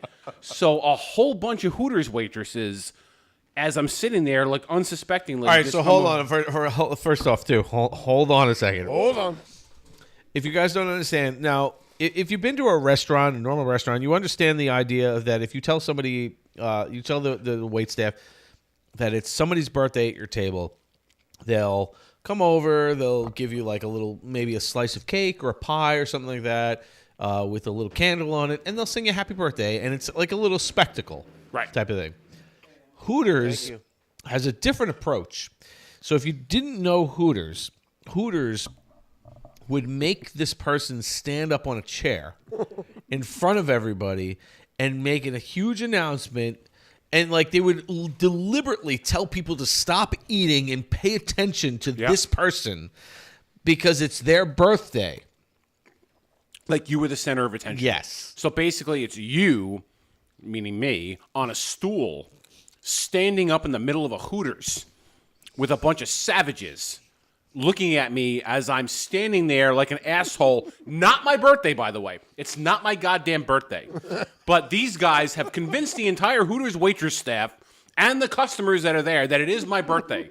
So now I have to stand there on this stool like I'm in a public square. My favorite fucking part of that whole thing, I know where you're going, was the random fucking guy who stood up as Brian's standing there on this. First off, Brian, let's just say, when the waitresses came over to get Brian up on the chair and to sing him happy birthday, he is so angry. I'm pissed that we made them do this. Yep. That he is. That he's shouting at them and taking out his wallet and saying, "Look at my ID! It's not my birthday!" I'm passionate about this. You're so fucking I angry. admit that I do not want to get up on that fucking stool and tell. I'm like, it's not my birthday. It's not my birthday. It's not October. It's not October. It didn't matter. They still got him up on the fucking chair, and then some random fucking guy in Hooters, like 10 tables over, runs up and starts screaming at the top of his lungs and pointing in Brian's face, "Give him the weenie!"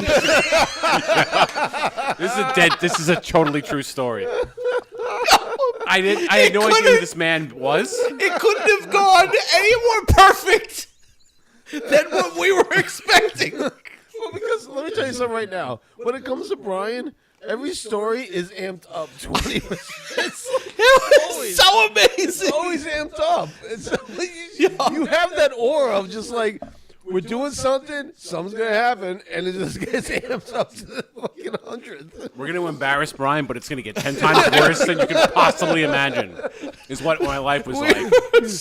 I hope Noah's still watching. We were in tears. Noah, you watching, Noah? It was so fucking good. He's going to step in a puddle. Oh, my God. He's going to step in a puddle. Yep. It was so perfect that it was just everything we could have imagined. We're like, we're going to tell him it's his birthday, and he's going to be pissed. But you're still going to make him get up. And the fact that this fucking random guy ran up and just started shouting. I don't think Mike is doing this justice. No. This guy ran across the fucking Hooters. Like, I'm there. So it's, imagine you're in the middle of a Hooters, right?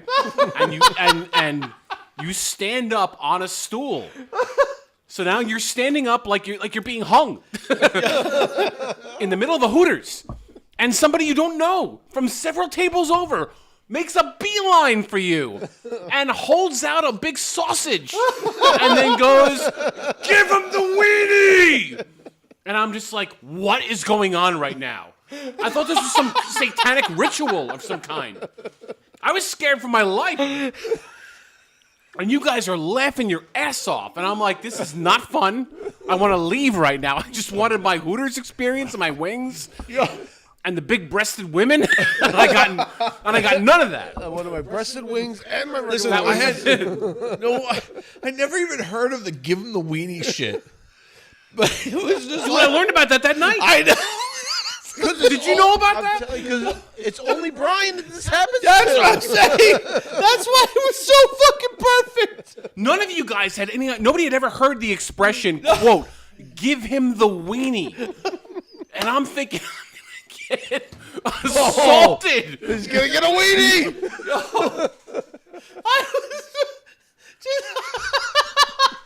I still remember exactly every moment of that fucking moment. It was so fucking funny.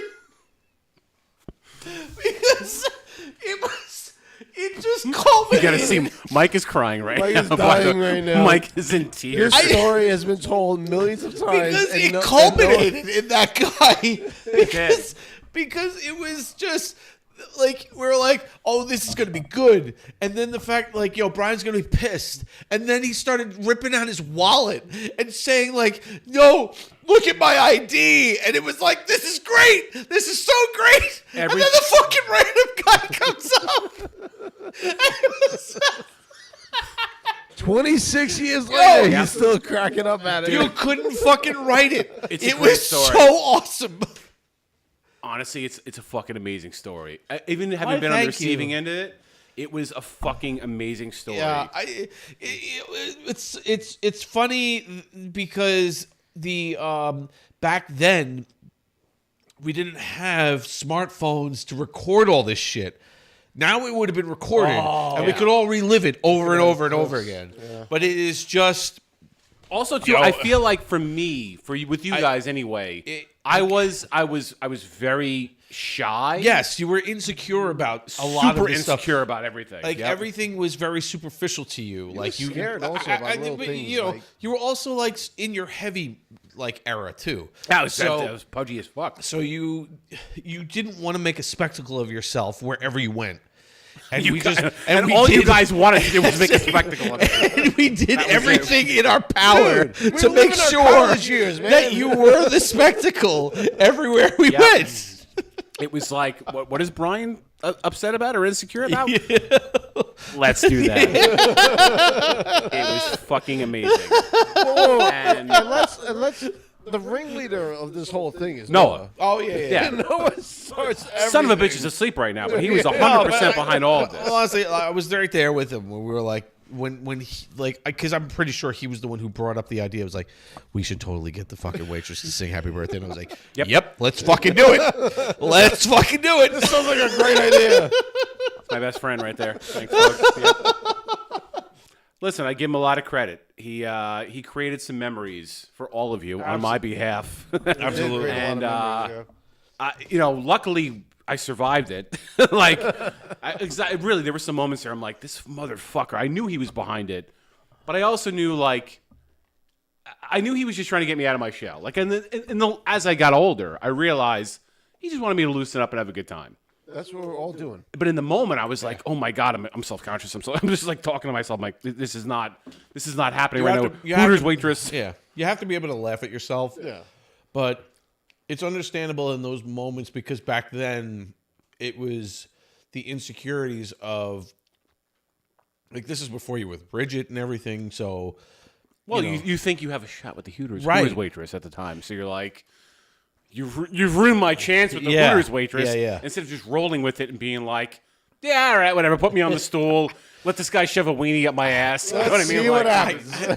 I had no idea about that. That was why that was just that guy. That's why it was the cherry I would love on to top. meet that guy one day just to find out what happened with him.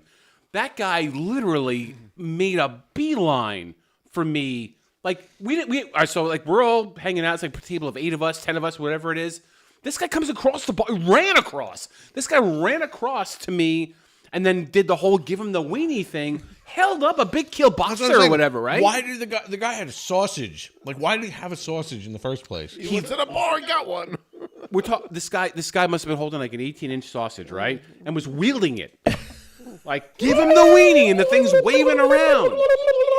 I'm like, what is going on right now? I was scared. Because of that guy. That was an overwhelming moment. Great moment for our friendships, but I was not prepared for that. Oh, I see Nick. Oh, boy. Here it is. All right. I'm going to have to use the bathroom again. I'm feeling it too soon. You can go first. I fucking spilled balsamic vinegar on my I shorts. got a little olive oil on mine, too. Sorry. Ugh. No, this is great. I wasn't expecting... So, Nikki, I wasn't expecting my wife to be here. My wife? She told me that she was going to be going to our neighbors. And then they ended up he went to like the park with like all my friends. Wait, what? I got a picture from Allison of George, Carrie, and Allison at the park. What park? Down the block. School 3? Yeah. Like around. What the fuck are they doing at the park? Are they hanging out with kids? At 7 o'clock. Yeah. At 10:49 p.m.? No, at 7. What are they doing? Did you know we got... By the way, did you know we got kicked off of TikTok again? What did you guys do? Apparently we said midget. That's what Brian likes. I like how it comes back to me. It was my fault. I did say the word first. So. I'm just happy it wasn't me. Are you pouring that dough ball? Yeah. All right. I'll be right back. Oh, we got to get ice. Nice. That we have to get upstairs. Well, Brian's scared. He wants more beer. Is there any more of the IPA? What? No, I finished that. There you go. I got time. It's time. This is the end. This is the end. Ugh. Really? Do you want some dough ball whiskey? No, thank you, but thank you. Are you sure? I was not allowed to have any pregame, so I'm not having during game. Well, What do you mean you weren't? First of all, So I didn't have any pregame. He for only you, brought but 3 cans. Yeah. I have a whole bottle here. There's 2 adults that live in this house, Nicholas. Ay. Wow, it's a tough crowd. Tough crowd. I know. I'm just. She didn't have enough at the party, but you know. I know. Well, I'm getting yelled at that right was now. enough, apparently. Are you sure you don't want to try this? She's gonna love it. Neither did I. Anybody, but this is delicious. This is actually very good, Nickel. I think you should try it just because I want to prove you should wrong. try it. All right, so get. So we need another glass. We need another kind of glass, and we got to get some ice. Is that the New York ice or no? No, I got to get it from upstairs. What? What's she's doing her as a teacher, she tries to learn as much Spanish as possible because that's like the second language of the United States. Unofficially, I would say. A lot of her students speak Spanish. So she is doing her best to try to learn Spanish. Nice. And she uses this app called Duolingo. Yeah, so you if you open the left side of the fridge, you can just take the ice right out from the top. I'm not worried about the ice. I'm worried about another cup. Another cup. For your wife. So in the corner you'll see the glass door. Whatever, just grab like the wine, like the simple wine cup that's up there.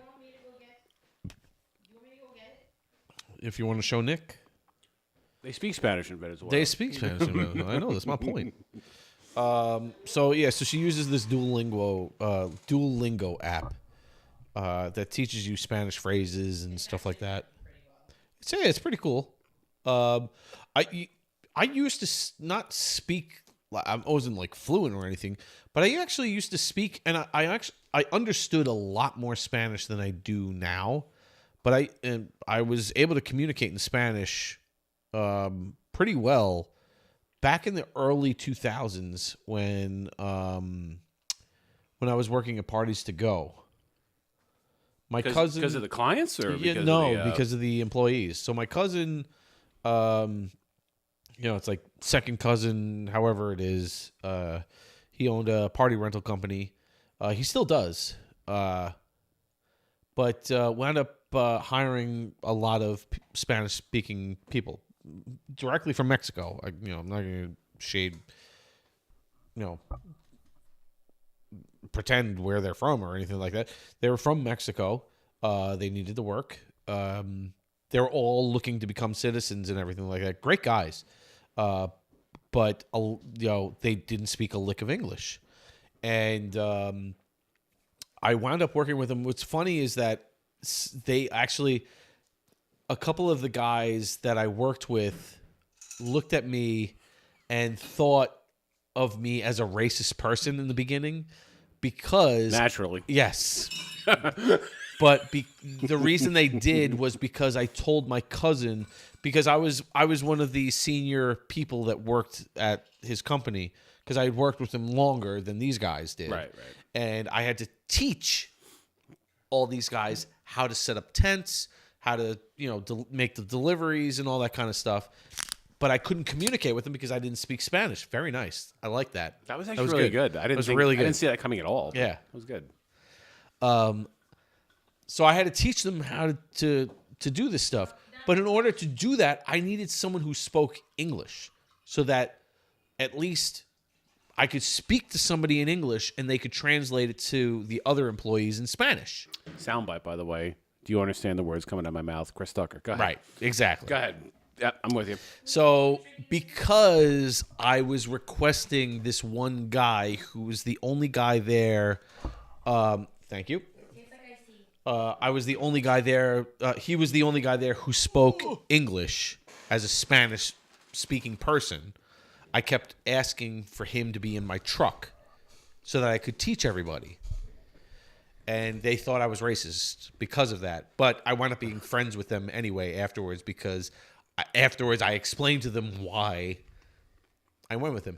And it was it was a mutual understanding because I would teach them English and they would teach me Spanish.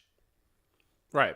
No, it's a very And it was a lot of things where, I would always tell my cousin and his brother-in-law, you would speak to these, when you speak to someone who doesn't speak English, you try doing the Dances with Wolves type of English where you say like one word, like big fire, you're saying things to them and it's like they're not going to learn that way. You have to speak to them in sentences. Right. That's how they learn. Yeah. So I would do the same thing and they would do the same thing back to me in Spanish. And I was actually able to communicate, and eventually I wound up being able to communicate in Spanish even when we went to like certain clients' houses and stuff like that when we were making deliveries who spoke Spanish only. They would speak to the guys directly, and I, not thinking that I understood what they were saying, and I knew exactly what they were saying, and I would do what they asked. Imagine they were introducing him as like racist Mike. Yeah. There was actually this is race. Yeah, they actually one of the guys actually said a lot of that he would actually, like, if we went to somewhere where we were working with other Spanish speaking people. Yeah. This is Mike. When we were Senor Mike, when we were working with other Spanish speaking people, they would tell the other people who didn't speak English, they're like, just so you know, this white guy speaks Spanish. Just so you like, don't try to. Yes, it was a gringo. They would say that because they're like, don't try to pull a fast one on him because he knows what you're saying. Yes. I only knew a little bit of Spanish. It was the same. Did you? All right. Maybe. Hold on. Before we tell the story. Salute. Oh my God! Here we go. All right, we're up to Nick's nightcap. Oh, you're trying it, Nick? Wait, what was the line you wanted, Nick? Just to record it now. Wait. Oh, hang on. Where's I think it was the other. Well, I don't even remember what was it. It was. Hang on, let's get the phone out. I said we can't really even use this line exactly because it might sound wrong. No, we wanted to say it was like, if you want me to try your beer. What was it? I told you I would do it. I don't care. Finding where Mike asked me to have you. Yeah, it was something along the lines of do like the Christopher Walken like you want me to like if you want me to try your beer, I'll rate the shit out of it. Something. All right, yeah. Something. It was very, like I said to you in the car before. It was sort of like similar to where. No, I can't find it. I'm trying to look. I'm looking through my text thread with Mike. Hold on a second. I gotta pee. Look for the text. Shit. He asked me, like, did you ever record? And I couldn't. I couldn't get the I. Oh, fuck. Is this being watered down right now? What? It's okay. It's cubes. I can't find a thing. Turn into water? What does that even mean? Turn into water? What is this, Jesus? What is going on here? I said, does this get watered down? And you're like, watered No, there's ice cubes in it, though. You want it chilled. You don't want it neat. Understood, but like ice melts You could drink and it. turns Try it. into Try it. water. Thanks, Dr. Bill Nye. I appreciate the fact that, like, ice melts. Wow. And therefore it gets watered down when the ice melts. The whole Hold on. water- We're Well, in that's school. whiskey, though. Sorry, I mean, we're have you in got school your right now. Go ahead. Tell us how ice melts. Yes, Mr. Wizard has entered the room here. I didn't go to college. You're not supposed to let it, like, especially on the ice, you're not supposed to chug it, but like generally, like you drink it while there's still like chunks of ice in it. Well, It depends on your flavor. All right, Sometimes people drink it with the ice. Mike's wife is off to our left here, and we're explaining to her how whiskey works. You can drink it with the ice. We're definitely working. We're definitely helping you out here a little bit. Sometimes your taste buds don't like it, so you let the ice melt a little bit. You drink it again. Then you taste. Oh, my taste buds are getting there. It depends on your taste buds how you drink But whiskey. you cannot deny the fact that like it gets You're watering it down, yeah, because it's harsh. So you're saying you're supposed to water it A down. little bit. Well, that's what I was asking, and then you're like, oh, it's cubes. Some people ask for it neat, but I like it a little. I like a little. I'm not going to bit your chilled. show now. Just for the record, I'm just saying. I'm not going to any goddamn shows. Making fun of me with my cubes. Just saying. Did you bring your own ice cubes? No, they came from your fridge. How am I making fun of your cubes? All right, you're putting words in my mouth now. I don't think this is accurate. How are those cubes doing? Is it about my cube? All right. What's Well, happening? Nikki is saying she doesn't. All right, I don't want to put words in Nikki's mouth. So Nikki was saying, 'cause There we go. this has been sitting here for quite some time. My ice cubes are almost gone. She's questioning how whiskey So works. then I explained, All right. I explained how ice. Mine is much less. Okay. Actually. I got a lot less because I've never tried this before. But I said, aren't you? Isn't it? It's just a matter of being chill. Oh, I'm sorry. Go ahead. I said, isn't it being watered down? Because all of my ice is practically melted. And Yes then and Ryan no. just goes, what do you mean? It's cubes. And, It depends, like I thank said. you, Michael. It depends on taste What buds. What are you saying? I don't know. All right. Before it gets watered down more, that's cheers. No, I'm saying watering down whiskey is not the. It's very common. That's not what you said, though. I'm drunk. No, I was drunk. we needed those big ass ball cubes. Yes, I don't have any balls in my whiskey. That's the problem. Cheers, man. Let me get a little clinky. All right, here we go. Nickel is on the couch. All right, cheers. You called her Nickel. That's hilarious. Because you just said it. I follow your suit. Is that your nickname? Oh my god, that's good. It's really good. This is why Mike dropped the glass last time. I told you. When you think of whiskey, this is not what you think of. Yeah. Doughball. It's very dangerous. It's cookie dough flavored Just whiskey. be careful with it. One drink. I Super get flying on. dangerous. Ashley says I have one of these drinks. I'm done. Fill her up. Let's go. Hold on a second. It's really good. Really good. Yeah, it's Yeah. super tasty. Told you. It is. Hang on. So why are you coming? Who's the company? Is Doughball the company? Doughball. Yeah, it's by Doughball. 35% alcohol by volume. Jesus Christ. Whiskey with natural flavors and caramel color. I mean, it's got like all sorts of like RFK shit in his pants. And the, Oh, yeah, it's hang on, let's see definitely here. It's all up in there. I think you could probably drink this without the watering or the. It's very flavorful. It has a good flavor. But because it's hard liquor, because it's whiskey, it's easier to drink if it's chilled. Mm-hmm. Agreed. That's what I meant. Like that was like last week when we had the Fine. Chilled. That's what I meant. what was the Helen? What kind of a it was a Well, that's a good question. I remember what the hell it was. I don't know if it was like an IPA or if it was No. Was it a Pilsner? No, it's not a Pilsner. It's a fuck. It's a fuck. It's a fucker. Fuck. No, I think it was like it wasn't a stout. It's whatever the other one is.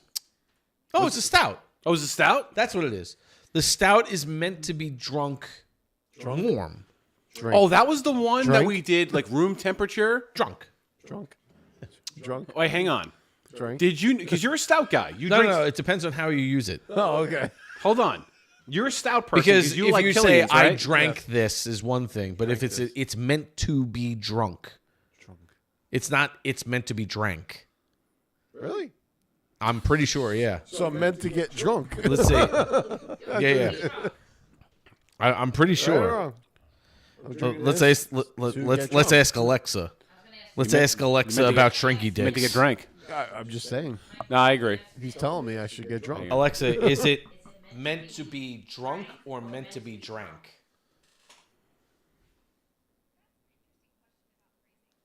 Both versions are grammatically correct, but the second one sounds like you're asking about inebriated intentions. See, Mike Hold on wants a us to get second. drunk. She didn't say it. She didn't say I it. heard that She perfectly didn't hear it correctly. I heard that perfectly correctly. No. Bold or correct?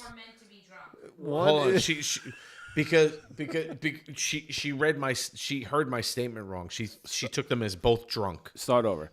Good. My friend has micro penis.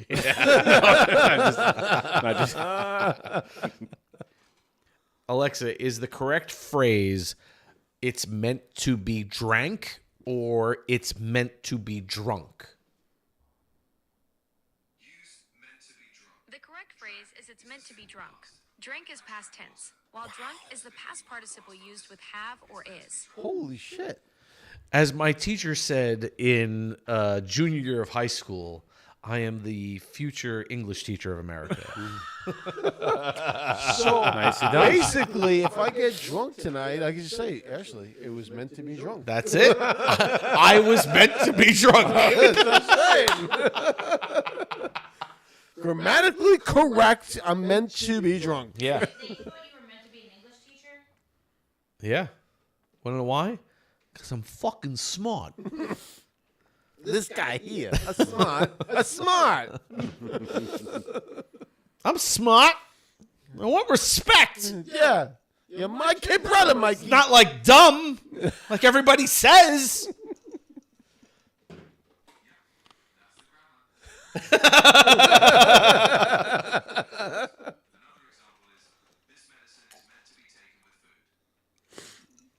That's not the Mamma same mia. fucking example. Yeah. Everything that guy just says, bullshit. Dude, that's a great fucking. We're gonna use that so many times. It's so easy. It's so love easy. that. All right, listen. I need one of those. All right, Bring an iPad. We'll figure it out. All right, hold on a second. Just want you to know. Okay. There was something I came across. By the way, wait, before you this talk, this is this is the part of the show when the whiskey hits and yeah. No, everything. that's why. Oh shit! That's why I'm doing it. That's why I'm doing this right now. Here we go. There we go. I need some towels. Did you spill a thing already? I don't. What happened? He didn't break a glass. It's the first thing. It's okay. I didn't spill this. That's why I'm like, what the hell is happening? That's the olive oil. I'm curious if there's a hole in this thing. What is it? It's the balsamic. It's all over the table. Did you, when you swirled it? I don't think I splashed it all over the place. But maybe it got on the bottom of the thing. So, all right.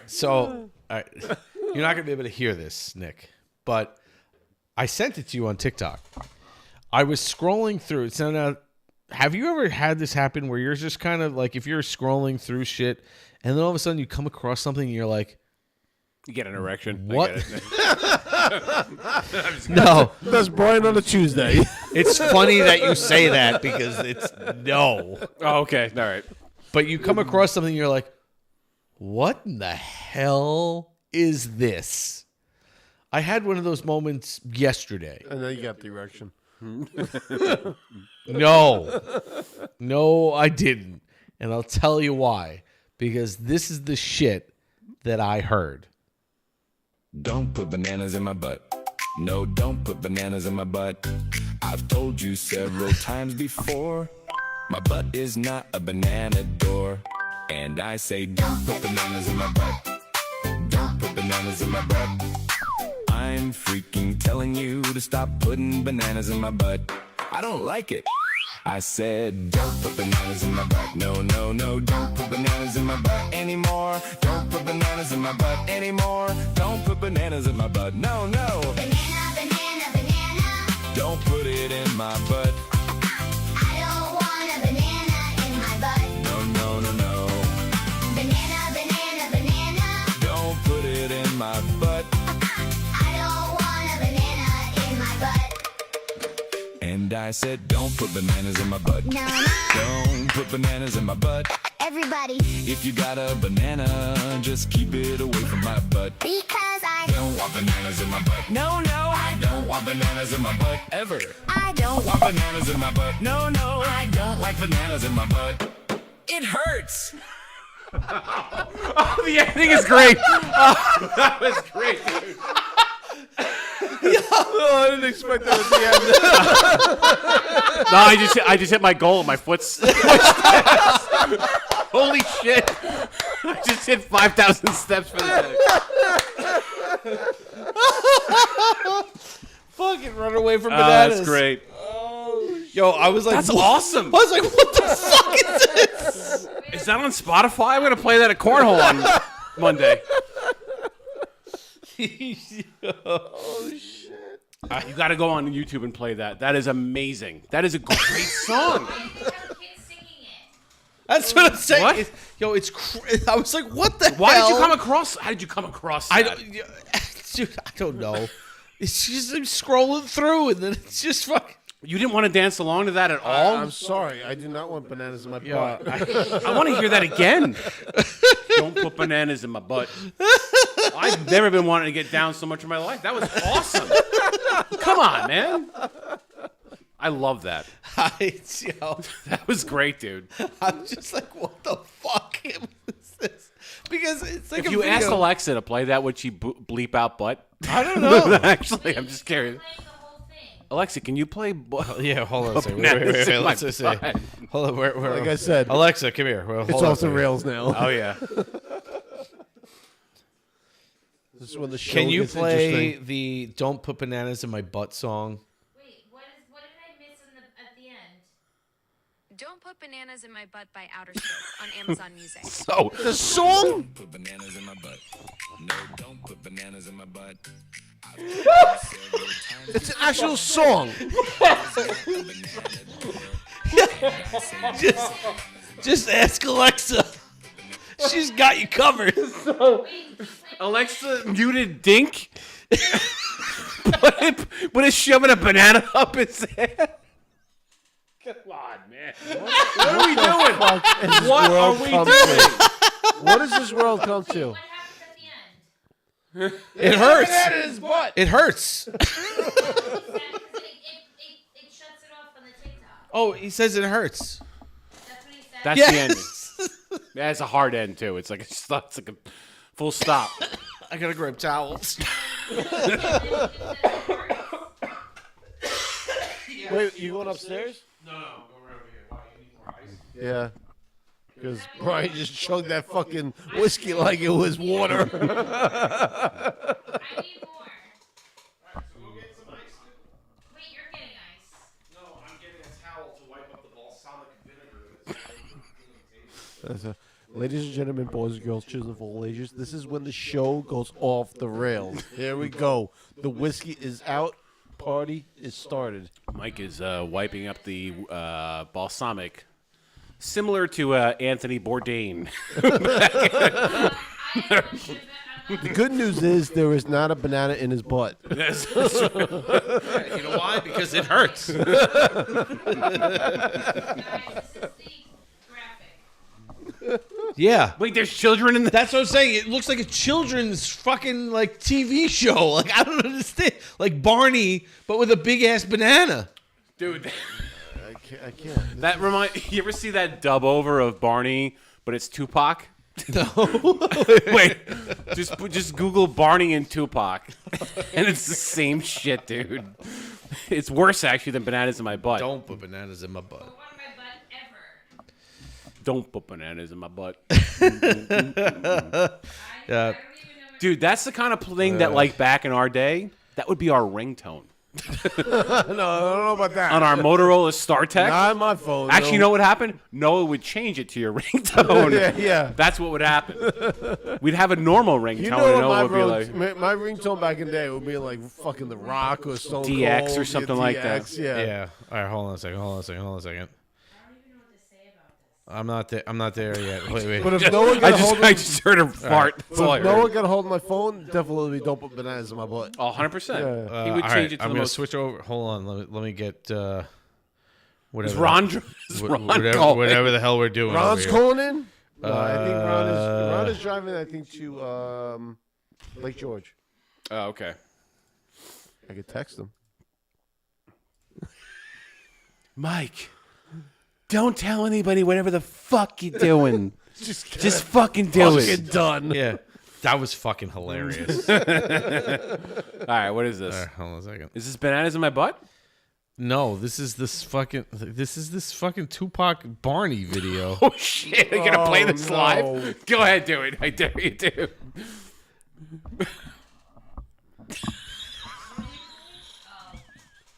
Told you. Whiskey's out. Shit's gonna hit the rails.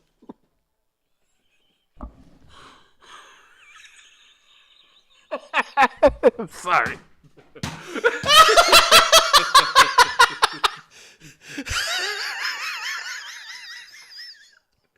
What the fuck? Who the fuck did this? The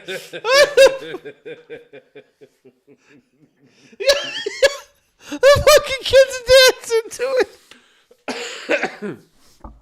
Oh God! I told you. Yeah, all right. I can't. It's the same shit. I can't fucking promote that shit.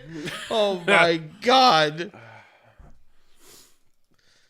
Yeah, that's a lot different than don't put bananas in my butt. No, it's a lot different. Yeah. Jesus Christ.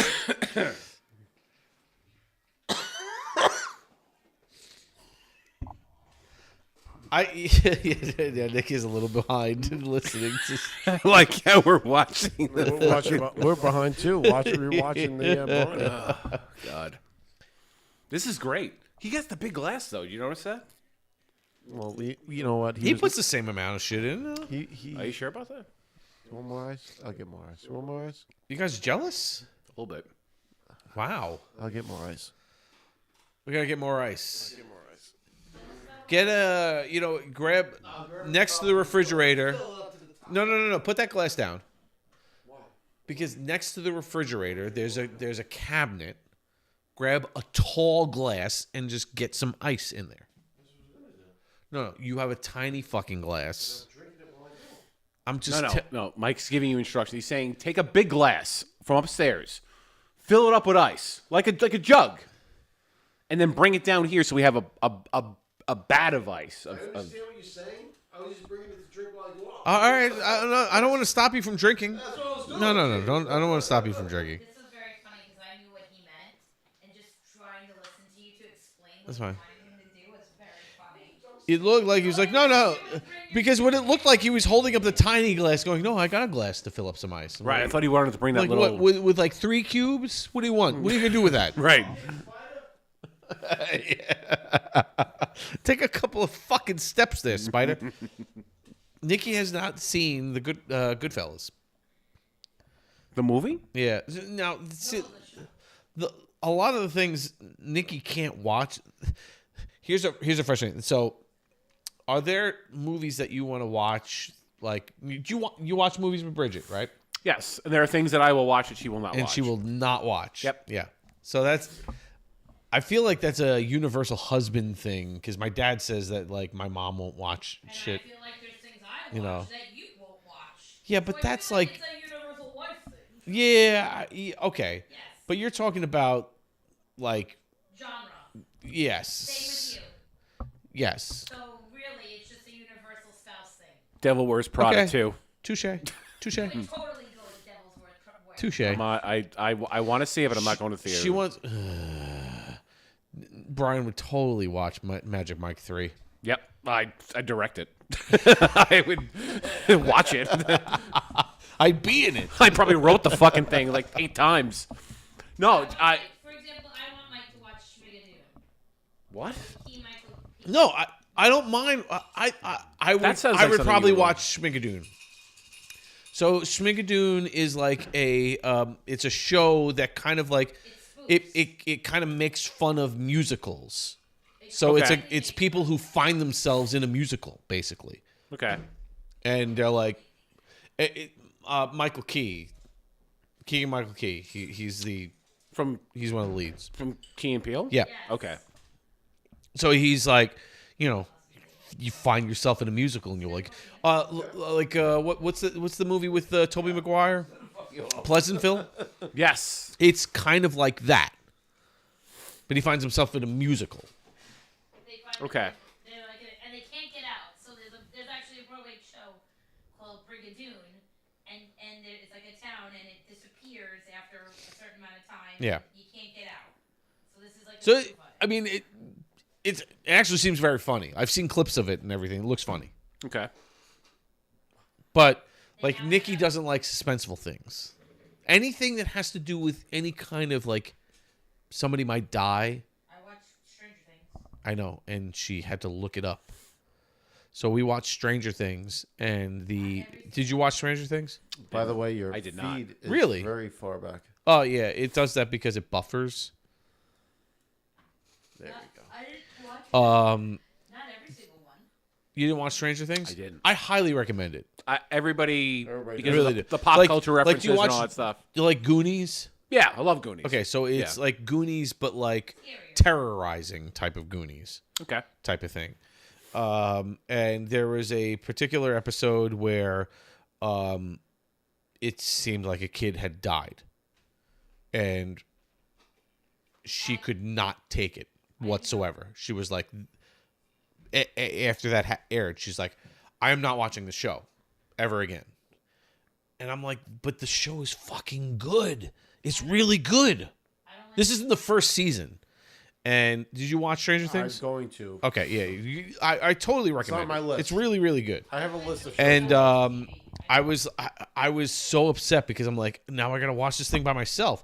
Now the thing is, like, especially back then, our schedules really conflicted back in the day. So now they're much more even paced, and the both of us can find more time to spend together. For the most part, watching things at night and everything, watching our shows and stuff like that. But back then, Your programs. yeah. Jesus Christ, dude! What? Fucking yeah. It's too ice here. It's too ice here. God, it's so hard to pour ice.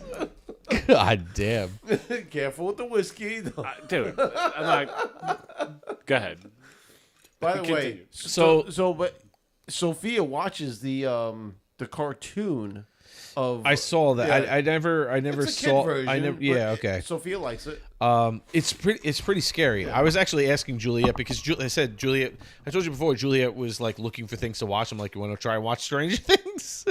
And because kids in her age watch it. Yeah. Yeah. And Brayden, I'm like, Brayden didn't want to watch. I Yeah. tried to get Brayden into it, and he's like, eh. But yeah. So there's in a couple in the third or fourth episode or whatever it is.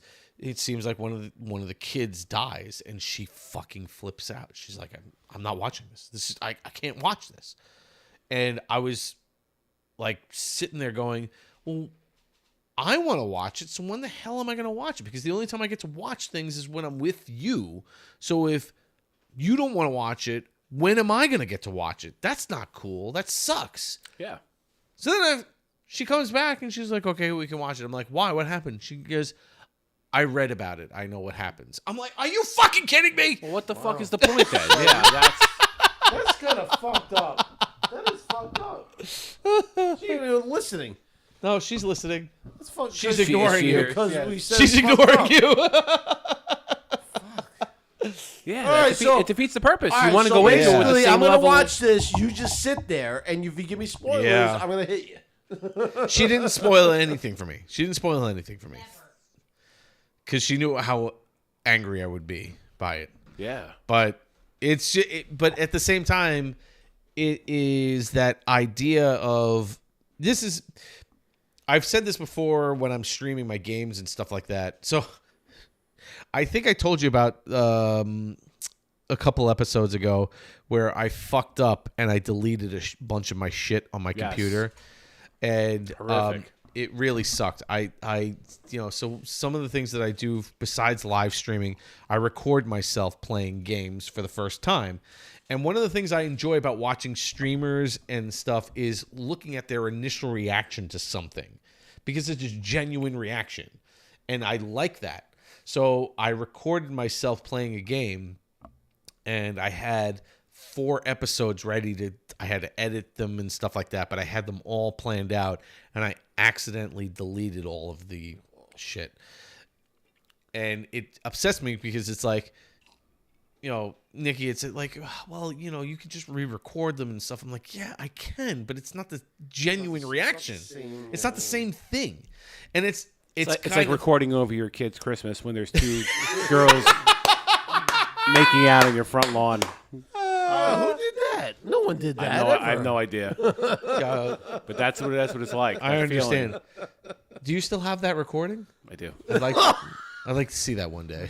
I think we all want to see that one day. Oh man! But that's the kind of feeling, though. It is where it's like, you're watching a show with somebody who's already seen it or already knows what's happening. It's kind of like upsetting because you want to enjoy the initial reaction with somebody. Yeah. But it's not that you even enjoy. You're going to have a reaction. Yeah. You want to experience the feeling. You might have a together. Totally different feeling than Mike. But you're feeling it together. Right. So let me ask you a question. There was this show that me and Ashley watched. It's called Her Fault on Peacock. You wouldn't watch that, would you? Wait. Her Fault? Wait, is Her that Fault. is that the one? Did we watch that with the girl who was like the estranged person? She was a cop. No. Or something like that. Or she was a reporter. No. Sounds interesting. What was the one that we watched, Nick, with the reporter who was estranged with her boyfriend, and it was some kind of a plot? Every episode they felt like they changed who it might. Yes, they felt like they changed who it might be. Sorry. All her fault. All her fault. Okay. Oh, okay. What was the name of that It's show actually that we watched? All her fault. It was pretty good. It's on Peacock. Yes. It's a series. Me and Ashley watched it. Yes. It's fucked up. Oh wait, that's the girl from Succession. Yeah, it's her fault. All her fault on Peacock. It's a series. Sarah Snook. She's so hot. It's. I'm sorry. Now we're gonna watch. It's a good series. It's fucked up, but it's a good series. No, this isn't it. This isn't what I was talking about.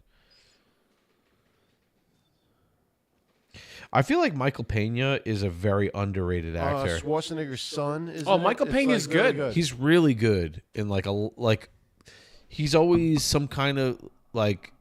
Whenever he's placed as like a co-lead, Michael Pena, yeah, he's really whenever good. he's placed as like a co-lead, I feel like the reviews get shit. Yeah, I think. But I always enjoy his movies. Like I feel like everything he's in, I really like. He's a very underrated actor. Yeah. I agree. He's fucking hilarious in Ant-Man. Oh, I never watched Ant-Man. No, you didn't watch it. Oh, he crushed it in Ant-Man. He's fucking Never did. fantastic. He's better than Paul Rudd, and Paul Rudd is funny. I love Paul Rudd. Oh, dude, he is so fucking good in Ant-Man. Oh Okay. my god. He's so fucking good. When they get, Yeah. When they put the truth in him. Every story. And it's like, no, we just want the answer. He goes, no, you got to go through the whole Every story. fucking story. Every story. She said yes. It's fucking good, man. His and Hers. That was a good one. What was that on? Isn't that an erection pill? It's called Hymns. Oh, Hymns. There you go. Hymns and Hers. My bad. Hymns and Hers. It was a Prime show? I think it was Prime. Netflix. Oh, it was Netflix? It's with Tessa Thompson and John Bernthal. John Bernthal is the Punisher. Oh yeah. Oh wait. What the fuck? Sorry, that was me. My foot slipped. What was that show again? His and Hers. No. So I watched it. It's fucked up. It's fucked up, but it was really good though, because the end got me, man. Yeah, because he's right. It's good. It's very upsetting because every episode you're like, oh, she fucking did it, and then the next episode you're like, oh no, he fucking did it. Wait. And then when you say did it, what are they talking murdered? about? Murder. Oh, okay. Yeah. All right. Every single episode, you're like, and then you change your opinion every single episode. In the end, when you find out the whole result, Yeah, you're it's like, all fucked yes, up. it's a mind fuck. It's really, it blows your fucking. It was really mind. good. Netflix? It blows. Yeah. Actually, were like, what the fuck? Like, we were all in the end. Last episode, we were like, what the fuck did we just watch? Hymns and Hers? Yeah. His and Hers. I'm thinking Hymns is the fucking. No. And don't get me wrong, the Punisher's awesome in it. I love the Punisher. We got to watch the Punisher because the new Spider-Man is coming out, and he's involved in it. Did you watch Daredevil? I didn't watch Daredevil. Was that good? Oh, so good. We fell off a little while ago. The last Marvel's series that we watched was The young girl one that I liked. No, we watched but it was like a spin-off. It wasn't even a spin-off. It was like a separate series type of thing. No, Moon Knight or I didn't like that. That was horrible. it was actually pretty good, but it didn't like flow. It has nothing to do with the whole series and everything. But I think that's Miss Marvel. You ready for this But one? I heard the Marvels sucked. You ready for this one? I have 2 episodes left to the season finale. Of which one? Brazzers. Did you watch The Boys?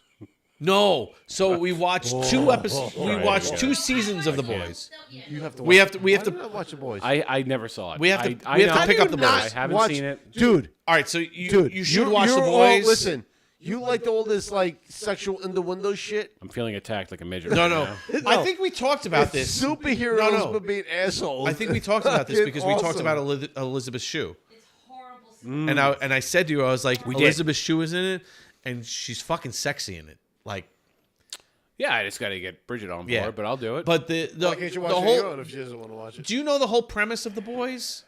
well, I know it's a superhero. It's a superhero. It's like, but it's almost like realistic It's pretty type much- of Yes. superheroes. If Superman Yes, I had- remember Noah and you telling me about it when it first came out because Yeah. you guys were both into it. If Superman had powers And, and he just reversed it and was not a good guy. Yeah, it's, Right, that's it's kinda because, how it was because it's the described. idea of like I can fucking do whatever the fuck I want. Yeah. Yeah, Who's gonna stop me?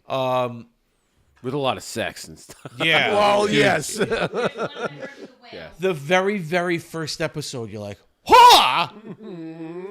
What the fuck just happened?" It's crazy. And it gets raunchier as it goes on. Are there nude people in the face? No, yes, but that's not what drives it. It really isn't. Okay. It really, really isn't. I also heard Nikki yell out the whale in the middle of the was. So we're talking right now, and I heard Nikki go the whale, and I'm like, where does this fit in? Oh no! You want to know why? Because there's an episode there is a character who's like Aquaman type of thing. Okay. But I'm saying it's really crazy. It's real. No. I'm not. No. What if I watch it? No. I don't. You don't give up anything or whatever. I just want to say that it's very, very. It's a highly different approach to the superhero mantra. How many seasons of The Boys are there? I think it's 3 or 4. No, it's 5, I think. No, I think the 4th one just came out. Very Well, you know how I roll, so graphic is great by my And I think we standards, only but- watched the first two seasons. Okay. Because it's very hard to watch if you were. I'm right. It's 5 seasons. Okay, that's the thing. That's how far behind we are. I have 2 episodes left. Is the whole series complete? Like, is it done at this point? Yeah, it's all over. I have 2 episodes. Oh, so 5 is the final season? It just ended last week. Okay. I have 2 episodes left. It's one of those types of series that, Nikki's watching and then goes like every other episode is like, I can't fucking watch this. Are you kidding me? It's raunchy.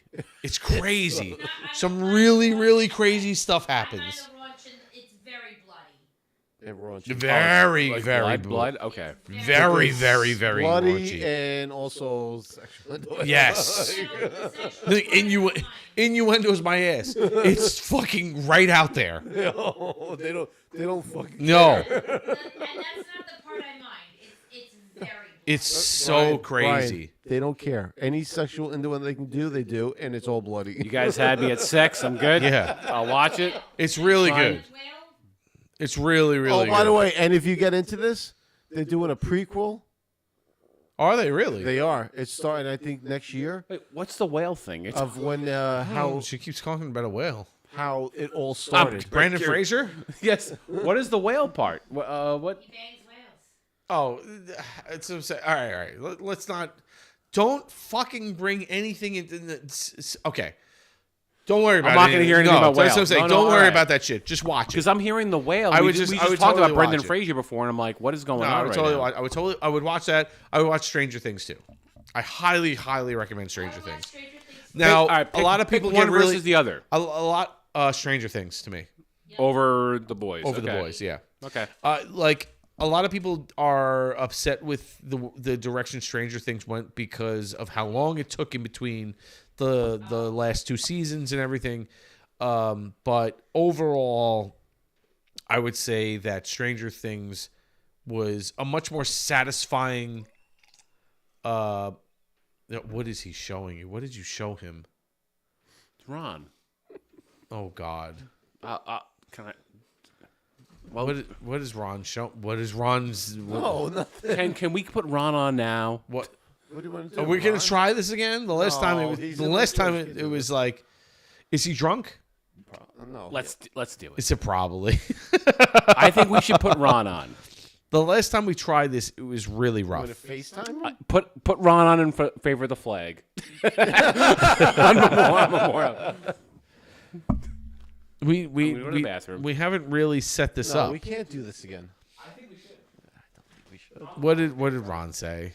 He's upset Oh boy, what is he upset about? because he wasn't invited for the 3rd time I was on. Okay, Ron, you have to understand that a lot of these things are last minute decisions. Now, even Nick texted us yesterday, like, are we still on for tomorrow? Like, that's how organized this can be. We do have to get more microphones, and I have to get. We do have another camera, but I want to make sure that we're set up. We could totally do it because we have the space now here with the 6-foot table and everything. I could definitely get 2 more. An additional camera. I do have to get another microphone and set that up because A 4-way. yeah, absolutely. And then I have to rearrange the entire setup. So I do have to go through that. I will work on that. So all right, how about this? Do you guys, hold on. Do you guys want to commit? Do you and Ron want to commit to a June episode? I mean, I'll talk to him about it, sure. If you want to commit to a June episode. I told Brian, if you have an episode and you want me on, I'll make sure I'm free. This is this But show. Ron is all right, so hold on a second. This whole show is about friendship and getting together and just fucking having a good time and trying out beers. And Ron is the antithesis of that. No, Yeah. I'm just kidding. No, so Well, you see how I was drinking them and enjoying them? It's not just He would give his 2 cents on every taste. it's every not flavor. just like Brian and I are, I guess you would say I really consider Brian the base of this whole thing because this whole thing culminated from Brian's idea of the Drinking Buddies show. Very, very favorable. Fucking the way like 15 to 20 years ago. Like that's really what it came down to. And I convinced him to do it again.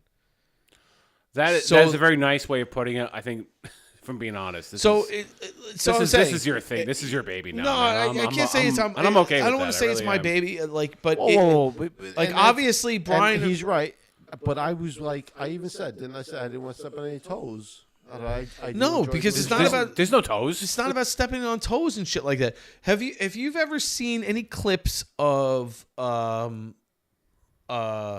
any kind of podcast where it's involving two friends and you've seen clips of them over and over and over again, but then as you watch those clips, all of a sudden it develops into like a third person and a fourth person, and you see those people regularly all the time. Dude, look at because Rogan, McAfee, all these guys, they all have a bunch of friends and it's just stuff because like that. they start. I'm not trying to compare ourselves to Rogan and McAfee. No, but they start out in a certain direction. McAfee even says, I can't believe people pay us to do this.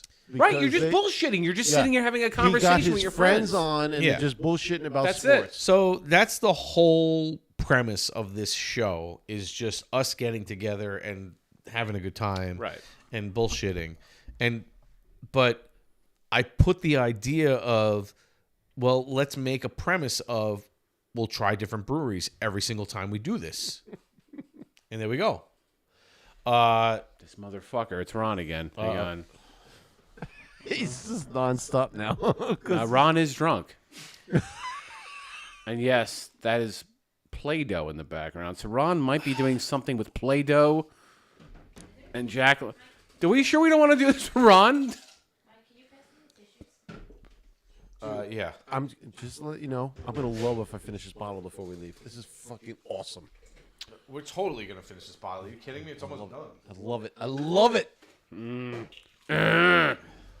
I have beers from Somerset in the fridge too. Yeah, that's definitely. See, once the whiskey comes out, there's no more beer.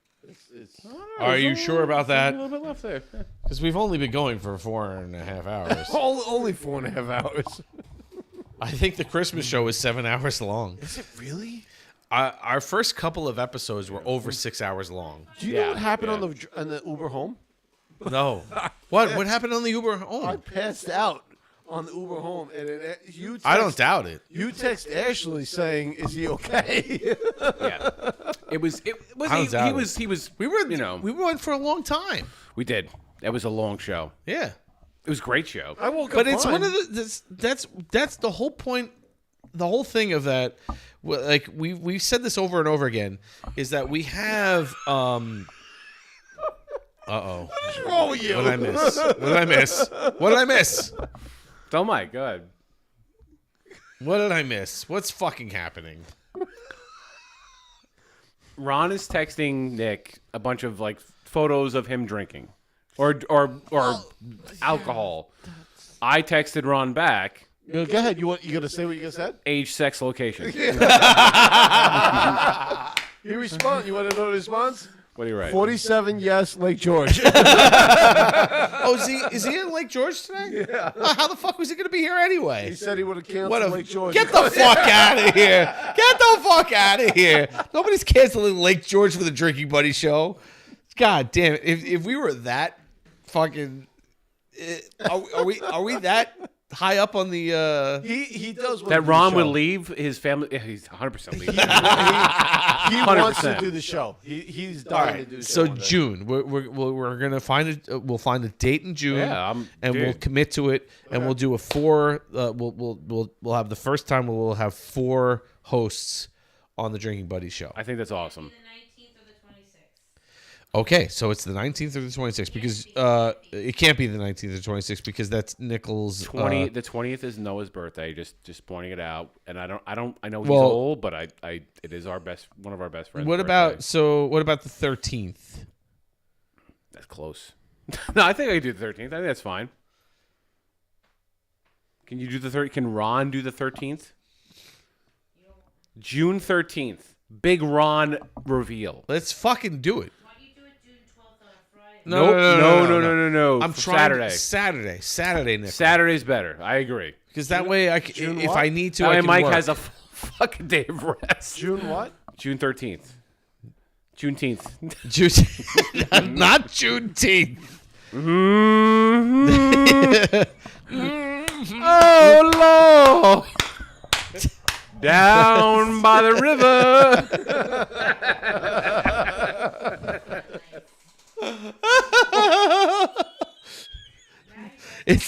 It's actually Nikki's opening night on Juneteenth. June 19th. June 19th. Yeah, so I have to. I will be at that show. Nice. I might be because apparently Nikki's gonna guilt me into it. You got to understand. No, so this show, I don't know if you guys know Into the Woods at all. No, I know Into the Woods. I do. I actually know of it. I didn't see it, but I know of it. It's a fucking crazy ass show. Oh God. No, he's got the date wrong. Fucking dumbass. He's fucking. No, tell him June 13th. He's celebrating Juneteenth on June 13th. He's celebrating an entire week. Bitch. It sounds like my wife when she says it's my birthday month. Right. June 13th. You saw my text. Yeah. All right, so June 19th is the show. I get a birthday hour, so yeah. Nobody fucking cares about my birthday. You get a birthday 30 seconds. I blow out the candle. You care about my birthday? My birthday's Monday. I know your birthday's Monday, dude. Memorial Day. Nick turns 40 fucking 5. I'm the same age as these guys. Finally, God damn. Can we sing? Just for a little bit. Can we sing happy birthday to you? No. All right, I think we should do it. Why? Let's sing happy birthday to Nick. No. You want to sing happy birthday, Nick? I do. What? 1, 2, 3. Happy birthday to you. Happy birthday to you. Happy birthday, dear Nick. Happy birthday to you. Yeah. Cheers, boys. Thank you. Cheers, Thank buddy. you. 45. God damn. Are you seeing your Halfway allergies to yet? 90. We're getting old. Yep. That's it, baby. What was that question? Have you gotten your Cologuard yet, or what's? It's the Wait, when does that happen? Now, like pretty soon, really? dude. Yeah. What? You guys are older than me. What's her name? What the hell's her name from fucking Full House is giving commercials about? my Candace? my crush. Yes. No, not Candace. Jody. Yes. Sweet and my crush. She's like, if you watched my show back then you were ready for Cologuard. Yep. It's now. It's now. Oh, time out. You guys are older than me by 1 year. Do you have it? Nope. Oh, there it is. I am terrible with that shit. But that goes back to the whole fucking premise of I've mentioned this before of how I fucking can't stand how doctors don't want to see you when you're sick.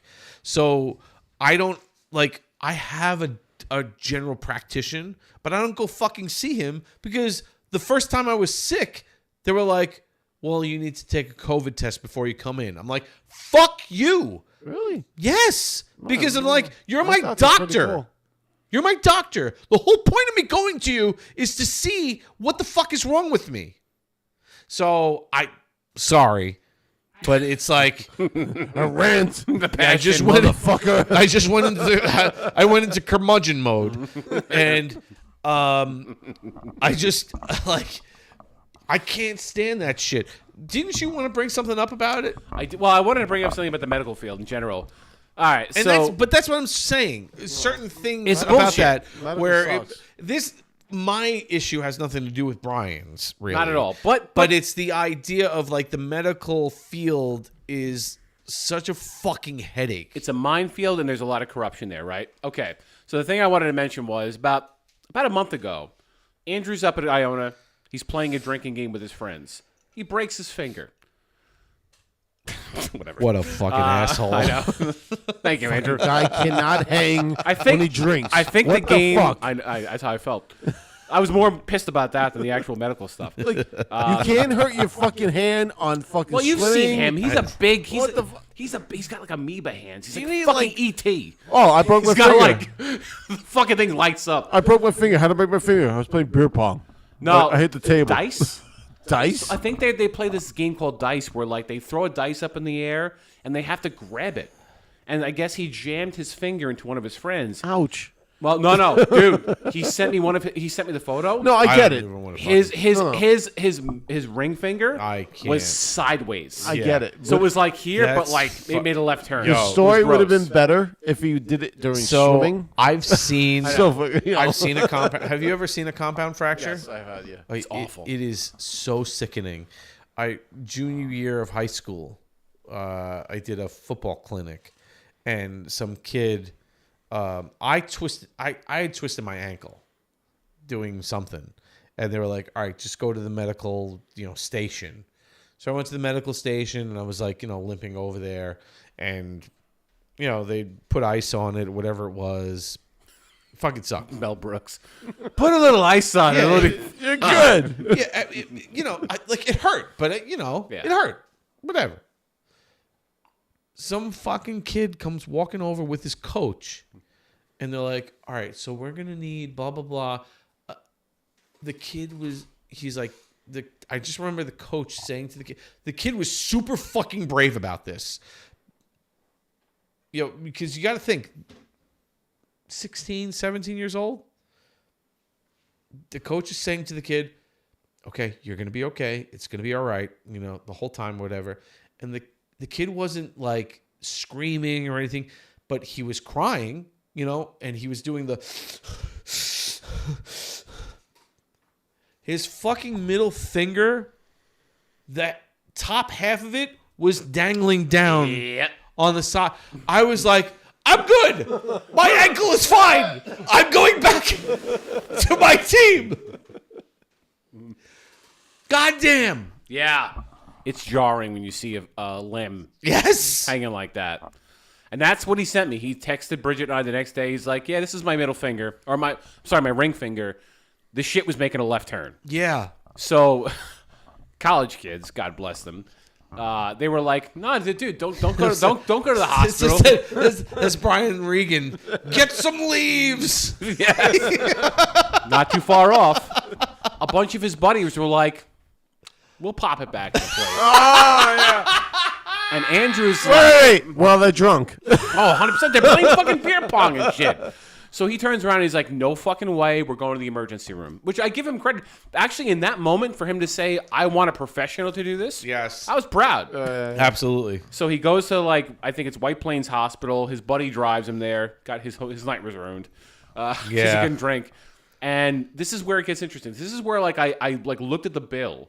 He only had to pay the copay. The copay, I want to say, for our insurance was like $50. Okay, yeah. The bill emergency room visit type of thing. This is where it gets $50 interesting. to $100 or whatever. Something like that, yep. Yeah. But they charged him twice. And this is where it's interesting. So it's a broken finger. He goes in there. He shows him this. He's there for about 2.5 hours. The doctor pops it back into place. Okay. They do an x-ray. So I'm sorry. They do an x-ray when he gets there. The doctor pops it into place. Yeah. I was going to say, because they wouldn't pop it into place if it was a certain situation. Correct. So they looked at it. They're like, all right, this is fucked up. We'll do an x-ray first. They do the x-ray. Doctor pops it into place. They do another x-ray. Doctor looks at it again. The entire visit was $6,600. They charged him twice for two emergency room visits. Because of 2 x-rays. And 2 x-rays. Yep. So I'm sitting there going like, that's fucked up. He was there for 2 hours. Because his wife works in the fucking medical field. Right. I know so exactly he knows exactly. But like, what the fuck? I looked at the bill and I saw, dude, it looked like a fucking Amazon checkout. The quantity said 2 under x-ray or whatever the hell it was, and then 2 for visit. I'm like, you weren't at the hospital twice that night. He's like, no. But they considered it 2 visits. That. Because he went, got the x-ray, and then went back, and the doctor was like, yeah, it's straight now. You can go home. That's fucked up. Doctor's guys. That is such bullshit. That is fucking fraud. That's doctor fraud. went to them and said, charge him again for another x-ray. Yeah, I think I told you about that visit, the one time where I had an issue with my knee. I had an issue with my shoulder, and I went to a sports specialist, and he he looked at it. Whatever. Oh, you need ice? No, I'm not gonna drink it, and I don't want to waste it. So I want you. Oh, all right. Okay. Oh man. Oh, Nickel, this is sad. This is so upsetting. Yeah. That's exactly what we're talking about. Did you do it at the same time as me? Sign that album.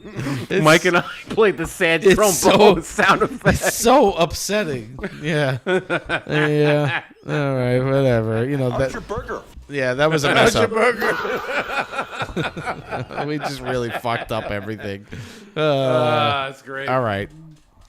No, so I went to this guy for my shoulder and had physical therapy done and all that kind of stuff, whatever. And then This is when you were going through all this shit like about a year or so ago? No. This is a while ago. And then I went back to him for my knee because I constantly have a popping in my knee. And when I went back to him, it was actually for a second opinion because I went to somebody for my knee who said I needed surgery. And he said the surgery will correct the popping. And it didn't. I went through with the surgery and it didn't correct the popping. So then I went back to the guy who looked at my shoulder and they were like, "You need the post-op report for your surgery." I was like, "Okay." So I had to submit. I had made an appointment with this guy, but I had to submit whatever to get the post-op report. By the time the appointment came up, I didn't have the post-op report. So I called the office and I was like, "I don't have the post-op report. You asked me to see it, but it's not coming until like Thursday or whatever the fuck it was." And they're like, so I said, "Does the doctor still want to see me?" So they put me on hold. They come back and they're like, "Yeah, the doctor still wants to see you." I'm like, "Okay, sure." So I go there. This is for my knee now. So I go in there for my knee, and I'm sitting there waiting. I was in the fucking waiting room for like 45 minutes. I get into the observation room, waiting there for a half hour, and he comes in, and I said to him, I was like, "Oh, so I didn't get the post-op report, but they said you still wanted to see me anyway." And he's like, "Yeah. All right, so stand up." I'm like, "Okay." So I stand up, and he goes, "Put your arms out to your side." I was like, "Okay." It's for my knee, right? Yeah. And he's like, "All right, put your hands up." I'm like, "Yeah." Again, doc, this is for my knee, right? And I do that, and he goes, "How you feeling okay?" I'm like, "Yeah." He's like, "All right, so just get the post-op report and make another appointment." No, doc, wrong area. So I was like, Cha-cha, real slide. Yeah. That's not much. Seriously. I'm just saying. So I went to, so I go to leave to make another follow-up appointment. And like, "All right, you owe $35. I'm like, "What? For what?" Yes. I'm hurt. And they're like, "Oh, well, you owe $35 copay." I'm like, "But he didn't see me for what I came here for." And I called my aunt who's a doctor. And I'm like, "What the fuck? Like, what's going?" Why wouldn't you just go to your aunt? She's a pediatrician. Still, I'll go to your aunt. No, you can't. It's not her. For a pediatrician, that's not her field. Why? I would. Listen, check my knee. Listen, No. Okay. My aunt is a brilliant doctor. She was, she got awards and shit. She worked at Nassau Community. Sounds qualified to me. Absolutely, but I was going to a specialist for this whole situation. Did your aunt recommend the specialist? Absolutely, she would totally recommend specialist for this kind of shit. This specialist. Oh, she didn't recommend the specialist. Okay. No. So, but my aunt will always tell you she fucking hates surgeons. She fucking hates them. Well, surgeons will always opt for surgery. Yes, in most because cases. So. But this one didn't. He just looked at him and goes, "Well, no. Yeah, hold on. So I'm drinking. No, so I'm I drinking. said to her, hold on. I fucking flipped But out. Doc, it's my knee. I'm not drunk. I said to my aunt, I said, I told her the whole situation, and she goes, he looked at you, right? I'm like, "I guess." And he goes, "Then he can charge you." I'm like, "That's fucking bullshit." And she goes, "That's the way it works." I'm like, that's terrible. So he knew that he wasn't going to see what was going on with what I was there for. But in order to bill my insurance company, he could just see me for something. Everything that guy just says, bullshit. Absolutely. Absolutely. How fucked up is that? It's very fucked up. But it's like the same shit. It's like, I can bill him twice if I fucking, I think a lot of these guys are driven by the ICD 9 or 10 codes or whatever the fuck it is, and they know they can milk you for the insurance. So it is very shady. Put some ice in here. I thought you meant Nick, like Nikki, but she's out. Is she? She's getting there. She's not there. She's under a pickle blanket, so she's out right now. Yeah, dude, the insurance and medical field, and I'm not trying to It actually works in the field. She says. No, it's such crap. It's corrupt. Why are you so off? You can't. Listen, it's understandable if Andrew went to the emergency room and they charged him once for a visit and for an X-ray. To charge him twice for that. Yeah, for the same fucking visit is crazy. Right. It's not just for it's a broken ring finger. That's crazy. Right. They popped the ring finger back into place. He got charged $6,500. I gotta say, that's not just like you could probably hire a lawyer who would sue the fucking hospital. Right. Like, listen, because that's luckily that's the insurance easy. covered it. But again, how much is that going to cost? No, but so insurance covers it, but you're still technically pay for that because you're paying your insurance. Right. So you're imagine I wasn't insured, and they look at every single thing that comes through, deductibles and stuff like that. Yeah, right. So I know. They look at everything that comes through, and they're like, when it comes time to something else that might have happened in that same year, they might go, well, you already used up, this much of your shit. And it's like, but I shouldn't have because it was the same fucking visit. You know what I'm saying? What are you looking at? What happened? I thought I saw a comment come through from, is it my brother? God.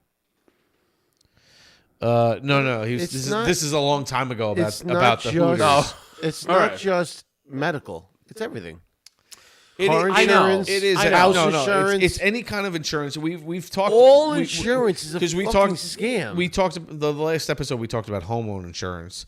I still have clips that I'm going to be posting about that, but I'm trying not to make this podcast about grievances. Fuck them. They all suck. I can tell you right that. But it's a lot of relatable stuff. It is what it is, right? We're in our 40s. We are at an age group that a lot of people our age are going through all this shit. Yeah. And they're like, why is this happening? Yeah. And I think the three of us collectively are going through these processes and being like, why the fuck is this a thing? Yeah. And it's not right. A lot of these things are not right. It's always those things where, when you're younger, when you're 18, you get the right to vote, and it's very exciting. I can vote. Fuck it. I'm going to vote this way. I'm going to vote either by the way my parents say or by the way my school says to. Mm-hmm. That kind of a thing. And it's not until you're by yourself, until you're supporting your own family, that you start to really think about these things. You go, holy crap, that really affected how my life is. Yeah, if we're at this age with not a family and anything like that, we're like, all right, don't worry about it. My medical's my medical. My I'm saying, is my this. Who would have thought about insurance? When you don't think about insurance in your 20s. Now, when who you're fucking older, cares? I was always kids, covered. Wife, yeah. And now all of a sudden you have to pay for it. And then you get these bills and they're like, this is not a bill. I'm like, all right, this is not a bill. What does it say? It's like, well, you use this much of your deductible. This is this much money. This much. If the insurance doesn't cover it. Yeah, it's every little thing. You're like, holy fuck. Yep. Like I pay for my insurance, but you really, if you don't understand how the insurance works, you pay for your insurance, but they give you a limit on how much they are willing to provide for you. And some of those things aren't really defined It's in funny. what happens. So you get into an accident, and then you go to the hospital, and you're like, well, I have insurance. And then you find out your insurance doesn't cover that particular thing. This is and the you're problem. like, holy fuck. Because what just happened? This is why people all of a sudden these people die because they're not going to medical for stuff because it's too expensive for me to go to the doctor to find out it's just a little chest pain.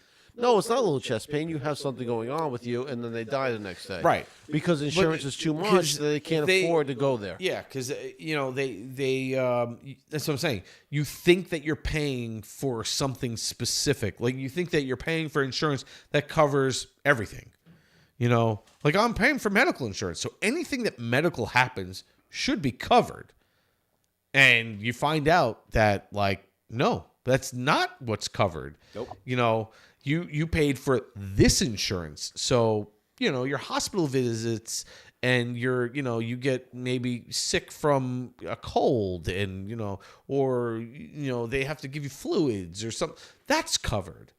But, I had to take an x-ray twice. Yeah. So, the first one was covered. The second one, that's not covered. And in those moments, you're not thinking about, what is covered. You're thinking like, I need to get well. Right. So all that shit goes out the window, and then you get the bill afterwards. And you're like, what the fuck? Like, that's how people wind up.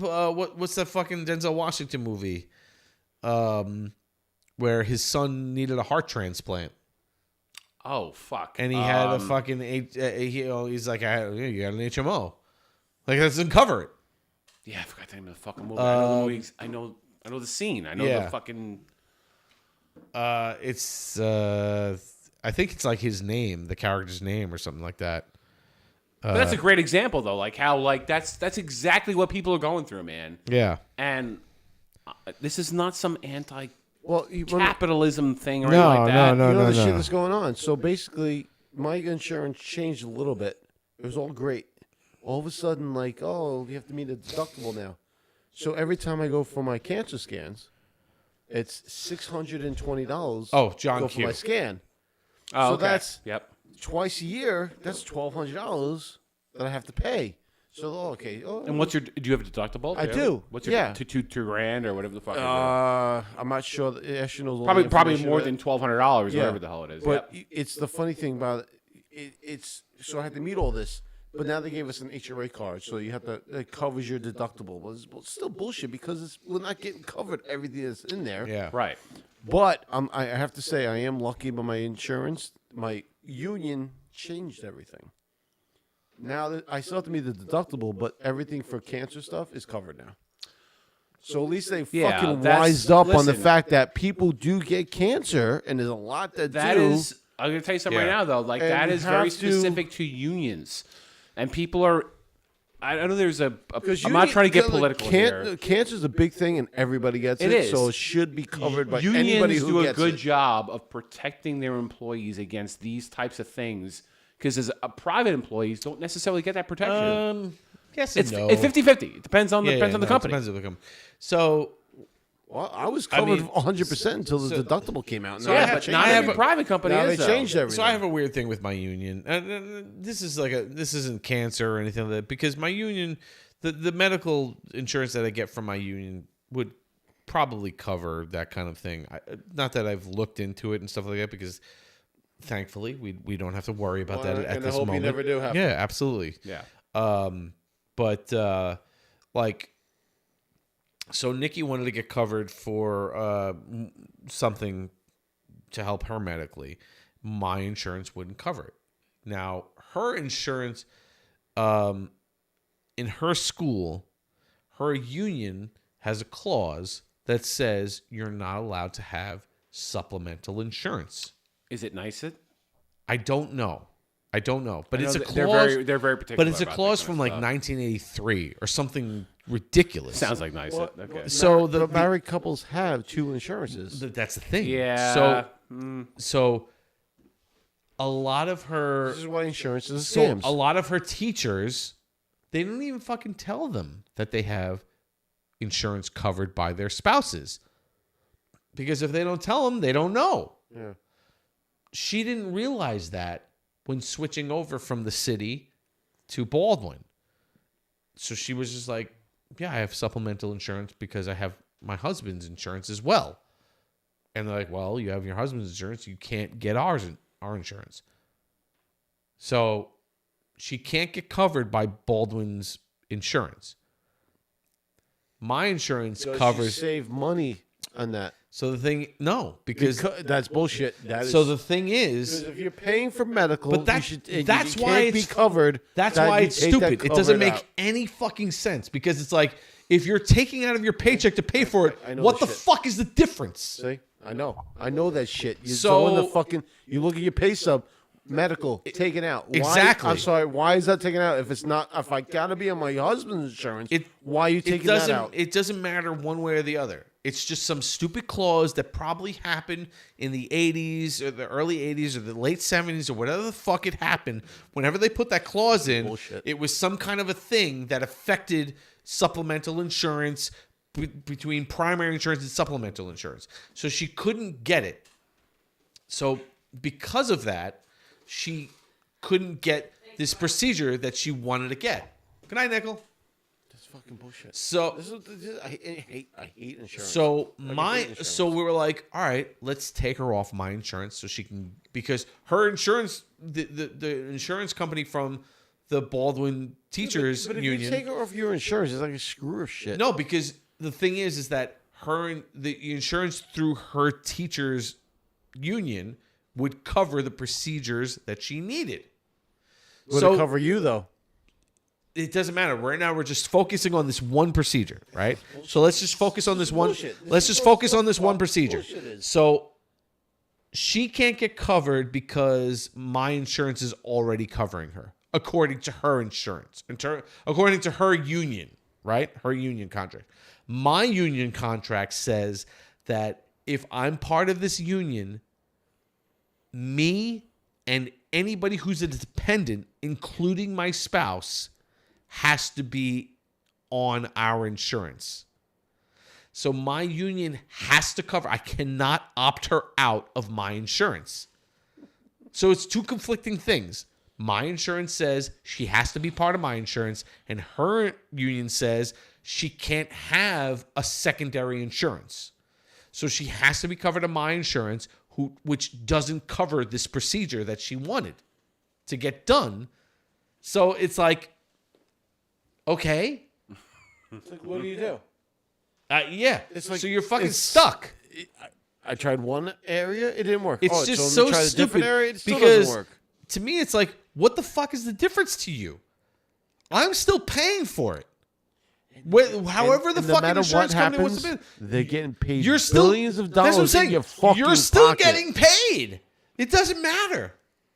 But it's so I said to her, I was like, well, why don't you say something to them saying like this is an old precedent that was set? And she's like, I'm not tenured yet, so I don't want to put up a stink.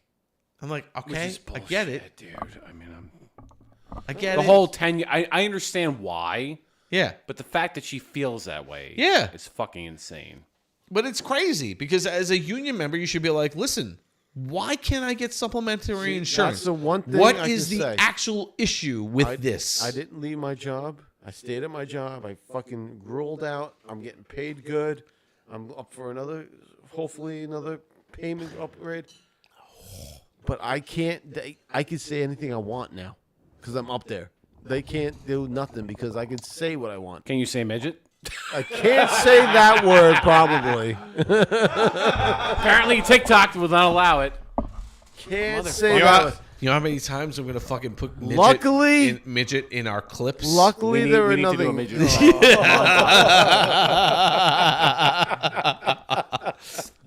And tag Ted.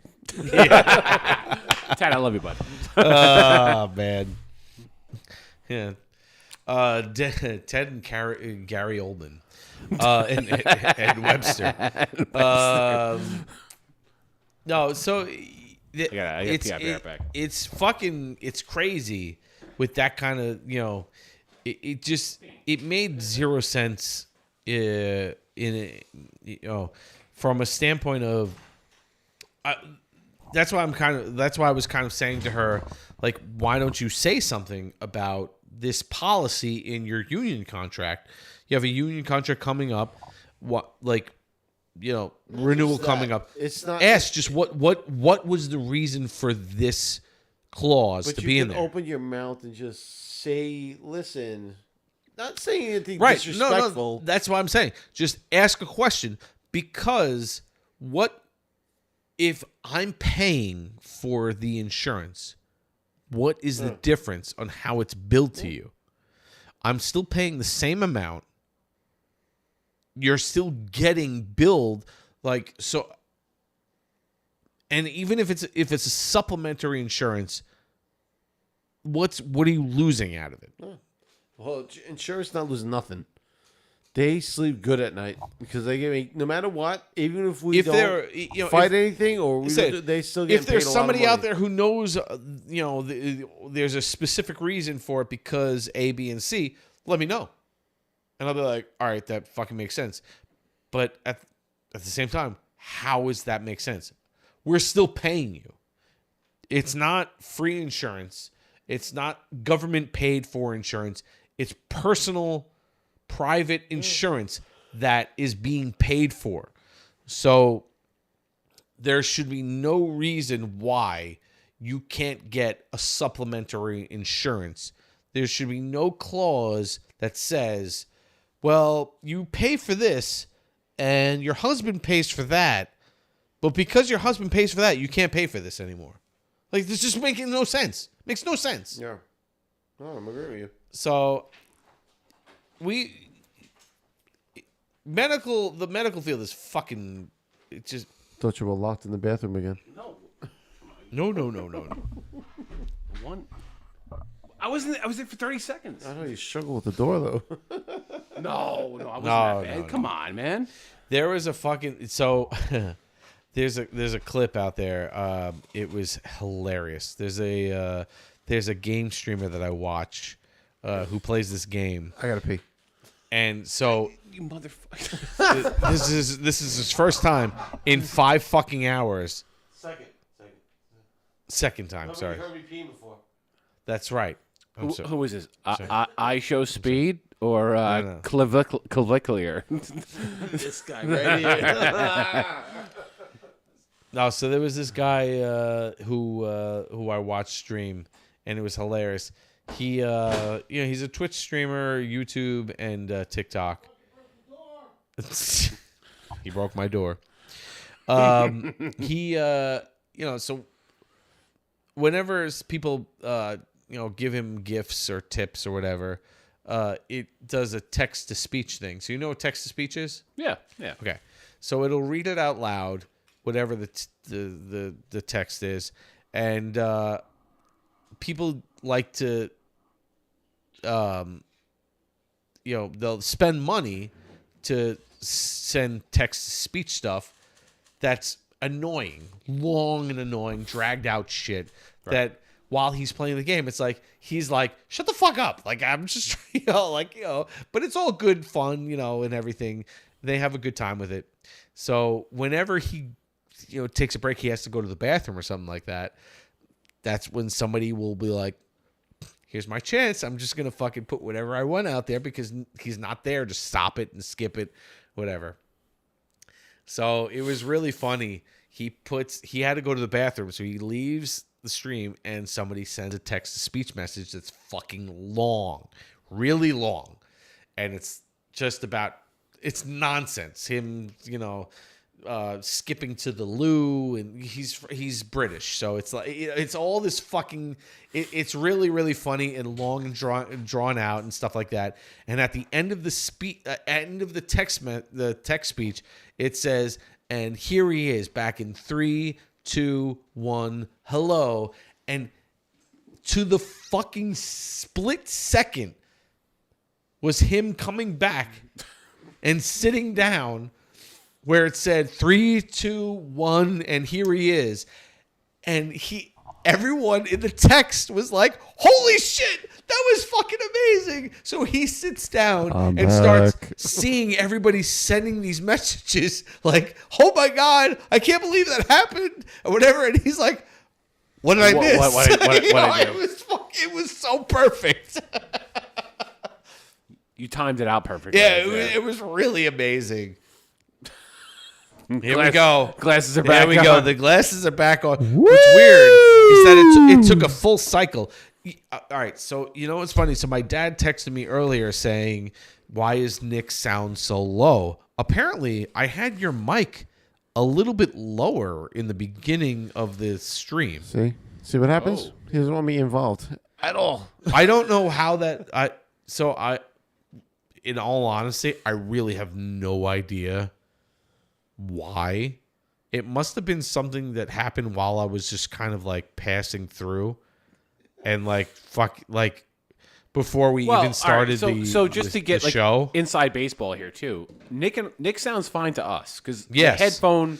Yeah, so the headphone volume for Nick is what fine. we hear through the headphones is not exactly what you guys hear out on the podcast. Right. So Mike basically made Nick a pussy by lowering his volume intentionally. He thought in his head, he's like, I didn't know. This man is on steroids. I did. And we're going to make his volume lower. Yeah. Look at those biceps. Holy shit. Yeah. Stop. Nick. What is that, 24 inches? I have to say, listen, for a 45-year-old. Oh, my God. Fucking shit, man. Nick is definitely he's still a sexy-ass specimen. That's right. Holy shit. You and your wife are fucking like... rock stars. Yeah, absolutely. Listen, it is what it is. The two of you are so fucking... you are a sexy-ass couple. Yes. I got it. Like, it really... it's amazing. I'm not trying to kiss anybody's ass. We're all proud to be your friends. We are. 100%. It's a great way of putting it, dude. It is what it is. We're all old, and we see you guys, and we're like, yeah. This is, that's insane. They could be on the hub. Yeah, these are our Hollywood fucking walk. 1,000%. Absolutely, 1,000%. Dude, you're in great shape. Well, not great shape. No, listen, for a guy with one fucking kidney. I have to lose a little belly fat because I drink too much beer. But other than that, yeah. No, listen. If you want to look sexy, you gotta let me know. You gotta let me know. I'm just saying, you and your beautiful wife have figured this the fuck out. Absolutely. And the rest of us, it's all about the Peloton. The rest of us are finding moments. Listen, we all have. I'm not shitting on our situations. We have great wives. We have great lives. Absolutely. But I do think it's fair to say you are the most specimen-like of all of us. Thank you. I appreciate that. You're carrying the torch. I'm trying. I love it. Yeah. That's good, dude. That's your fucking shtick, dude, right that's there. The thing. I'm all about lifting the weights and that's good my shit. thing. All right, so I'm on a workout thread with Nick. This fucking guy casually. This is why I couldn't. Sends up. You guys asked me to be on this fucking. You should thread. do it. There is no He didn't see the last one fucking way No, I did. in God's I did. green earth Yeah. that I could ever be a part of this I shit. have to look at the You fucking. have I don't to want to fuck look with at this. it. I can't remember this off the top of my head.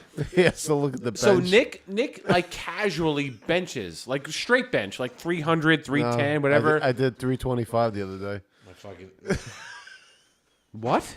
Yeah, you didn't see it. I knew you didn't see it. oh boy. Wait, when? What day was this? I'm totally disconnected. It from the was fucking like a week, podcast right 2 now. weeks ago. I decided. So basically, I decided one day I was like, you know what? Let me try a different workout routine. Let me take a walk to warm my body up, and then I'm just gonna go in there and just go balls to the walls and see what I can bench. All right, I'm looking back. So prior to May 12th. Yeah, I think it was May 12th. May 12th was the day. 11th to 12th. All right, hang on. And I decided, is like, okay, let me. Mike's gonna fucking. He's working out right now. What He's the getting fuck his weights. just happened? That wasn't. Oh shit! I had to disconnect myself. I decided I'm just gonna try to see what I can do Randomly. Yeah. 325. Yeah. One time. Bench. 300 twice. 300 twice. 275 4 times. 250 8 times, and 225 10 times. Nick's doing a combine, by the way. Yeah, that's So it was a random night. That's giving me a headache. It was a just random thinking morning, about and I was those just numbers. like, let me see what my body can do. It's And just I was just like, let's yo, go. just a random night. I'm just fucking pushing out 420, 425, whatever the fuck.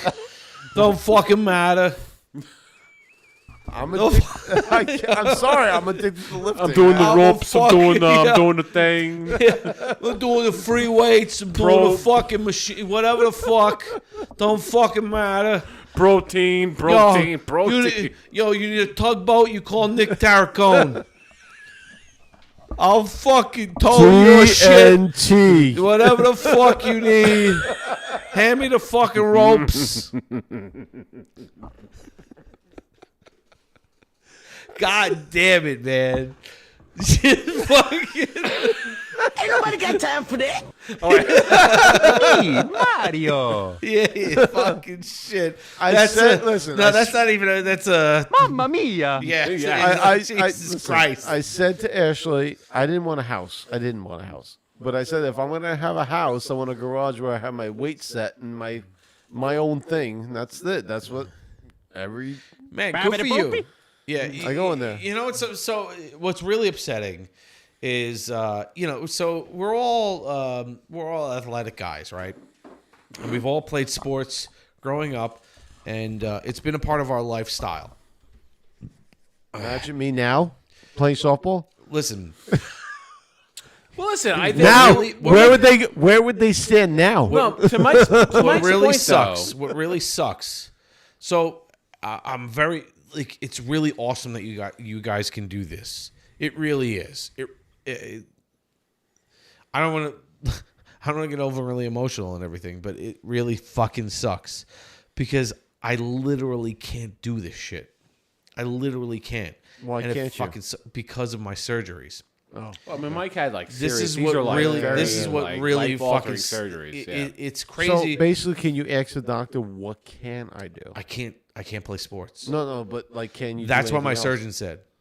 I know. My surgeon was like, "Don't play sports." No, I get it. So I was. But there's other stuff besides sports that you can do that This makes is you. what I do. I do this. No. I play games. So you're saying you can't do like Physical exercise and physical stuff is really, really hard. really? Yep. Okay. When you're talking about the spine, This is. and I will just tell No, you. but like in certain defen- in doctors will defense of- say, "Listen, you can do this to do this to do that." In to defense, hurt in defense of Mike, the area. So Bridget went to a chiropractor. It was a chiropractor or like somebody's spinal recently. Yeah. And basically it was, if you have a neck related injury, running, walking, all this stuff Everything makes it like way even worse. Walking, you can't do walking. It hurts. It hurts. Really? Yes. So if you walk, You have no every time you take a you step, really have no idea how much you move your head until you've had a fucking surgery. also if you take It's fucking crazy. If you like, I take would a- never even thought about anything, dude. I can't gargle water. Without having anything. Wait, hold on. hurting? So, hang on. Just to his point, Bridget was jogging about a year ago, and all of a sudden she started developing pain in her neck and her shoulders. And the doctor said, don't do that. If you're running or any kind of like impact exercise, you will experience pain in your shoulders, your neck. So all the stuff that Mike has had surgeries on, you can't do that stuff. So if people Even don't, if you do like a brace or something like that's that. the thing. It doesn't matter because so if people don't really realize, I've had 2 surgeries on my neck in 3 years. I had my first surgery was in 22. I had a freak incident where I woke up with a stiff neck. And we've talked about it. I've had, I'm an engineer. I have to do physical activities of like lifting heavy pieces of equipment, whatever it is, looking up, looking down, bending in, getting into weird angles and stuff like that. Bottom line was Mike amputated his penis. Go ahead. Right. So, so I woke up with a stiff neck one day, and it just got progressively worse. And until I heard a pop, which was the cartilage in between, if you don't realize how your spine works, is that you have your bone structure of your spinal cord, which protects your nervous system from your brain to the rest of your body. And there's cartilage in between each, discs in between each spine protrusion, basically. And a couple of those discs wound up bulging and popping and pressing against my spinal cord. So what wound up ultimately happening was I lost all feeling in my left arm, and I was in severe pain. So my first surgery was severe emergency surgery. They had to correct it by removing the discs and replacing it with titanium spacers. And, he talked to me about, recovery time. And he was like, Peyton Manning had the same surgery. Peyton Manning spends billions of dollars on his fucking, That would fuck me up if I heard that a professional, Peyton Manning. We're not talking about like some little Peyton Manning, NFL MVP. Yeah. Got this surgery, and they're like presenting this to Mike. Is like, well, Peyton Manning got this surgery. It's like, yeah, Peyton Manning, right? I'd be like, holy fuck! Yeah, he had the same surgery, but wait, he had. Wait, I have a question. So Peyton Manning had this surgery, and then he was back in Detroit. Okay, this was before he left the Colts. Okay, so basically, Ron Jeremy was in this film. By the way. I'm just what are we doing here? I'm just asking because I want to know, I would ask, okay, so what did he do to get me back to normal? He had $1 million fucking physical therapy, sessions. So he did physical therapy. Yeah, absolutely. I went through physical therapy and everything like that. Still wasn't the. But it's like, what can you do? How much can you pay to fucking go to physical therapy and do the stuff at home? And this was his life was dedicated to this stuff, and so. He had the money to pay for people coming to his house constantly. Whatever. I'm not putting down people who have the money to do this shit. No, I'm just talking about my personal experience. I went to physical therapy. So it wasn't just physical therapy because I had lost sensation in my fingers, which I still haven't fully recovered. I still have numbness in my thumb and my some of the tips of my fingers and everything, but not severe enough where I can't really feel things. In the beginning, I couldn't feel things. You think that you have these surgery and stuff like that, especially for someone like me who loves to play video games. I could sit there and play video games all day while I'm just trying to recover and shit. I could not even fucking hold a controller because it hurt. Yeah. It physically hurt to try to touch anything because of the sensation in my fingers. So I still haven't fully recovered the sensation in my fingers, but it is what it is. So I'm just I'm not saying anything bad. I'm just saying that for me, it'd be like, okay, doc, so Peyton Manning, he did this. Okay, great. How much that cost? Okay, I can't afford that. What can I do? Yeah, no. So I'm saying, so I had to go through. I went through. I'm also crazy. So I went because through. If a doctor tells me I can't do something, I'm gonna be like, "Fuck you, I can." No, I'm the same way. I can't lift weights again. No, I will push. I'm gonna lift weights again. I will push. I will push myself to the limit. I don't fucking care. I've always been that kind of person where I will not go to the doctor. I will work through this shit. I mean, I don't fucking care. When I had the cancer stuff, there was one time my father. True story. My uncle was having a surprise party, and the doctor said, "You cannot drink at this party because you're in immune therapy." And everything. I said, "Doc, listen, I haven't drank for 2 months. I'm drinking at this party. I don't advise this. Your liver levels are high." Okay, sure. I left. I fucking drank at that party. The levels went down. So it's basically, I'm doing stuff that I'm making sure my body can do what I know I can do. I drank the water. I did what I can. It's basically, I'm making sure that I can do what I can do. Yeah. I'm absolutely. proving doctors wrong. I will, that's what I'm saying. I will always push myself to the limit. I really don't care. like I'll just kind of deal with it as we go along. Because as long as I can fucking feel fine, and either way, it didn't really matter. I don't want you to hurt yourself. I'm just saying I went that, through, that so you can do stuff. So I You went just gotta through. just, like push a little bit. They asked for 3 times a week. I could only afford 2 times a week because I did physical therapy and occupational therapy. Okay. So it was basically 2 types of therapy. So I was paying for 2 therapies a session every time I went, which was twice a week. So it was 4 therapy sessions a week. They wanted me to do 3 times a week. I couldn't afford that. There was no way for me to afford that. So I went through the whole process, and then even after a couple of months, my insurance company wanted to cut me off, obviously, because they know better than the people who are working with me. Oh, you should have this many, and you should be fine. No, that's not the case. It's whatever. So I was well enough that I was like, all right, let's put myself back to work and do whatever I have to do. And I went through work, and so that was 2022. I went back to work in 2023. It was about 4 months or so that I was out, which is fucking horrendous. And then just last year, fucking started to feel a horrible feeling in my neck again. Came back. I went back to the hospital because I was in immense pain, real immense pain. I had to have the same fucking surgery on the discs between my spinal cords, just adjacent to the ones that I had a couple of years ago. So what basically came down to was them saying, like, you can play sports if you want. Brian, just finish the fucking bottle. Yeah, just fucking take it. Like, it's like, you can play sports if you want, but, you're the one taking the risk. Yeah. So now I can't really do it. So I don't play softball anymore. I don't play volleyball anymore.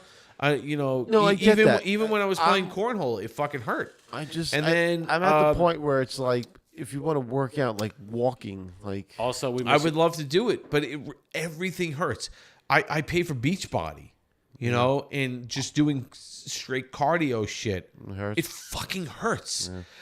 Are you done with cornhole or no? Are you done? No, I'll still play cornhole, but it's not the same. It hurts though. After a full night of cornhole, it fucking hurts. Make it hurt, motherfucker. We need you back. But that's what I'm saying. Like, have you been good or bad? I will still do it. He's been good for a fucking cripple. Yeah, I'm just saying. I will still do it. It just hurts. I know. It sucks. And like the other day, I was out last year.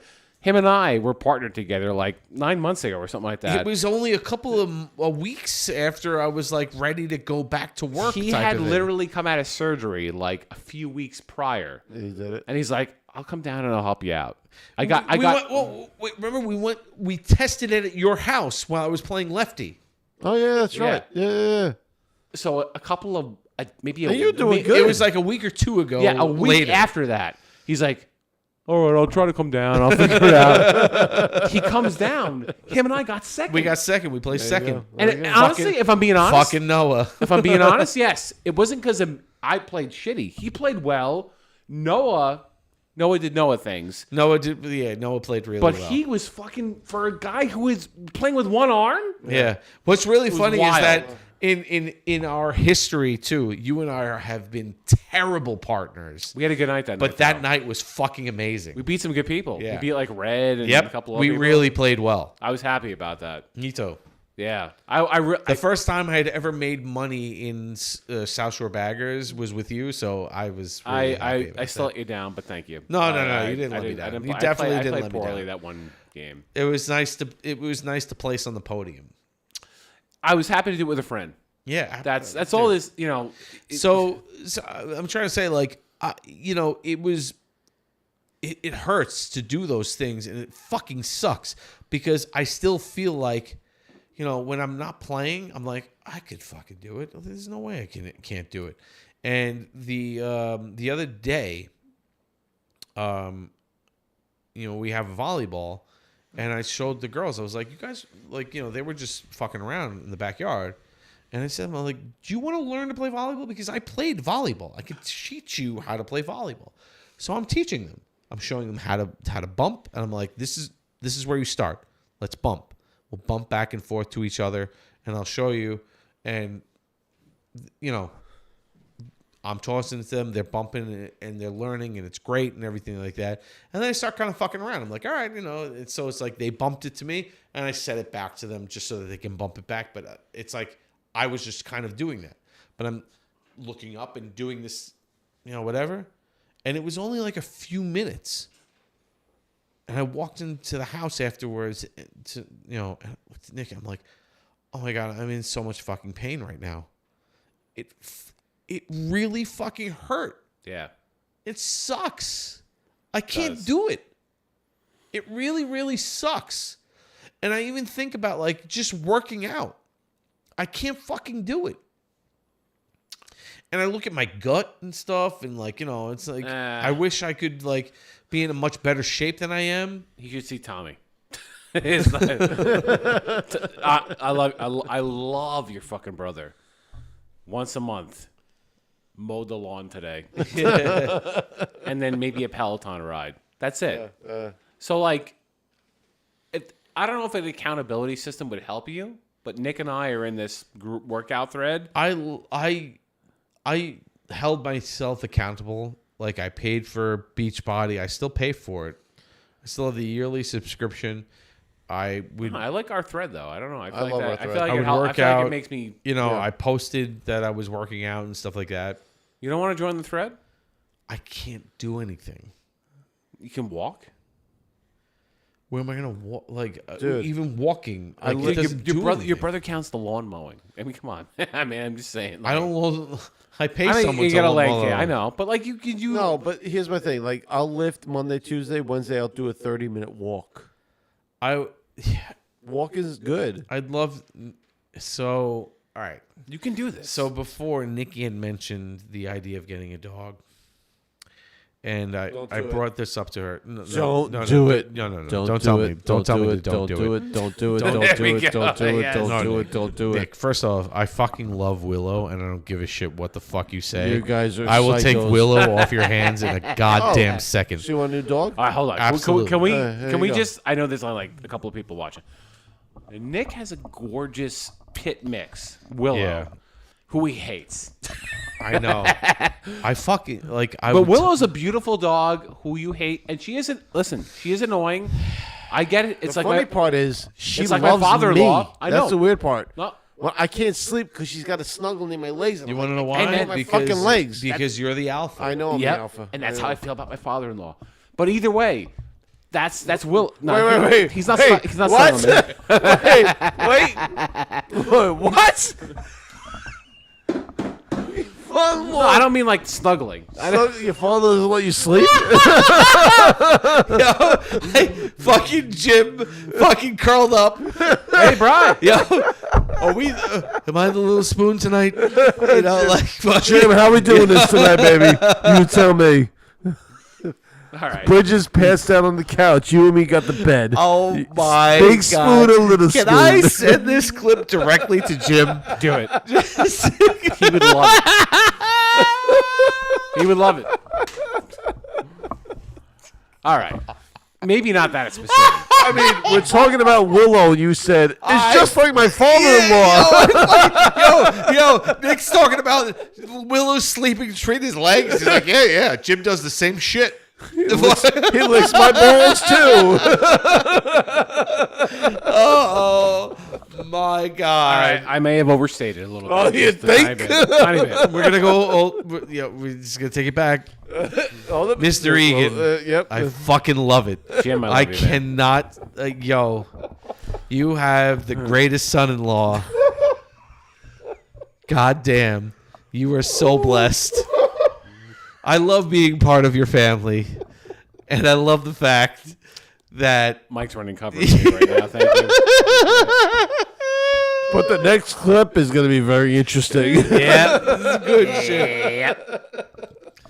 God damn. I haven't seen your father-in-law in so long. Jim's a good dude, man. I need to see him right now. I give Jim a lot of crap, but Jim is a good dude. He totally is. Jim's also a fucking awesome person to Yeah, hang out with and drink with. But he's not just that because he's like, he's a regular he's also dude. an old school fucking dude. I love it. He'll lay back. It's He'll just drink with you. I don't think when you guys met he won't Jim, snuggle between my legs, but he'll snuggle. He'll drink with you. When you think about the fucking the New York Irish fucking Jets fan, like it is. My father, Jim is the culmination of all that shit. 100%. I love it. Absolutely. And Jim loves my friends. He loves you guys. He's great. Yeah. He's a fucking drunk through and through, man. I love it. He does. He's a good dude. He really is. And it's funny. I said this to Bridget one time. I was like, ever since I lost my dad, I actually have an appreciation for Jim that I didn't have before. Because it's like, all right, that's why I got left, right? So like, Jim's the living father that I have left, and it's like, fuck. Who am I going to drink with now? Like it really is like I start to appreciate what I have. Yeah. Not that I ever I busted his balls. Yeah, no. I think it's because it some of those stereotypical political things come out in him, but it's still like he's a genuine person. He is who he is. You just fucking love him as a person wholly. Yes. Because it doesn't like he as a family man, you love him. 100%. Like when we had that night, he gives for his family constantly. Absolutely. And it's just just the idea. Like, so we're going back now and everything, and it's an awkward type of situation. But no more awkward than his friends make it. But so the whole thing is like when Brian, Brian impregnates his wife before they're married, and it's like, you're the father-in-law. How the fuck do you deal with this shit? And he has been embracing the entire time. You gotta fucking love it. So his buddies. Every other month, I get together with Jim and his like lifelong friends at the Irish Poet. The Irish Poet. And every time I see his friend Jim Ward, he sees me every day. He's like, hey, did you knock Bridget up again? I'm like, no, but thank you for asking. We got you. We're good. We figured it out. Yeah, but like it's now become a thing that we all joke about. Yeah. And Jim has rolled with that, and not for nothing, that's a big deal, right? So like.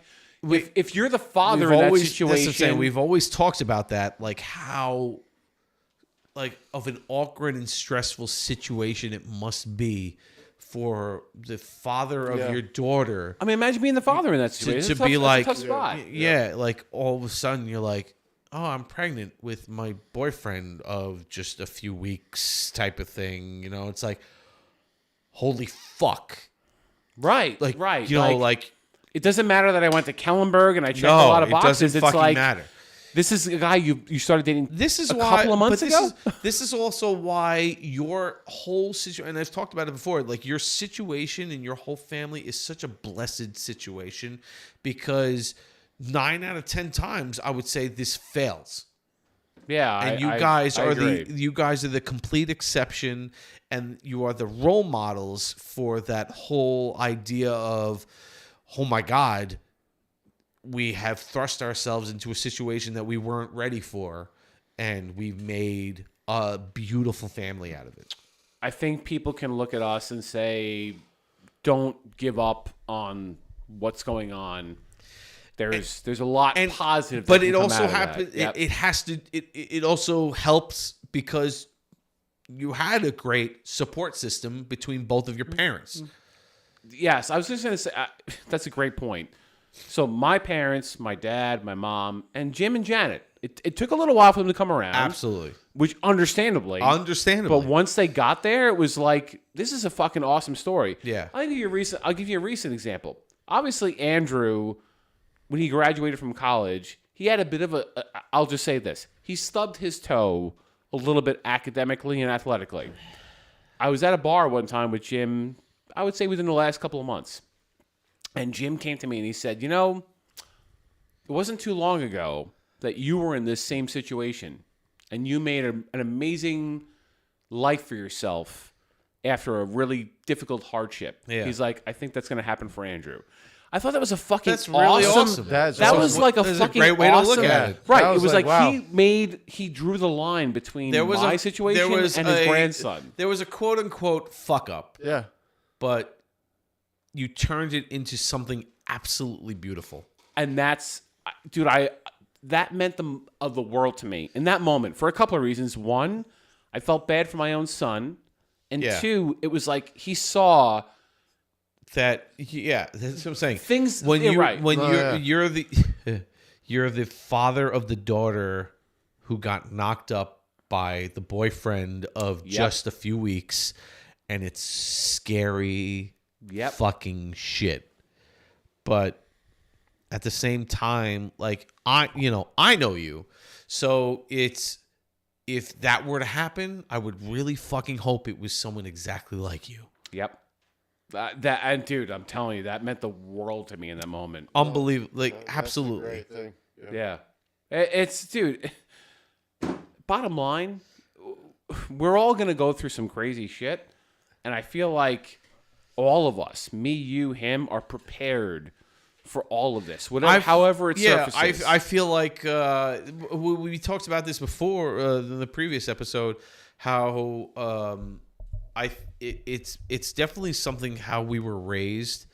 You see something in your parents who believe in their kids, but not in the sense of just willy-nilly believing in them, but guiding them through something so that they are prepared for the shit that they might step into. Yep. And supporting them through it. Well, the thing is, life is gonna suck. Yeah, it's gonna be great. That's what I'm saying. It's also gonna, like you, it's not gonna give really, you all the roses. Yeah, you have no idea what it is that and it's all to different degrees too. It doesn't necessarily mean that you're gonna impregnate your girlfriend after a couple of weeks. It has nothing to do with that. It could just be anything in general or whatever. But it's the effort that your parents have put into you, so that no matter what happens, you know that you have support, so that you don't, like, even though you realize that this might have been a really big fuck up, it's not a fuck up. Because that's the way life has that's the direction life has put you in, and you are ready for it because you have the support behind you. And I like, God bless, Gino and Jim for fucking really getting behind you on this. I felt like I had all the support in the world. It's unbelievable. I'm not because when it comes down to it too, it's like you always look at you always look at your it's always like the mothers raise the kids type of thing, traditionally, whatever, but the fathers are really there for that life-threatening shit that you aren't prepared for. And if the father figure isn't really there for that, I don't know what the hell like, how would you have navigated through that? No, I will say my own father, Gino, was 100% there. And I remember Bridget telling me something to the fact that, like, Jim and her went to, like, the wedding hall before we got married. And Jim said something to Bridget that was super reassuring. Something to the effect of, like, I'm really proud of how you've handled all this. Which for Bridget was like, it was like a weight off her shoulders. Yeah. It was like, my dad, he appreciates everything that I've done to get here. Like, we're making the best of the situation. It's a testament to how you have raised your child. To and I said this when I talked about how a younger generation of parenting and stuff like that. It really it's not just the age thing. It's how you were raised, because they have instilled something in you that realizes that you have a responsibility to yourself and others at a certain point in time. Yeah. I definitely felt that, and I'm not. Listen, everybody does it their own way. I definitely felt like I owed it to my dad and Jim and Janet to like get this right. Yeah. Because they were behind, like they could have abandoned us, right? They could have turned around. Everybody, it was super supportive. Like, as awkward as it was, your wedding was fucking fantastic. We had you know a what I'm blast. saying? I had a great wedding. I'm not trying to brag. Me and Mike would dance up a storm. Because like those types of moments are like, it's like you either have your friends behind you and your family behind you, or you're just left in the fucking dark. The only person who was a little bit out was your ex. All right, with that, I need to use the bathroom. I had a blast at the wedding. Me and Mike would dance up a storm. So Nick's. All right, I have no issues. It was tossing me around. I have no issues with Nick's ex, but I remember, I won't say her name. Can I tell this story? I don't care. So it's yours. First of all, you're asking me the question about asking the story that was. Well, listen, I have at this point we're 20 years past this. She's 22. Saying. All right, so it's your story. We find tell, out Bridget mine. is pregnant. Bridget and I are going to get married, and the whole thing. We meet up with my group of friends at Noah's house in Noah's bedroom. So we do. Phone's buzzing. Is this somebody telling me not to tell the story? Oh no, it's Ron. Okay, so so it's 20 of us probably, something like 15 to 20 people, something like that, in Noah's bedroom, and Bridget and I are in there, and we're going into the whole thing. I'm like, all right, just want to let you guys know, Bridget is pregnant. Within 2 fucking seconds of me getting the word pregnant out, Nick's ex-girlfriend literally says the words, and I'm quoting, you can stop me if I'm wrong. I'm not saying nothing. She goes, "Oh my God, abortion." And Bridget and I look at each other, kind of like, no. We're going to keep it. And it was just one of those things where it was like, I understood where she was coming from. I'm not trying to like shit on abortion. This is not an anti-abortion thing. Has nothing to do with that. Just remember. It was just the idea of just like, remember. It's my ex. It was just the idea of like, that's not what we were thinking. No, yeah, it was no. Shut up, bitch. We're keeping it. It was very like, it's more of the idea of like we're pregnant and it was scary, but we're also very excited about the idea of us starting a whole life together. And she was more like, I know a doctor. Like, I was like, hold up, wait a minute, something ain't right. And I was just like, no, we're gonna keep him. And he's 22 now, and the whole thing. I understood where she was coming from, and I appreciated it. However, she was just way the fuck off. We're gonna keep Andrew. Yes. He's gonna go to Iona. He lifeguarded today. He was down. Thank God you kept Andrew, right? Otherwise, we wouldn't have Thick. And listen, in 21 years, Thank God for Andrew because of Thick. Yes, he's going to grow up and kick my ass in cornhole. He's doing that already. So, God damn it! I gotta go pee. Kick all of our asses in fucking cornhole. Are we out of the whiskey? It's all We're fucking gone, dude. The bottle's out. I told you we have plenty in the fridge if you want to keep going. Oh my God! Can you deal with this? It's 5. It's almost 6 hours. Can you deal with this? What's happening here? All right.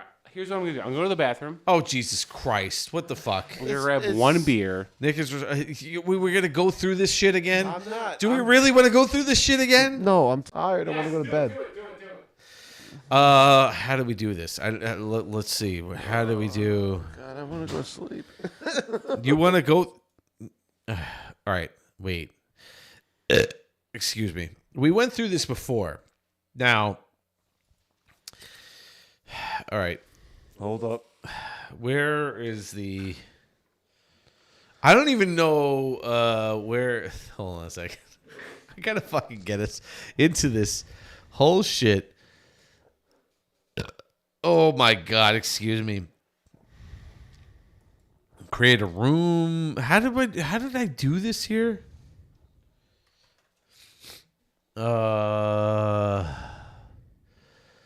Jesus Christ. How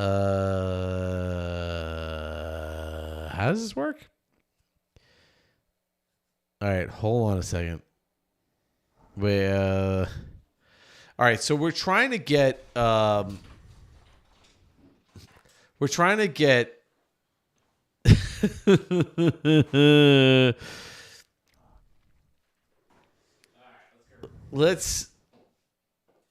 You got more? Get me something too, because I'm out of whiskey as well. All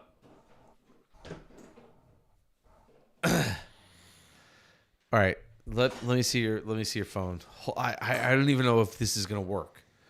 We're gonna see if this hold on. Just ignore the porn.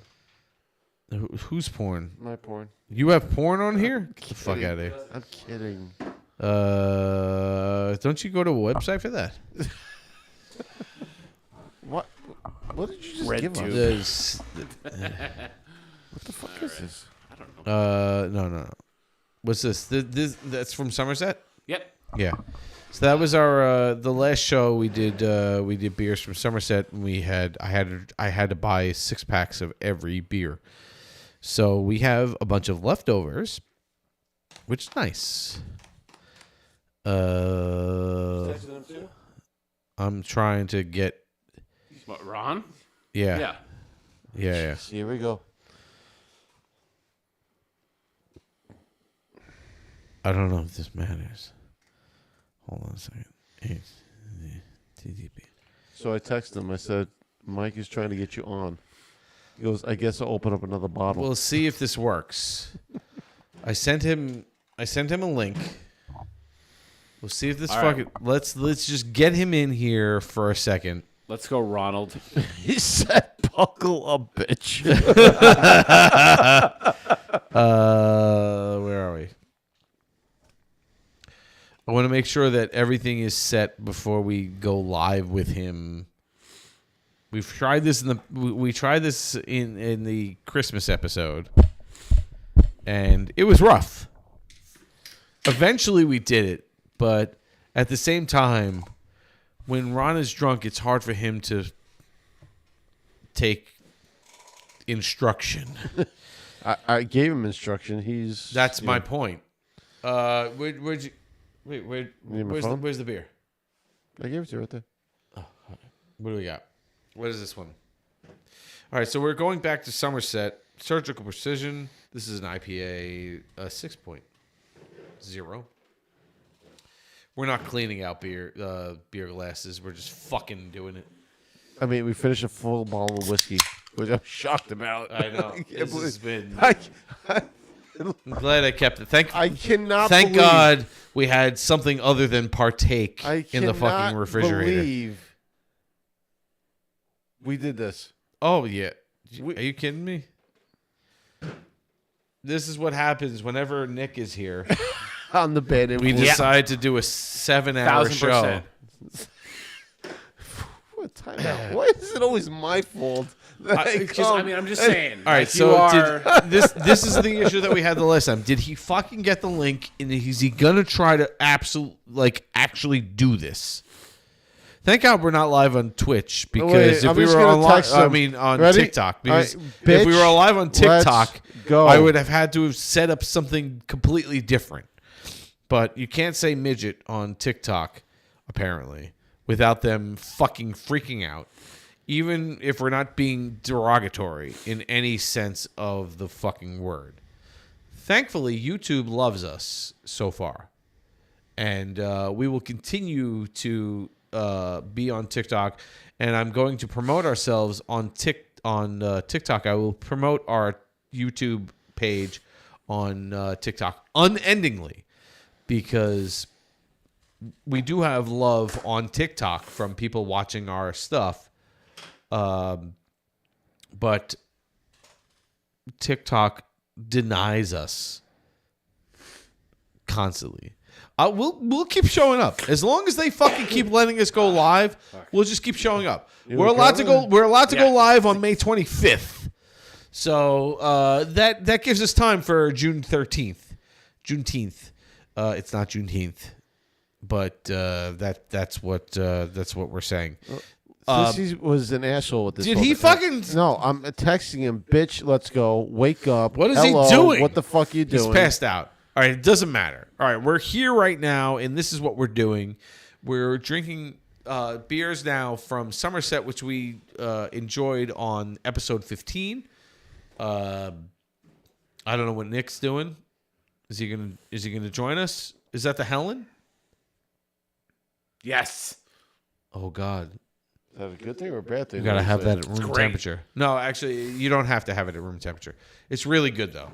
At room temperature, that's the. Is it the Pilsner? Is that what it's called? Is it a Pilsner? It is a Pilsner. Oh, so it's the Pilsner that's supposed to be at room temperature. No, that's not the Helen. It says Pilsner. That's not the Helen. There's a little bit. No. Pills, please. Pills, please. That's what it's called. Pills, please. That's not the Helen. The Helen was the what do we call it? That's the stout, right? The stout. The Yeah. stout is the one that you had to drink at room temperature. This is the I'm having Surgical Precision, which is the IPA. So I will be completely plastered, even though actually Brian had like fucking 4 glasses of dough ball. Where is that, Ron? Ron, what the fuck are you doing, dude?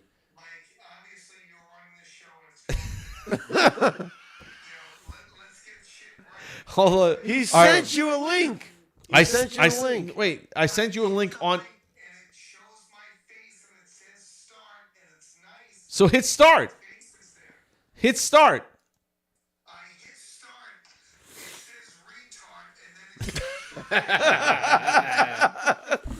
Fucking douche. All right. Let's hold on. All right.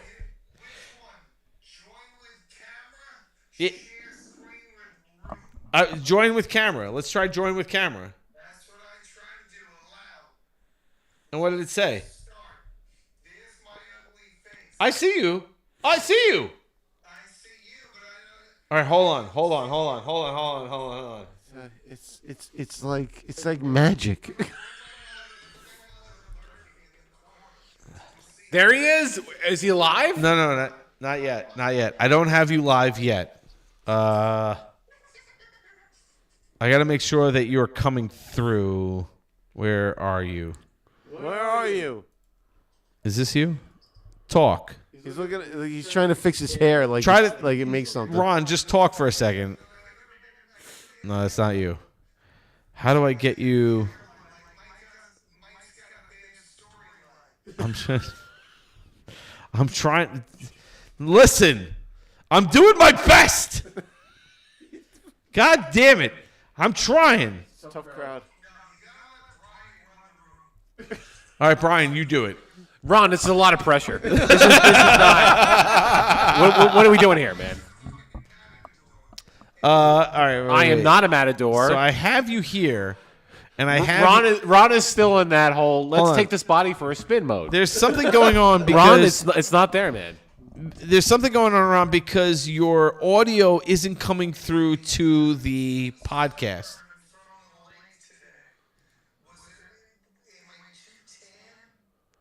Something. Why isn't your no such thing? What does he have to do? I don't know. Why isn't your Ron's asking weird questions. Is my penis too large? This is like this is.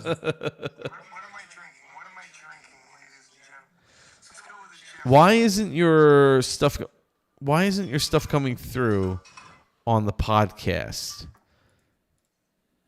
All right, hold on. You know what? I'm just gonna transition for a second. We're gonna transition over to you.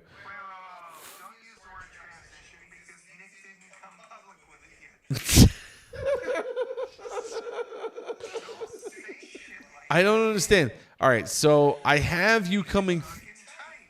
All right, so you're here, and we see you. Everybody sees you. It's always that 1 o'clock in the morning shit that we're doing. Everybody sees you, but for some reason, your audio does not want to come Why through. does your audio not want to come out? Mine or yours? Yours. Nothing's working. All this gold is gone. Yeah, no, I have you. No, it's on. We have you. Saying, I have you here. Oh, wait. Is this it? Go ahead. Say something now. Say something smart. Ron, say something. Talk. I'm trying to get outside, mate. I'm trying to get outside. Why are you trying to go outside? Because it's loud in here. Yep, Jacqueline just woke up. Here we go. Ron, what kind of Blair Witch bullshit is going on right now? This is fucking crazy. We're upside down. I don't understand. See, look. it's like We're in the lake. We're in the lake now. Ron is in his backyard being raped right now. What is going on, dude?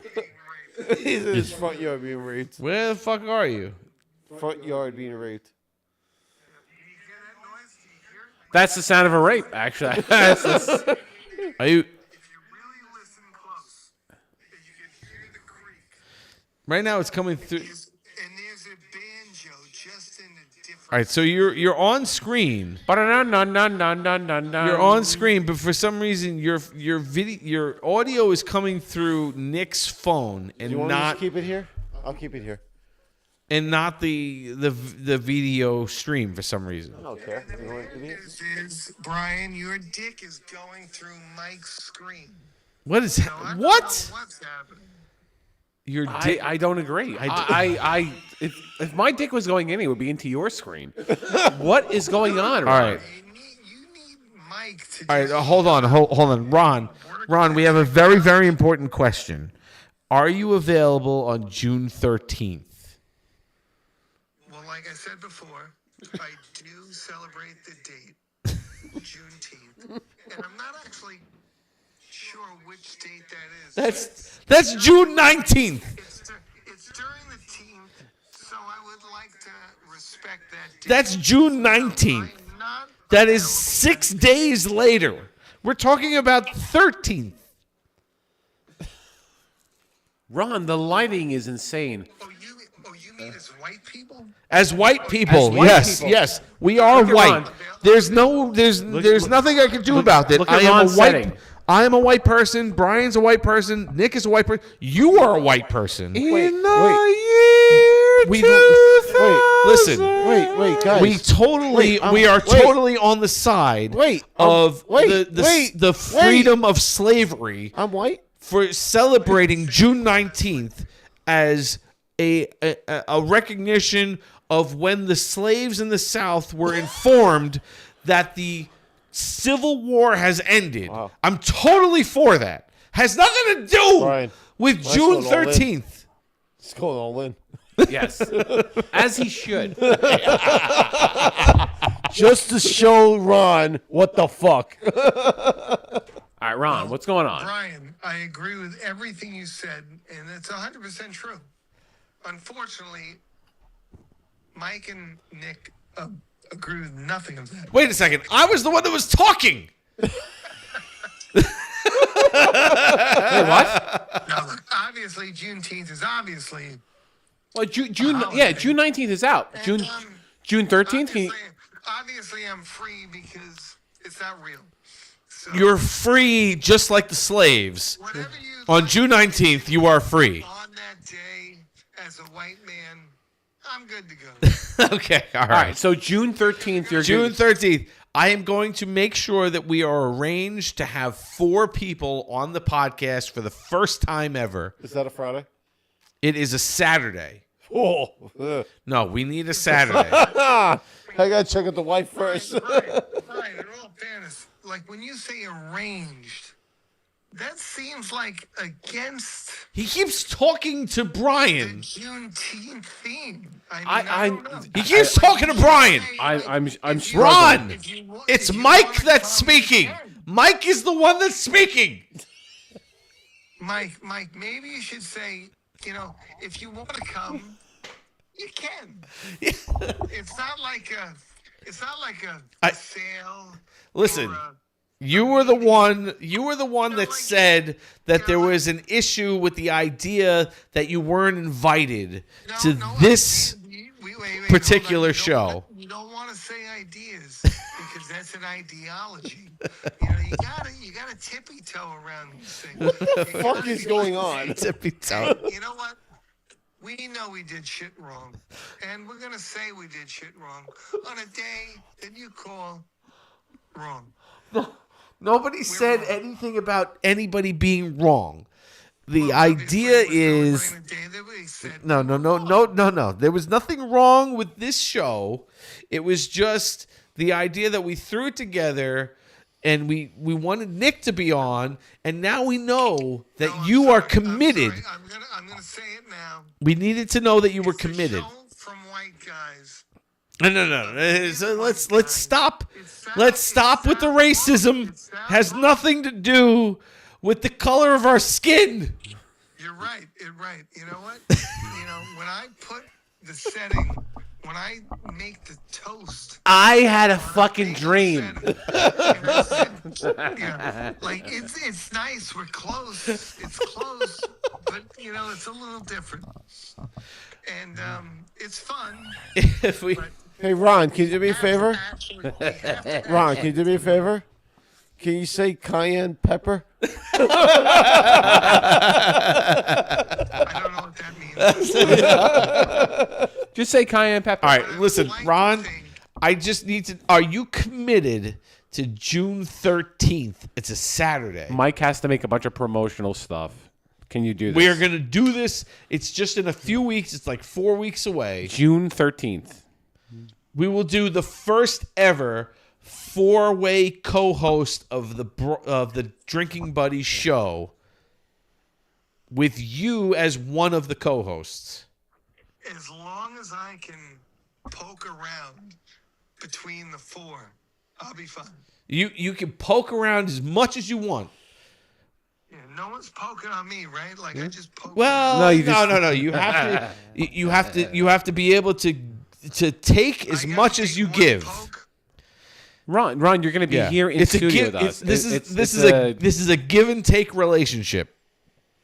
Ooh, well, I've never been in one of those. I'm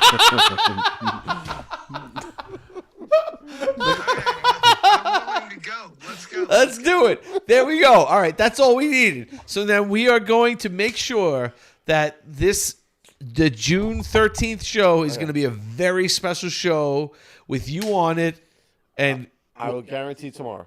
All right. Oh, Nick's got to check his vagina. Yes, I do.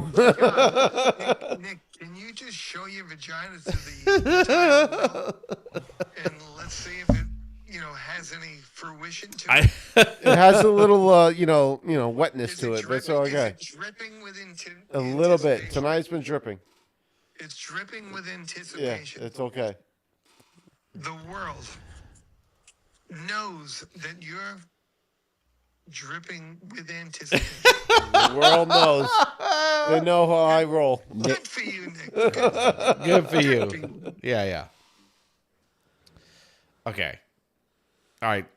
So we're set. We just got it. All we have to do is determine which brewery we are going to be representing. Ron, is there a brewery you would like to do on June 13th? Wait, hold on. So now, can I give a little throw into that? Yeah. What do we want? What do we want to do? No, I don't want to interrupt. It's your show. You tell me. No. So, we're just looking like we are promoting local breweries. So it's not like the Budweisers or Anheimer or Miller or whatever the fuck.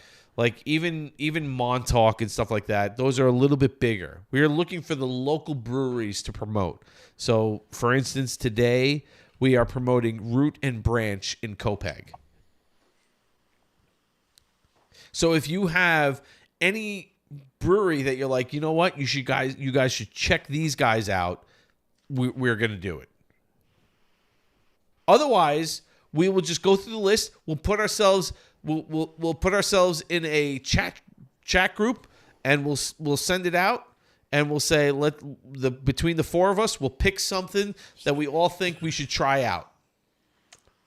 Ron, pick a beer, motherfucker. Okay, Brian, I didn't know if that's what you wanted to hear. Like, No, man. If you personally Spit it out. if you personally have some brewery in mind that you like are like local. Listen, even if it's not Long Island, it's just something that we have to be able to acquire. You know what? If we could reach some beers that would hear this podcast and hopefully think this piece of shit was good, but besides, no, but in all fairness, Not offended. In all fairness, Fine. obviously, it's a very good maybe. Podcast. No, but Treehouse. If Treehouse, We did Treehouse already, you motherfucker. We've done Treehouse. Treehouse. Treehouse. We did. Yeah. Okay, well, obviously they didn't support you. Obviously, you took that I think. from them. Yeah, no, that's like hell. Yeah, whatever. Okay. How about Sand City? We did Sand City. Sand City? We did Sand City. I think that was our third show. Yep. Jesus Christ, man. No one supports Listen, you. let me tell you something. We've gotten around, buddy. Barrier? Yeah. We've done Barrier. Oh my God! Like, what are we taking? All the fucking spots? Yeah, it's this is the Drinking Buddies show. This is what we do. Clearly not doing well enough, Drinking Buddies. Who the fuck else? I don't know. Root and Branch. I gotta be honest. Here we go. I don't give a shit what Root and Branch says. Every beer I drank from them was horrible. No, Are dude, you serious? I disagree. I disagree. horrible We just did. I mean horrible with AIDS. No. We just did 3 of them today, hope they're not and listening. Very good. Each one Very of them good. was I disagree. fucking delicious. Beer I never drank. No. We did 3 of them. So we talked about This this. is when you do this. We talked about this. Hold on. They rotate their beers Here we go. every single week. Yeah, I'm out. And we had 3 different beers. We had an IPA. No, we had an IPA, we had an NEPA, and we had a Pilsner from them, and they were all delicious. Yes. Oh my God! You know what? I had to wreck my anus. IPA. I'm not talking about the aftermath. Yes, I'm I talking don't- like that's What you not, and- what that's you not and- our concern. Well, you and Jackie doing your own private Yeah. time is not our business.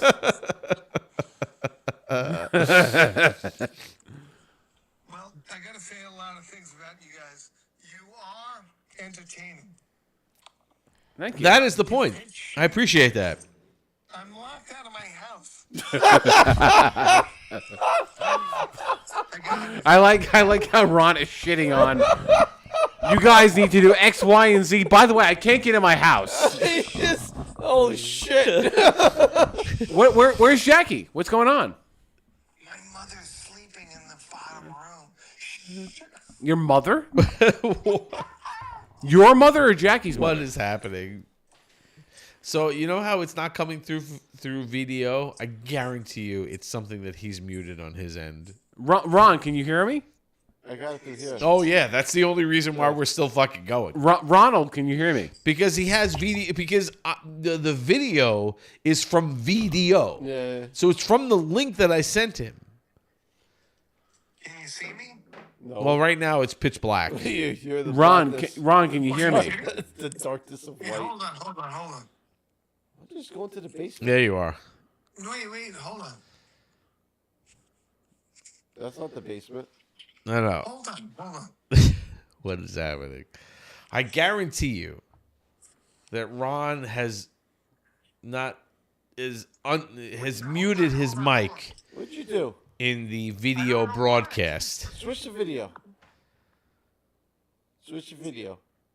Can you see me? I see No, you. we don't see you. They don't see you. I see you. Switch the video. What does that mean? Switch the video. Oh, jeez. Where you were before. Yeah, exactly. No, no. You not flip the camera. Go to the app video. I'm trying. This is the issue here. It's not us, Ron. It's not us. You sit there and tell me that it's my fault for all this shit. When we all know. We all know.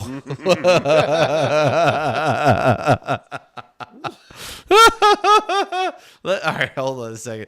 We're going back to the main. Do you guys see me? No. We do not see you. We have no idea where you are. I keep hitting flip. No, it's not Flip. It's the other app. Yeah, I'm in the app. Obviously, it came up. No, you're not in the app, because if you were in the app, we would see you. No, you're talking to me. You're in FaceTime or whatever the fuck. Well, you run a shitty show and it's not my fault. What the fuck, Ron? Why do I want him on June 13th? He's fucking shitting on our podcast and shitting on our breweries that are sponsoring us. Not really sponsoring us, but informally, that yes. we are promoting. Go to Google. I think we need to have Ron sign a disclosure before he's on the show. You think? Really? Ron, what the fuck? What's happening? You just hung up. Is he gone? He's gone. Motherfucker. This is where we are right now. We are here. We are here. We are here. Oh man. We are absolutely,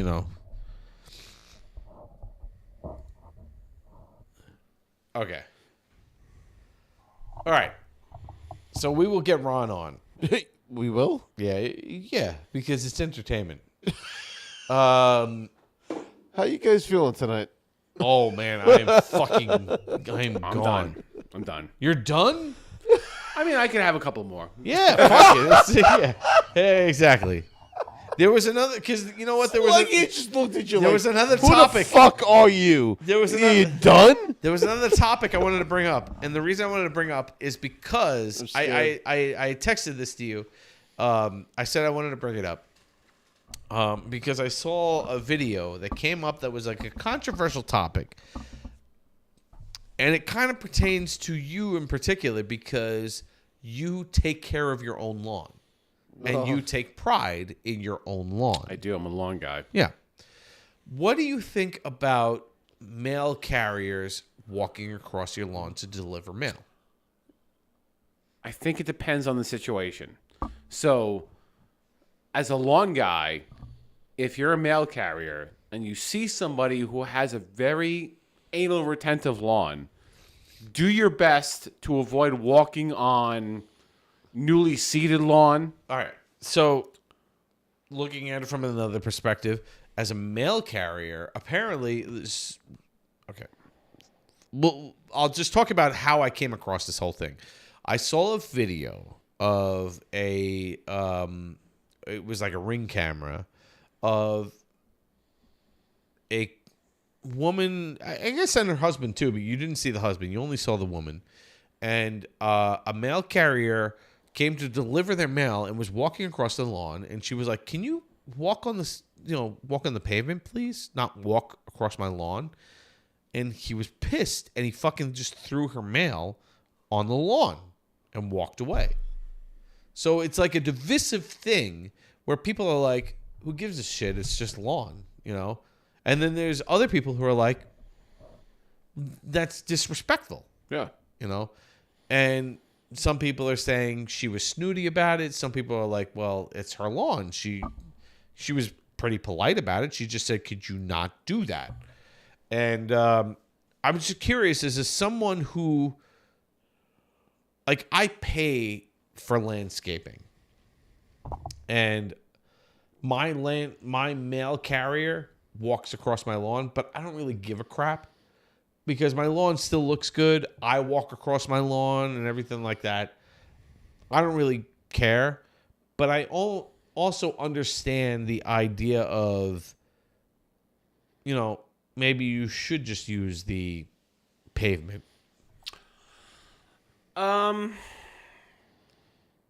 I expect my mail carrier to use the pavement. I also expect you're the one who takes care of it yourself, so you put in the effort. And it's so.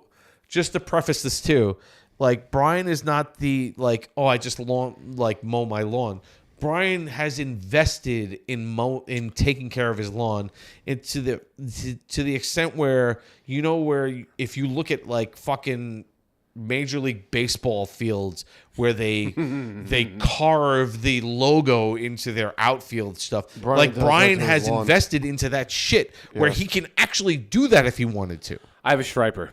I have a thing. It's a problem. Yeah. My lawn. I wouldn't say it was a problem. It's just that you take pride in your lawn. It's something that you do. You are a work-at-home person. So you really take pride in because your home is not just your home, it's also your office. So it's like everything about you is your home. Yes. That's a good way of putting it. My home is where I work. So because I work there, I look at it as a competitive space. So yes, when I look at my lawn, I'm like, what are my neighbors doing? I look at my lawn as if it's a competitive space. Yeah. So to your point, when I do my lawn, I'm looking at it like who's walking across it. What are my neighbors doing? The whole thing. Yeah. Yep. I'm with you. So are you do you care if the mail carrier walks across your lawn to deliver mail? If I've seeded my lawn. So it depends on what the condition of my lawn is. All right, so you can't really think about it that way because how would they know? They should know. How would they know? Question. They should know. How would they know? My lawn carrier. Unless you put up a fucking sign, they're like, we're in the middle of seeding season. Like, don't touch. That's Ron. Is Ron still on? Ron's here. I mean, he's still on? He's watching. He's obviously watching. He Fucking hit the link. Ron. He hit the link. He hit the link. No, he didn't hit the fucking link. I need to You know. want to know why he didn't hit the link? I'll show you why he didn't fucking hit the link. Because the link is right. He said typical. I just need to know if Ron is on. Is right there. And there he is. Blair Witch motherfucker. He said typical. Is it? Am I putting it? All right. Ron, you live in Garden City, right? Ron, can you hear me? Ron, can you hear him? Ronald! This is the problem You that we drunk motherfucker. Ron, can you hear me? This is the problem that we had. Ron! Motherfucker. This fucking guy. Stop trying to FaceTime with Nick. Ron! And just stick with video. It's not working, but he can't hear us. Ron! You want to know why? Because he doesn't know how to work it because he's drunk. All right, we're switching back. Oh my God. We are switching back. This goddamn idiot. Listen, I guarantee you, when he is here, folks, this is for the audience. I just guarantee you, when Ron is here for the actual show and we don't have to fucking do this shit, it will be entertaining. It's still entertaining, in my opinion. But yes, 1,000%. But I think Ron being in studio, so to speak, cleans a lot of stuff up. Yeah. Is that him? Ron, is that you? No. This is the point where he should have been on. Why are you calling me? Yo. Okay. So we're talking about the idea of a mail carrier walking across a very treated lawn in order to deliver mail. Is that acceptable? Or should the mail carrier go through the pavement and make sure that he stays off the grass? Hear her. Who goes first? Who? He said who goes first. Who goes first? What do you mean who goes first? Well, I agree with the mail carrier knowing his route. Okay. So that's the thing. So I saw responses from people saying, as a mail carrier, we're told to take the shortest route between houses because you have a lot of steps in the day. You have a lot of houses to get through. And I understand that completely. The whole debate came from a video that I saw where it was a Ring camera video where a homeowner saw the mail, she was out front and the mail carrier started to walk across the lawn and she said, "Can you please not walk on the lawn?" And he was kind of angry about that and threw the mail on the lawn as he walked away.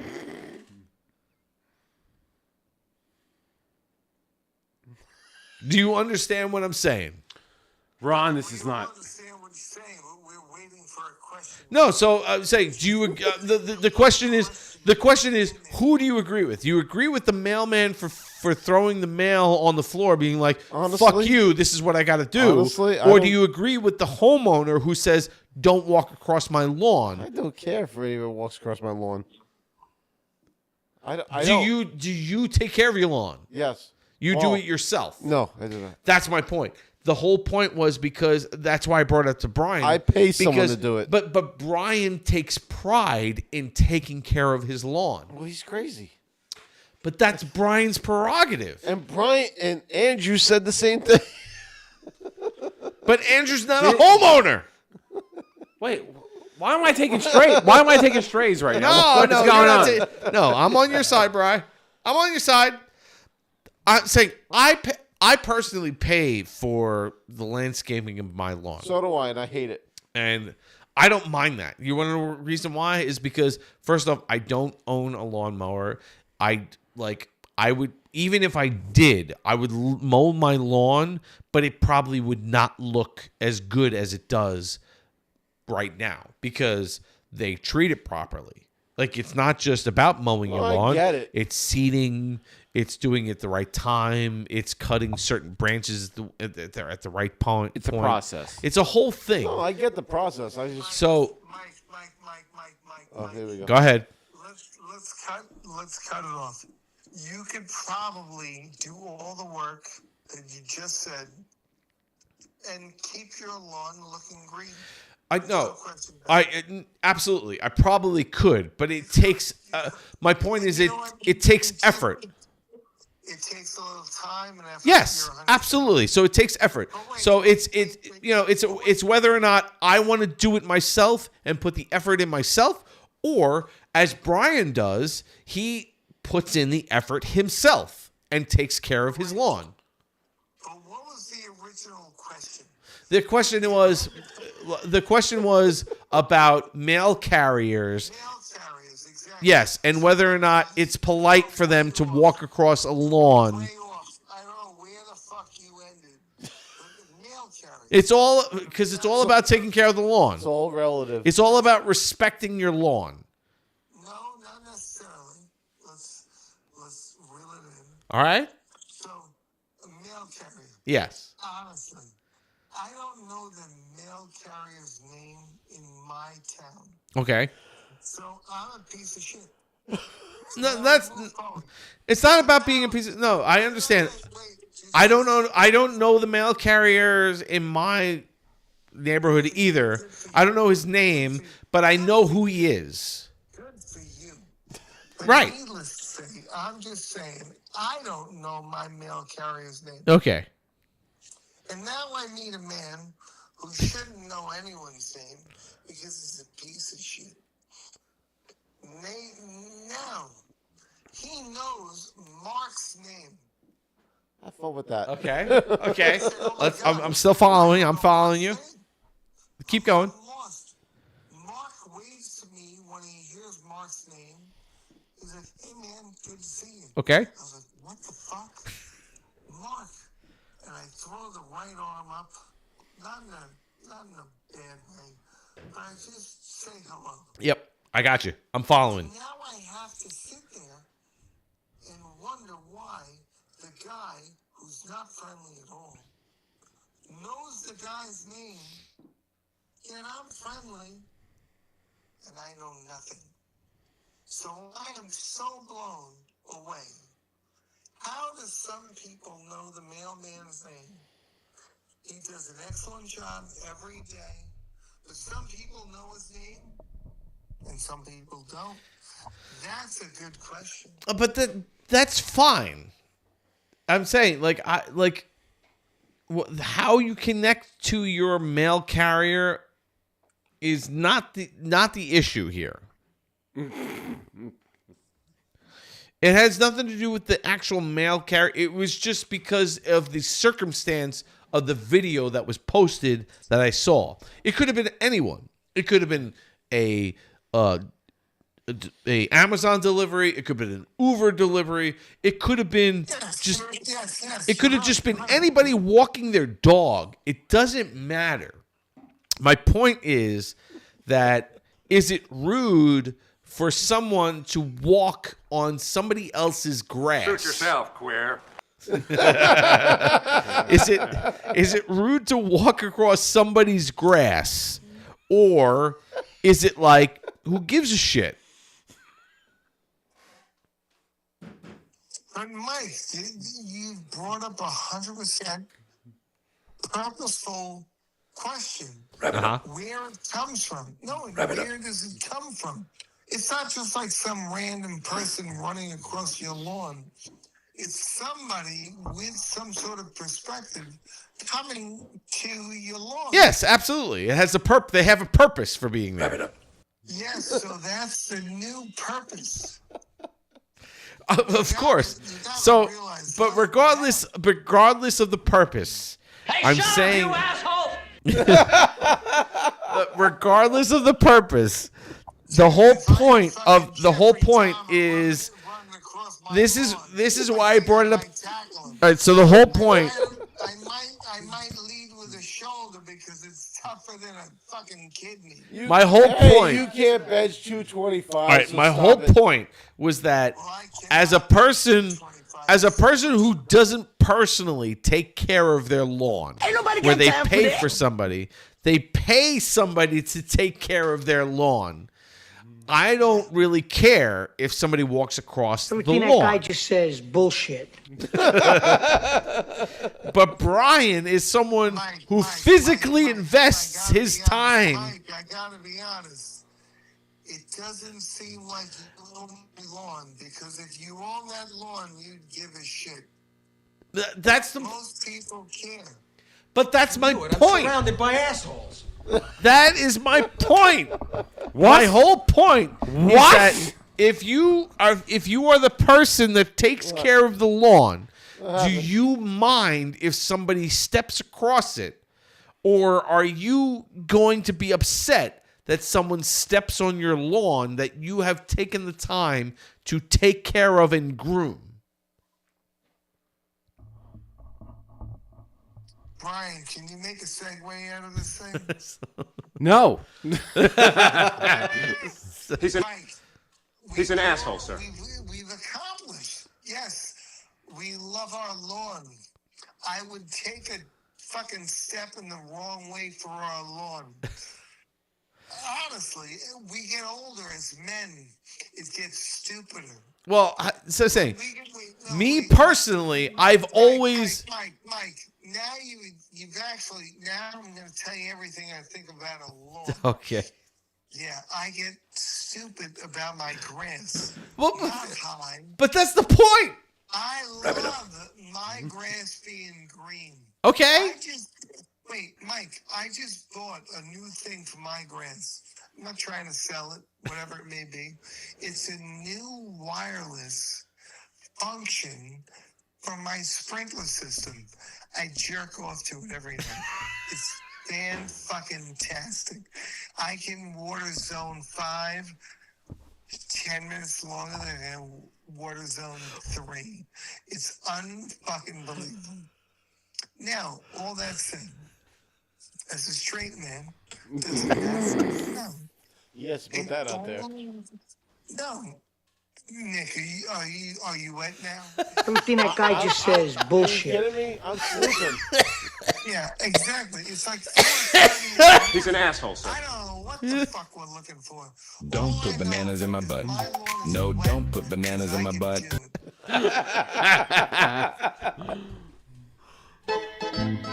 Oh, sorry. You people are sick. I don't know what you're looking for. Ain't nobody got time for that. I'm looking for my bed. Asshole. Major asshole. Asshole. Major asshole. I don't know if you can see me. Hopefully you can't, because I'm too good looking. All I want to do is rewatch the show The Boys from episode 1 to episode 32. Whatever the hell it is, I want to watch it. That's all I give a shit about. Don't give any spoilers. The last 2 episodes. All right. Yeah, so this was the whole thing. All right, finish it up. The whole point of this conversation was just because I wanted to bring it up to Brian, because he physically takes care of his own lawn. Does he actually care if someone walks across it? That's all. Well, I got good news and I got bad news. What do we got? What's the bad news? Everything that guy just says bullshit. Well, Nick has 1 kidney. We know this. We know that Nick has 1 kidney. The good news is I'm going to fucking sleep. All right. So wait, hold on. But the better news should be, Asshole. I need to wait. I need to know something. Nick's 1 kidney. Ron. I'm drinking a half a glass of whiskey. That's fine. Ron. All of you. I don't even know. Ron, stop talking. Hold on a second. Wrap it up. Ron, will you be available on June 13th? Ain't nobody got time for that. Hey, shut up, you asshole! I'll do it. All right. That is all we fucking need to know. We are set. So June 13th is the next episode of the Drinking Buddies show, where we will have 4 co-hosts. And we need to expand our soundboard. I'll do it. I'm in. All right. This is what Ron's response was. Suit yourself, queer. Dude, just send me a link and remind me. You don't need a link. You just need to physically be here. Huh? How do I sign in? No, it's not about signing in. You have to physically be here. Oh, I don't want to be there. I have no need to be there. Yes, you do. That's the whole point of the show. The whole show is going to be the 4 of us. I didn't sign up for this. That is what you're signing up for. I need June 13th. I need you to say I will be there for the show physically. Oh my God. What is happening here? He'll be there. He's just fucking with you. God damn it. I'll be there. All right. So the whole. All right. So now the question is, do we buy a pink microphone for Ron? Wrap it up. I think we should. Mine was going to stick under my ears. Oh my gosh. All right. So we need to get another microphone, and we need to get another mic, another camera stand, and You're going to need to find a bigger dude than Nick. No. Because I'm fucking bigger than You wish. And then I will put together, I need to reconstruct the whole layout for the 4 of us to be on. I lifted a boat. And we will see about Lifted a boat. we will see about being He's impressed with a boat. on TikTok again, but we will probably get kicked off because Ron is on. Well, I won't say midget. Ron, don't say the word midget. Hey, I didn't say midget. No, yeah, so we No, can't I did. mention the M word. M word. Yeah, that's what it is. The M word cannot be mentioned. Oh, my God. The M word. It's we can never mention. No, it's never. Absolutely. It is a forbidden word. And we will get ourselves going, and we will be all together. We will be here on the 13th of June, and we won't have to worry about trying to connect to you through fucking Video Ninja anymore. Yo, it's a little difficult sometimes. Ain't nobody got time for that. Can you hear me? We hear you. We hear you because Nick has providing the source of the audio the entire time. What is it? Why are you FaceTiming me? Well, somebody face fuck Nick, obviously. Face fuck Nick. Somebody has to face fuck Nick. Good news, bad news. Nick, I'm not mad. I was just making a joke. I'm just tired. I want to go to bed. Oh my God! It's almost 2:00 in the morning. No, I have 2 episodes. It's almost 2:00 left. in the morning. We're going on to 7 hours of our show. Let's go to bed. Wrap it up. Wrap it up. And it's time to wrap it up. Wrap it up. All right. Wrap it up. So Wrap it up. to wrap up the show, this was crazy. We didn't even get to. We even get to. We finished a lot of shit. No, here. we did a lot of shit. We enjoyed some beers from Root and Branch. A whole bottle of whiskey's gone. Well, let's just appreciate Root and Branch for providing us these delicious beers. As we've said, we were talking about how simple their logo is, but their artwork on their beer cans itself are absolutely stunning, crazy, and very, very artistic. And the taste of the beers themselves were unbelievable. We really enjoyed it. We said this in the beginning, how we have yet to find a brewery that has disappointed us. Like really. Honestly, it's been fucking amazing. All of the process. beers that we've had from each brewery has been unbelievable, and we will pick out a fantastic brewery for the next show as well, which we are looking to do June 13th, and we will have for the first time 4 co-hosts on the Drinking Buddy show, and I guarantee it's going to be a fun time. Last time I heard about a 4, it's called a 4 Horsemen. It's a 4-way. See, I wasn't going sexual. I was going wrestling. 4 Horsemen. What's funny is, what's really funny. He went 4-way. What's also and a horseman. I would rather a horseman than a fucking 4-way. You know what's really funny is that I don't even have to fucking worry about pushing I gotta pee shit so badly. Yeah, I don't even have to worry about pushing shit on the Stream Deck because we're not live on TikTok anymore because they fucking kicked us off for saying the word midget. And that's just absolutely atrocious. So, anyway, we're not racist or anything of the kind. We're just having a fun time. We've never tried to put down anybody in a derogatory term, and we've had a lot of whiskey. Yes. A lot of whiskey. So thank you again to Root and Branch for providing us these delicious beers, and we are going. Yeah, I know.